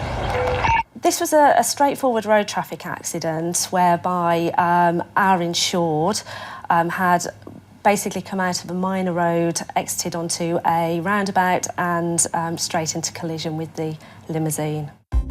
Straightforward or not, the damage was severe. The damage to the limousine was allegedly quite extensive to the off side of the vehicle and also to the near side front bonnet. The claimant solicitors had organised for an engineer to inspect the vehicle, and the engineer's report indicated a value of £21,000. The extent of the damage rendered the vehicle a write-off, a total loss. The insurer set about processing the claim for the limo owner. The paperwork was well underway when, suddenly, the insurer halted the claim. An inconsistency had been spotted. The owner alleged that he needed a replacement vehicle for work purposes because he was without his limousine, but very oddly, rather than replacing his limousine with a like-for-like vehicle, which you'd expect he would need for the prestige jobs that he indicated that he needed to do, he hired a Mercedes C-Class. Now, this is maths I can handle. The damaged pink limo had 16 passenger seats. A Mercedes C-Class, no more than 4. If the owner of the party vehicle business was using the Merc for work, he was regularly leaving 12 party animals stranded on the curbside. With suspicions aroused, the insurer went looking for hard facts and figures. We decided to undertake a further examination of the vehicle. The findings were surprising. The vehicle was quite a tatty vehicle, actually, for the interior purposes, and certainly not one you would expect to be out on prestige jobs for parties and obviously those ladies who like pink limousines. The assessor had come back, or the engineer had come back to say that, in his opinion, the vehicle was actually only worth £4,800 as opposed to the £21,000. The insurer's valuation of the vehicle was a fraction of the amount being claimed. However, the limo owner wouldn't back down from his £21,000 valuation of the vehicle. But his resistance was about to be broken. The insurer discovered the limo owner had taken out his insurance policy just a month before the crash. When the claimant had incepted his policy of insurance for the limousine just 1 month prior to this incident, he had indicated to insurers that his value of the limousine was £10,000. So the limo owner himself had declared that the car was worth no more than £10,000, less than half the £21,000 he was trying to claim for it. The game was up. It's incredibly important that we stop exaggerated claims. Opportunistic claims make up the bulk of fraudulent claims, and it's costing the innocent motorist money. The pink limo owner ended up settling for a tiny fraction of the £21,000 he'd been chasing, saving every honest motorist from unnecessarily paying out more for their vehicle insurance. The Association of British Insurers have indicated that last year alone, £90 million worth of fraud was uncovered from motor accidents. It's a huge problem in this economic climate to have insurance premiums increase because of this type of exaggeration. Today, IFED is executing a double raid. It's searching 2 addresses linked to a man suspected of selling false insurance policies. DS Mullish, Turn those off for me. having cut the suspect's lines of communication, Is there a password for this phone? is ready to begin a thorough search for potential evidence of fraudulent activity. Is there any documentation that you can point us towards in relation to insurance policies? Try and dig some stuff out here. The suspect responds to DS Mullish's request by handing over a clear plastic box full to the brim with documents. Almost immediately, his attention is drawn to a bright red vehicle registration document. This document I'm about to seize is of particular interest because it actually relates to the suspected fraudulent name of the company or business. The name on this document is the exact name of what we believe the suspect has been operating under. Potentially a key bit of evidence, yes. A few miles away, DC Cooley is studying documents found in the suspect's old bedroom at his father's house. He has a lot to get through. DC Cooley thinks he's onto something. Within the mass of paperwork, he finds what could be damning evidence of fraud. Now, this is interesting. It's a letter written by the suspect to an insurance company clarifying the position on someone else's insurance policy. The suspect is not registered with the Financial Services Authority. This means that it's illegal for him to act as a broker. He even cheekily claims that the police stopped him on the street and then verified that the insurance was correct. DC Cooley and DC Malone have finished their search. Seize it all in one. Yeah. The documents and computers seized will be added to the exhibits found at the suspect's house. Yeah. Back at the suspect's property, the search is about to move outside. 2 cars downstairs that need doing 18s on. He's given us consent. Right. We can have a quick look Yeah. at both of them. Is there anything in the cars? Just basic CDs. The team decide to take a look for themselves. Before heading outside, the demolish has a warning for the suspect. Yeah, we will do the one-on-ones. I'm not going to handcuff you, as my colleague said. Yeah. So I'm going to be relying upon you to cooperate. Yeah, 100%. He is very fast. I'm even faster. Okay. This is it? Right, if you don't mind just standing. Nothing is found in the black vehicle. Before searching the second car, DS Mullish double-checks with the suspect about its contents. From what you say, we're not going to see anything in this car, right? Oh, if you want to stay there. Yeah, sure. DS Mullish doesn't have to go any further than the glove compartment before finding potential evidence of fraud. Steve, did you bring any bags? The document seized from the suspect's vehicle is a copy of an insurance document in another person's name other than the suspect. The search is complete. IFED takes the suspect away for further questioning. Put your seatbelt on for us. Yeah. Oh, we've had a great result today. We found the suspect at the address. We've found great evidence. And we've also, where we simultaneously executed a warrant at another address, we've also found relevant documentation there. Very good evidence to support our investigation.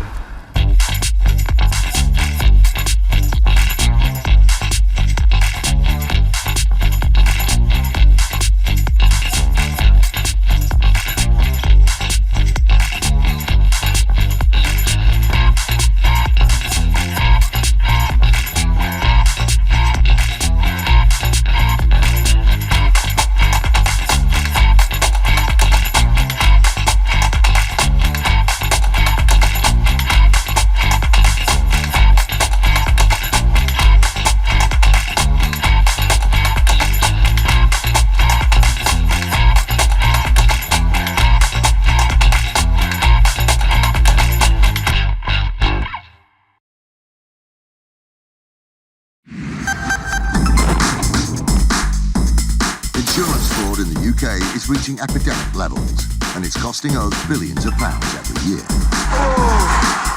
Deliberate crashes, bogus personal injury claims, even phantom pets. The fraudsters are risking more and more to make a quick killing. And every year, it's adding up to £50 to your insurance bill. Insurers are fighting back, armed with covert surveillance systems. Subject out the vehicle. Sophisticated data analysis techniques. And highly skilled dedicated police units. They're catching the criminals red-handed. All those con men, scammers and cheats on the fiddle, now they're caught in the act and claimed and shamed.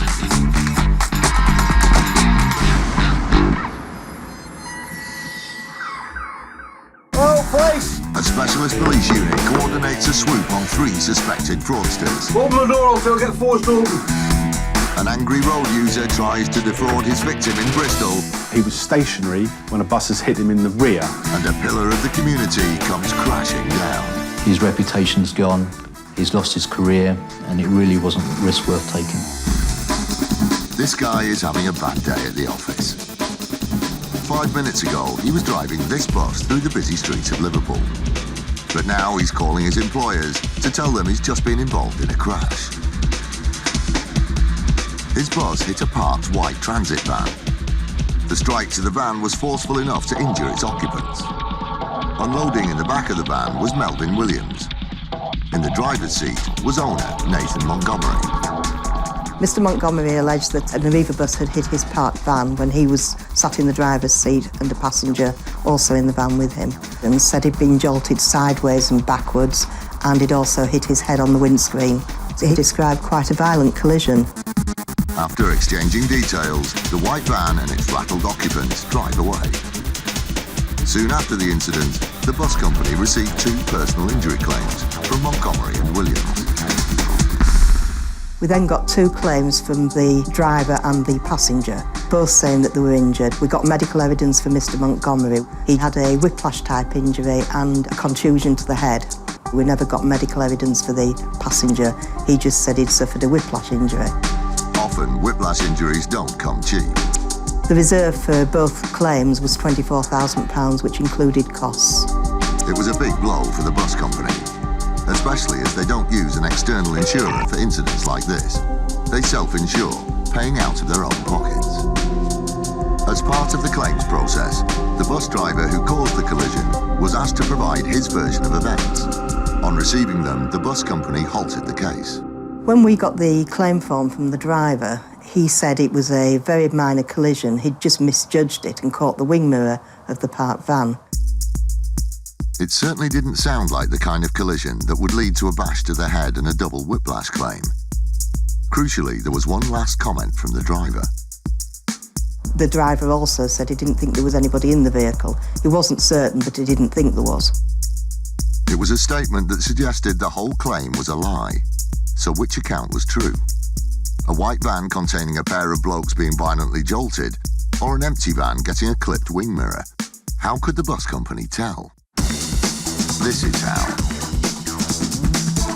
Every Aviva bus has more eyes than a spider. The bus that struck the white van was no exception. Somewhere on one of its 9 CCTV camera angles was the truth. We interrogated the CCTV because obviously the driver had said he didn't think there was anybody in the van. The bus company queued up the tape and took a look. This is the footage from 8 seconds before the crash. The bus is approaching the white van. This is the moment of impact. On the CCTV, you couldn't tell whether there was anybody in the van. It looked as though there wasn't, but it wouldn't have proved it conclusively. The cameras didn't seem to have captured any images that could settle the case.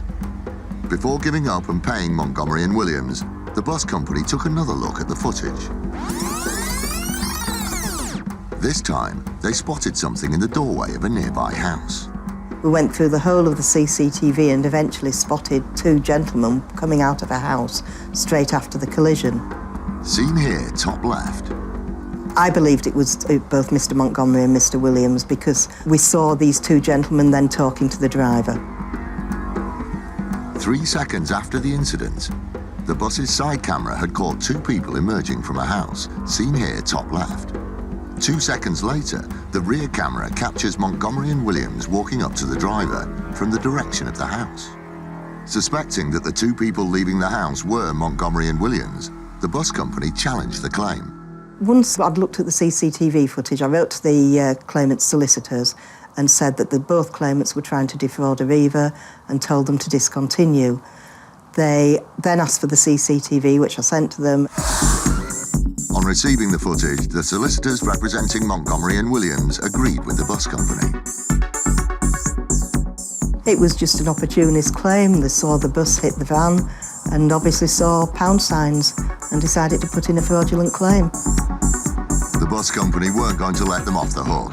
They went after Montgomery and Williams. We decided we wanted a prosecution.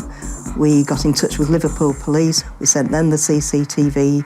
They went out and arrested both claimants and they were both charged and both pleaded guilty.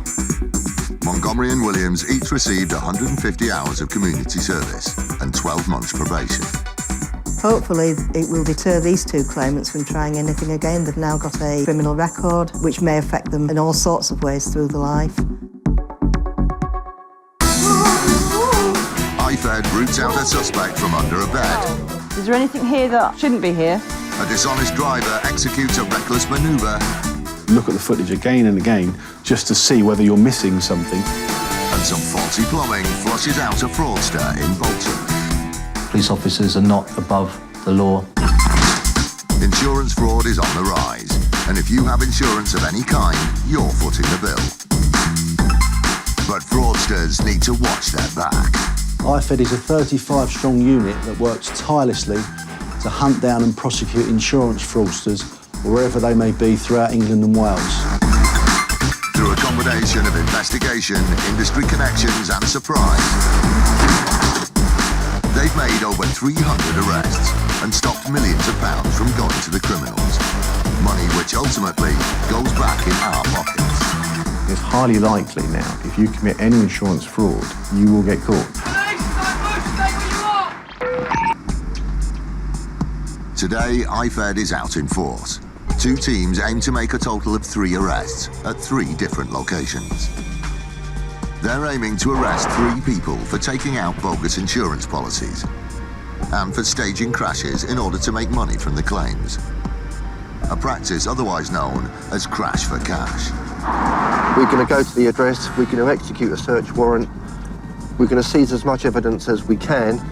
The team being led by DC Kate Sibley has arrived at its first raid location. From their research, the team expects to find the house crowded. Oh, police! Open the door. Open that door. Morning, police officers. We'll come in and have a chat. Okay. How many are upstairs? 7. Yeah. Okay. With so many people in the house, DC Sibley is facing an impromptu identity parade. She quickly flushes out her suspect. Excuse me a second, can I ask your name, please? The reason we're here, we're investigating a matter involving a staged car crash, okay? Where false insurance claims have been made. And you have made one of those false insurance claims because you were a passenger in one of the alleged vehicles. You're under arrest for conspiracy to defraud. Do you have to say anything to hold attention? Yeah, sure. He does not like anything. Who is in charge here? I am. You're okay. What's your position? I'm a detective. Do you have the arrest warrant? We don't need an arrest warrant. A few streets away, the IFED team, being led by PS John Schickel, is hoping to find the second suspect at their raid address.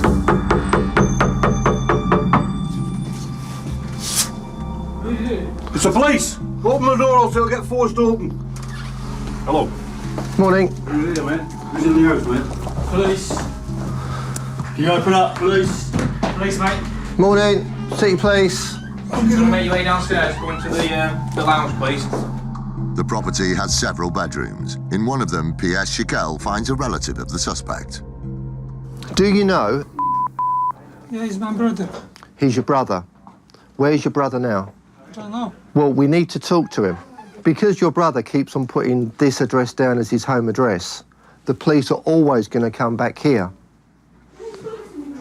And we're going to keep coming back. So you must have his phone number. Could you give him a call, please?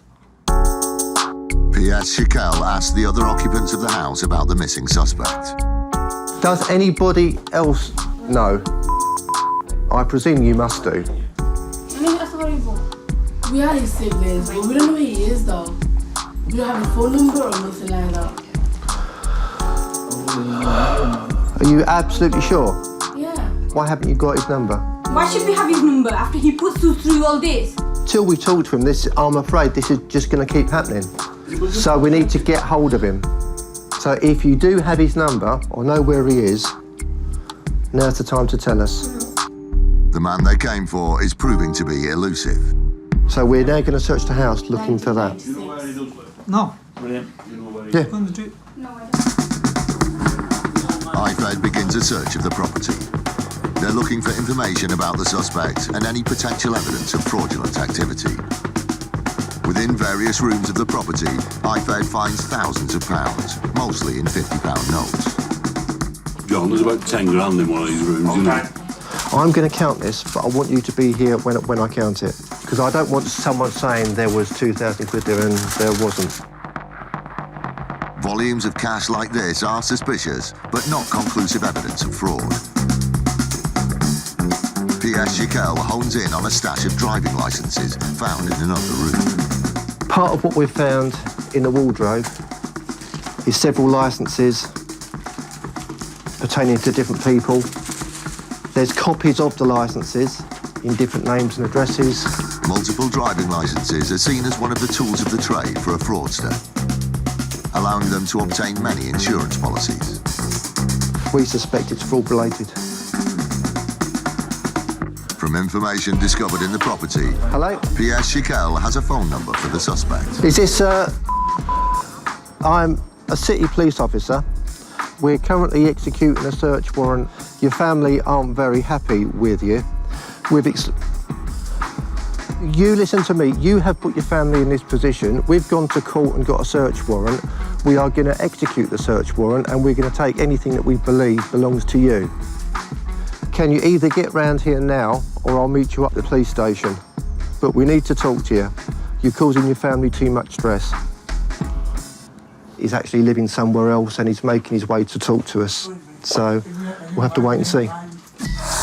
This is Inspector Mohammed Razak, a police officer who was known for spearheading a zero-tolerance crime clampdown in his neighbourhood in Bolton. Even the strong arm of the law can't hold back floodwaters.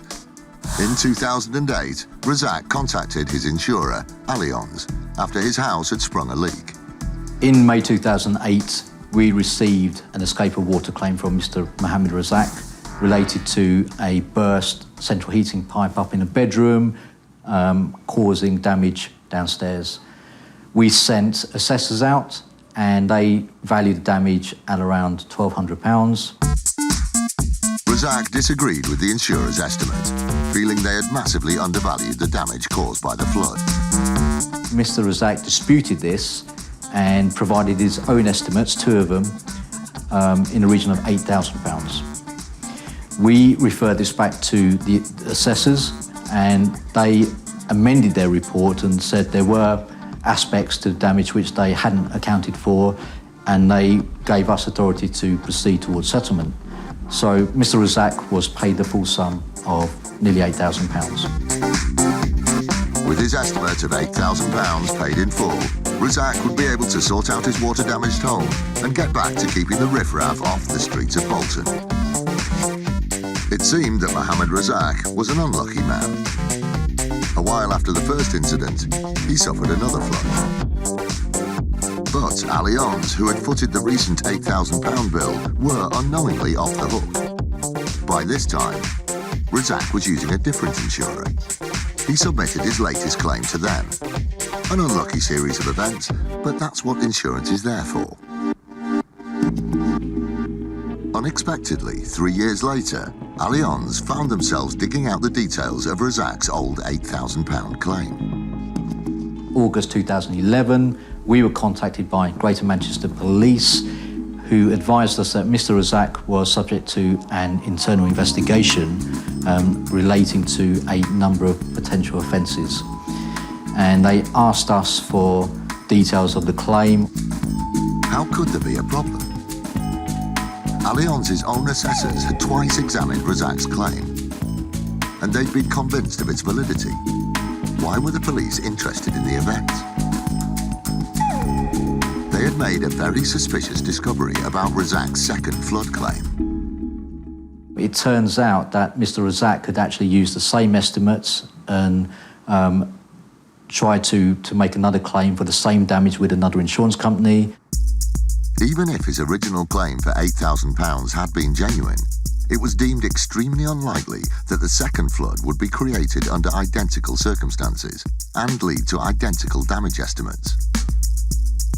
Mohammed Razak was under the spotlight. We supported the police investigation by providing them with all relevant documentation relating to the claim. As a senior police officer, Mr. Razak's honesty and integrity should be beyond reproach. Sadly, in this instance, it wasn't. His second carbon copy claim was found to be bogus.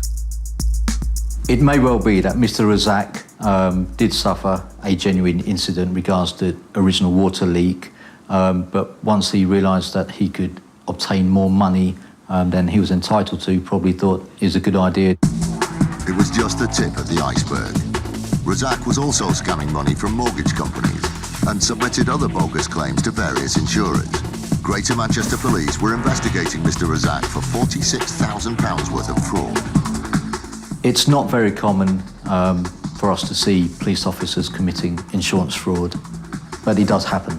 But what we have to understand is that police officers are not above the law and will be subject to the same treatment as the next person if they commit insurance fraud. When the case went to court, Mohammed Razak was found guilty and sentenced to 18 months imprisonment. This case highlights the fact that insurance fraud could be committed by anyone. But likewise, it also demonstrates that insurance companies do work with the police, and you may get away with it once, but you try again, there's a very high chance you're going to get caught. Clearly, Mr. Razak thought at the time that he would get away with this.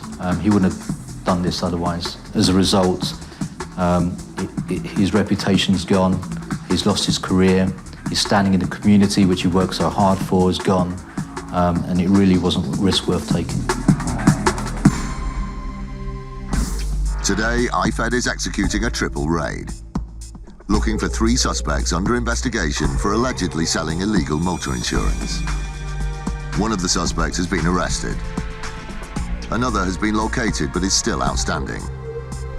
The third suspect is at an address yet to be visited. At the first raid location, DC Sibley has her suspect in cuffs, and a search of the premises is underway. Do we know what room is his upstairs? Yeah, he's showing me upstairs. It's one straight in front of you guys. Okay. In her search for evidence, she focuses on one of the bedrooms. I found a pad of paper with various names in here. I'm just trying to work out what they are. A lot of information in relation to different vehicles and post-it notes. And I don't know whether it's to do with staged accidents or ghost broking. Alex, what do you reckon on this lot? You've got all this. Yeah. Something, Money Supermarket, okay, so Yeah. Confused.com, AXA, Go Compare. Exactly. You've got everything in So here. it's insurance related. Yeah, it is. I'm having it. So I think I'll be seizing this. With potential evidence of fraud in the bag, IFED takes its first suspect away for questioning. We've managed to effect one arrest, who's currently at the police station. Made a thorough search of the premises, found a lot of documentation in relation to ghost broking and what we believe is staged accidents. We seized a laptop, can be used for a number of mobile phones, all of which will have to be examined. Hopefully we'll find a bit more evidence on those. We've left the premises and we're now moving on to the next address. IFED expects to find its third suspect in this property.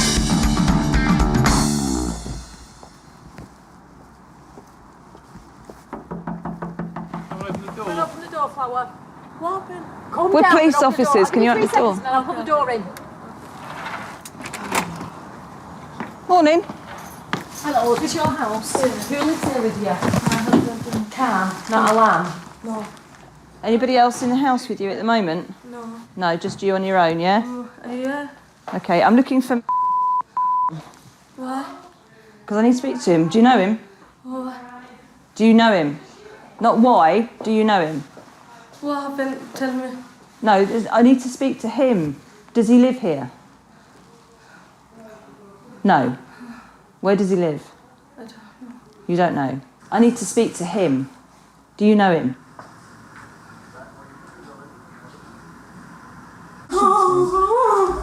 The suspect is found hiding under a bed. IFED's DC Cooley escorts the handcuffed suspect to the lounge.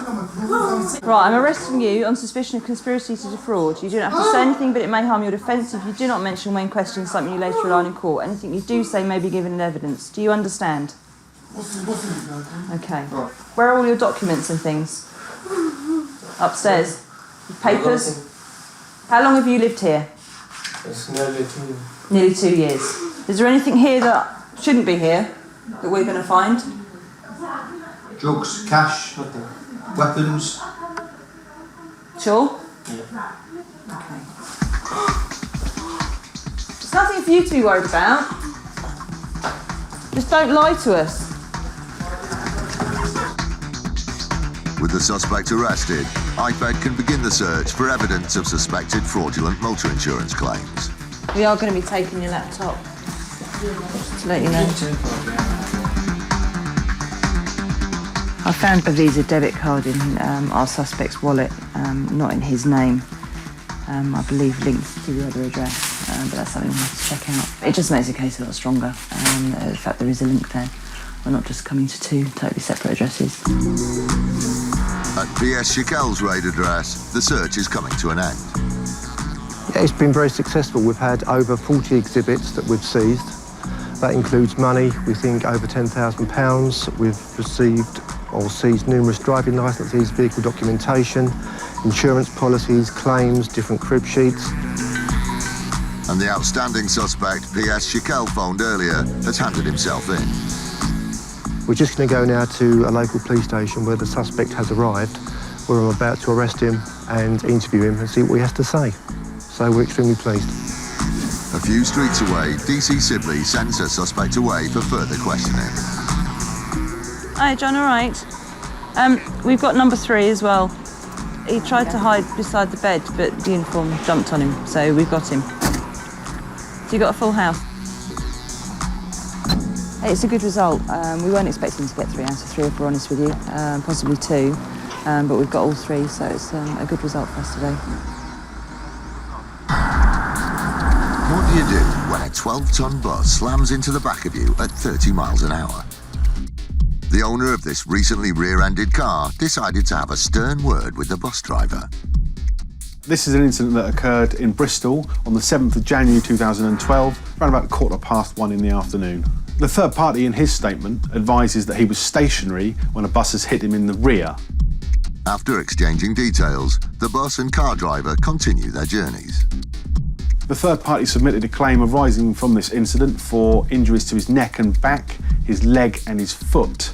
He submitted a claim for the damage to his vehicle in the region of £2,600 and also a claim for alternative hire of a vehicle while his own was being repaired. The total of the claims submitted was around about £3,700. The bus company started to process the car owner's claim. Pretty straightforward. Bus hits much smaller car, wallop, hand over the cash. But first, just a couple of things. As we would do with all claims of this nature, we decided to thoroughly investigate this just to make sure that we're paying the correct amounts and the circumstances are as the third party is stating. With the risk of a heavy financial blow, the bus company took measures to fully investigate all aspects of the claim. This included looking closely at the accident and medical reports submitted by the claimant. When he's reported the circumstances to his medical expert, he's actually advised that he was still in motion when he was hit in the rear by the bus. The statements given by the third party to his medical expert and the statement given to us initially differ significantly in the version of events. This left the bus company suspicious. Before they could settle the claim, they would have to straighten out the car owner's story. They called upon the 360-degree coverage of the bus's exterior cameras. The footage starts off innocently enough. The bus driver sets off from Bristol Temple Meads train station. The claimant first appears in view on a dual carriageway. The CCTV footage shows the vehicle overtaking the bus, then stopping shortly ahead of the bus, straddling both lanes. Possibly due to the manoeuvre executed by the claimant, the bus driver engages in a brief exchange with him.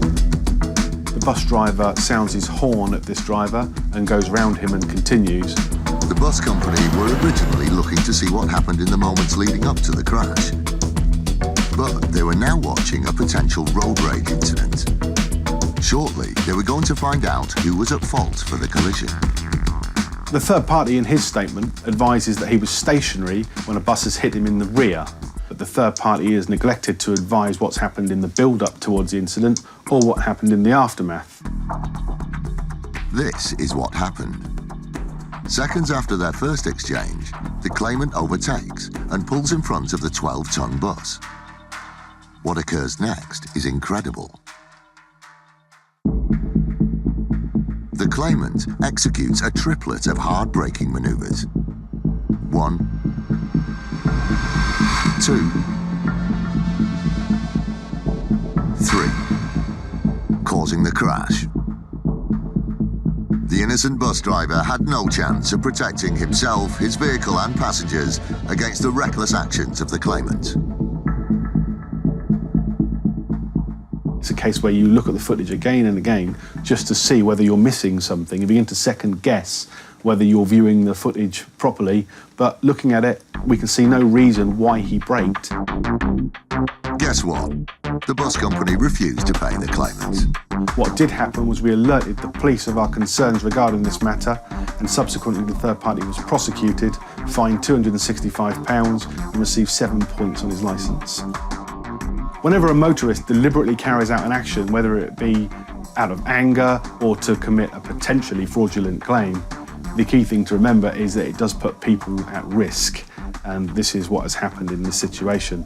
One day it could be injury or damage to property, another day it could be you that's at risk.